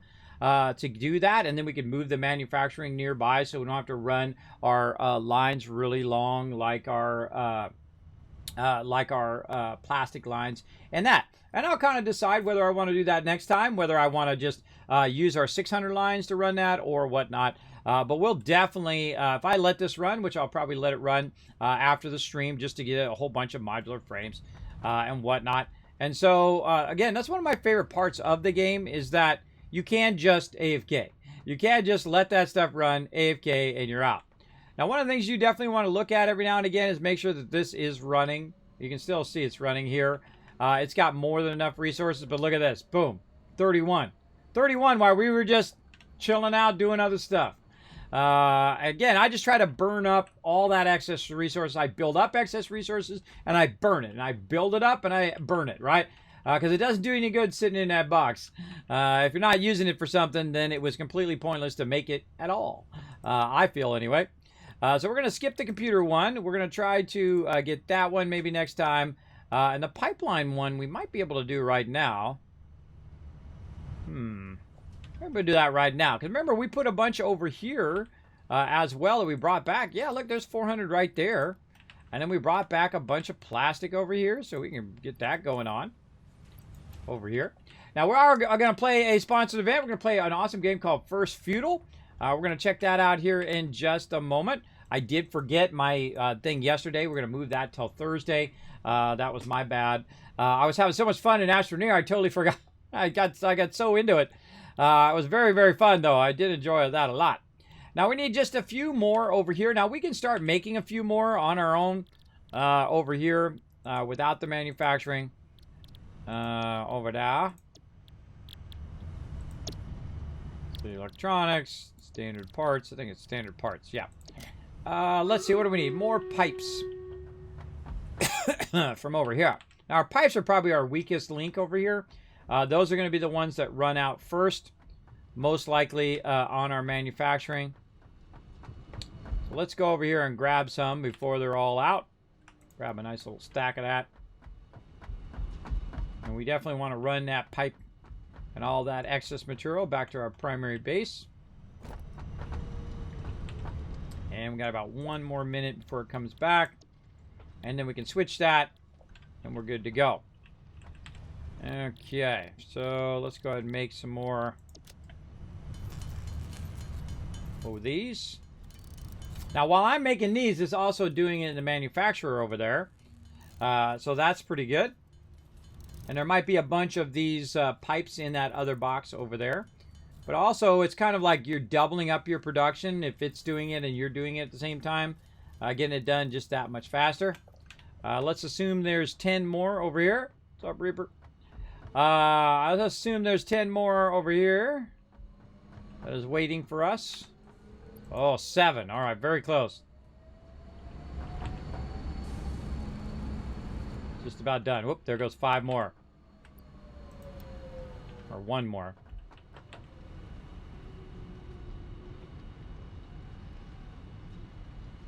I was trying to catch up on the screws. Let's just help it out. Did it run out of screws already? There's no way. What line is this? This is a 3. That's a 270. That should be going fast enough where it's not running out of screws. That's weird. I should be overwhelming it with screws. Oh, that's 500 per minute. That's 500 per minute right there. I just noticed that. That's 500 per minute. That's actually, that's why it's slowing down. So it does a full stack every single minute. Now, here's a fast way to help this out, is to go in and manually feed it in there. Because then it's going to keep going at maximum speed to kind of manually feed it, because I don't have a belt that's fast enough yet. But we'll get into it here in a bit. We will keep it going. And I'll put some more in there. All right, so there we go. So we made a little bit more over here. And there we go. We should have enough now. And our vehicle is back. We can see it sitting up there on the top. And we can unlock this one last thing. Then we're going to do a battle. And then we're going to get into it. What we're going to unlock? Unlock the pipeline for next time. Oh, more copper sheets.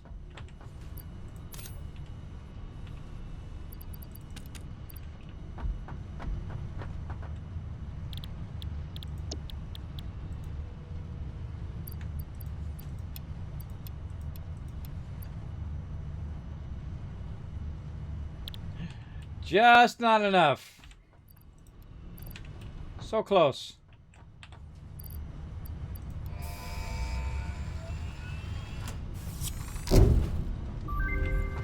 Another one done. Pipeline engineering. Now we're going to do our double pipes so we don't have to have so many. And I'll probably go back to my coal over there and combine those pipes into a single pipe and run that along. For better vertical transport, respectively. All right, awesome.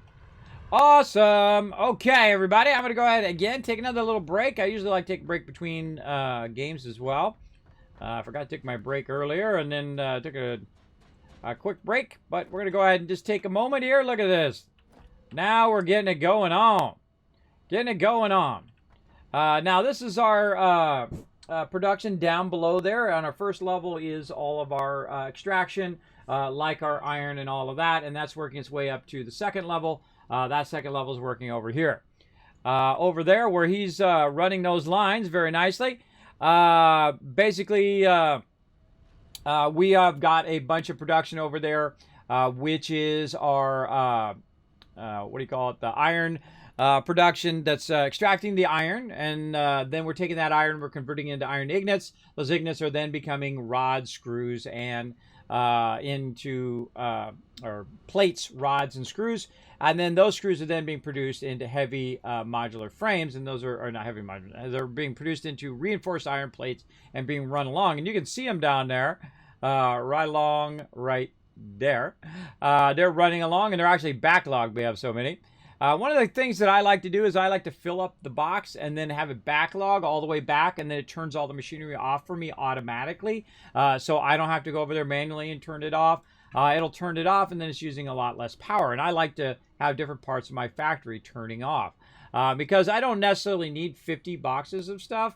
It doesn't really do me any good in the short term, though you can just let it keep running. If you have enough power, you just let it keep running, because eventually you will use up a tremendous amount of resources. And had you done it from the very beginning of the game and you built up 5-10 boxes, you could be doing what I'm doing right now, where you're using that backlog of resources to make the stuff, right? This stuff is not necessarily running at this speed, right? So it's just I have a big backlog of it, so it's running at that fast 240 and burning that up. Now you can see one of those is run out there. The bottom one has run out of resources, and so that's going to obviously stop our production eventually. As we wait for it to make more modular frames, which we'll see it come down here. There it goes. Because our modular frame production is really low. We definitely need to work on that. Okay, so I'm going to take a break for a little bit. You guys can... I'll let you guys watch Reaper down there. Too bad I don't have a jetpack get up there. Let's just jump for it. I can't make it. Let's go ahead and... put up a little lookout tower. Oh wait, we're gonna do AFK. I forgot. We're gonna do AFK highlights. I forgot. But that's okay. We'll go up here. We'll take a look at what he's up to. He's running that stuff back. He's running back our iron most likely and whatnot. Maybe he went all the way back and he's running that other stuff. We'll see what he's running. Now look at this. We're getting to the point where this guy, whoa, right overhead, right? I think it's about as high as we're going to build right there. Let's see. He's bringing some concrete. He's bringing a bunch of steel items. Yeah, it'd be good to run that right up. I'd run that to the back, bro. I'd run that to the back, Reaper, and tie into the line we got around the back. I'd dogleg it over there. Dogleg it and follow that iron around the back, and then end up on the other side so you can just tie it into the current lines. If you keep running it this way, you're going to have to double run it. Right? Hopefully you're watching the stream. Yeah, he's watching the stream. Yeah, I'd run it along the backside. This way you're going to end up right where the lines already are, and you don't have to redo all the lifters and all that stuff. You can just tie it into the current lines. I think that'll work better. Yeah. See, good team player, man. Good team player, listens and communicates. Works really good. Okay, let's do this battle, and then I'll take a break. To battle! All right, battle time. Let's do it. How many units we got this time? Oh, it's about 70 units there. Let's do it. Let's see if we get them all.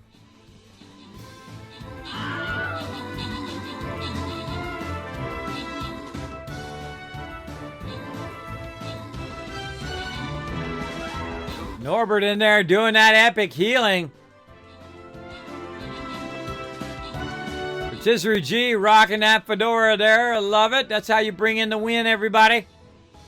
You bring in the win when you're rocking that fedora.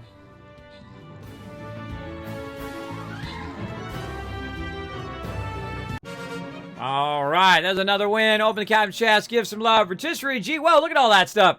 Rotisserie G, 403 City Girl. We've got Noble coming in. We got Mini Murph, as well as Reaper, all getting some love. And Dax Platinum, overall MVP with the 6 kills.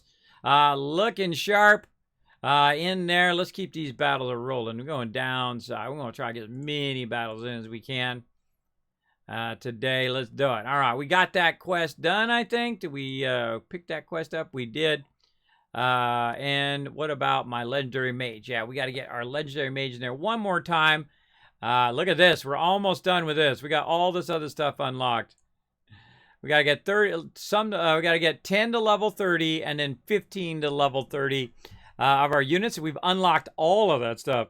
I'm telling you, played this game a lot. It's really fun. Let's see. Let's go ahead and check. Actually, let's check the store. See if the scrolls. Another 41 minutes on that. All right.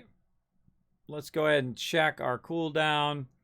Another 63 minutes, so another hour. Hey, Suri. Never mind. We'll set that timer when we come back. Let's see. Let's go more archer. Try to get the archer going on. This is the 2 skull. Yeah, I'm feeling kind of back here. There we go. All right. And we're going to go ahead and go back to my other game. Let's go.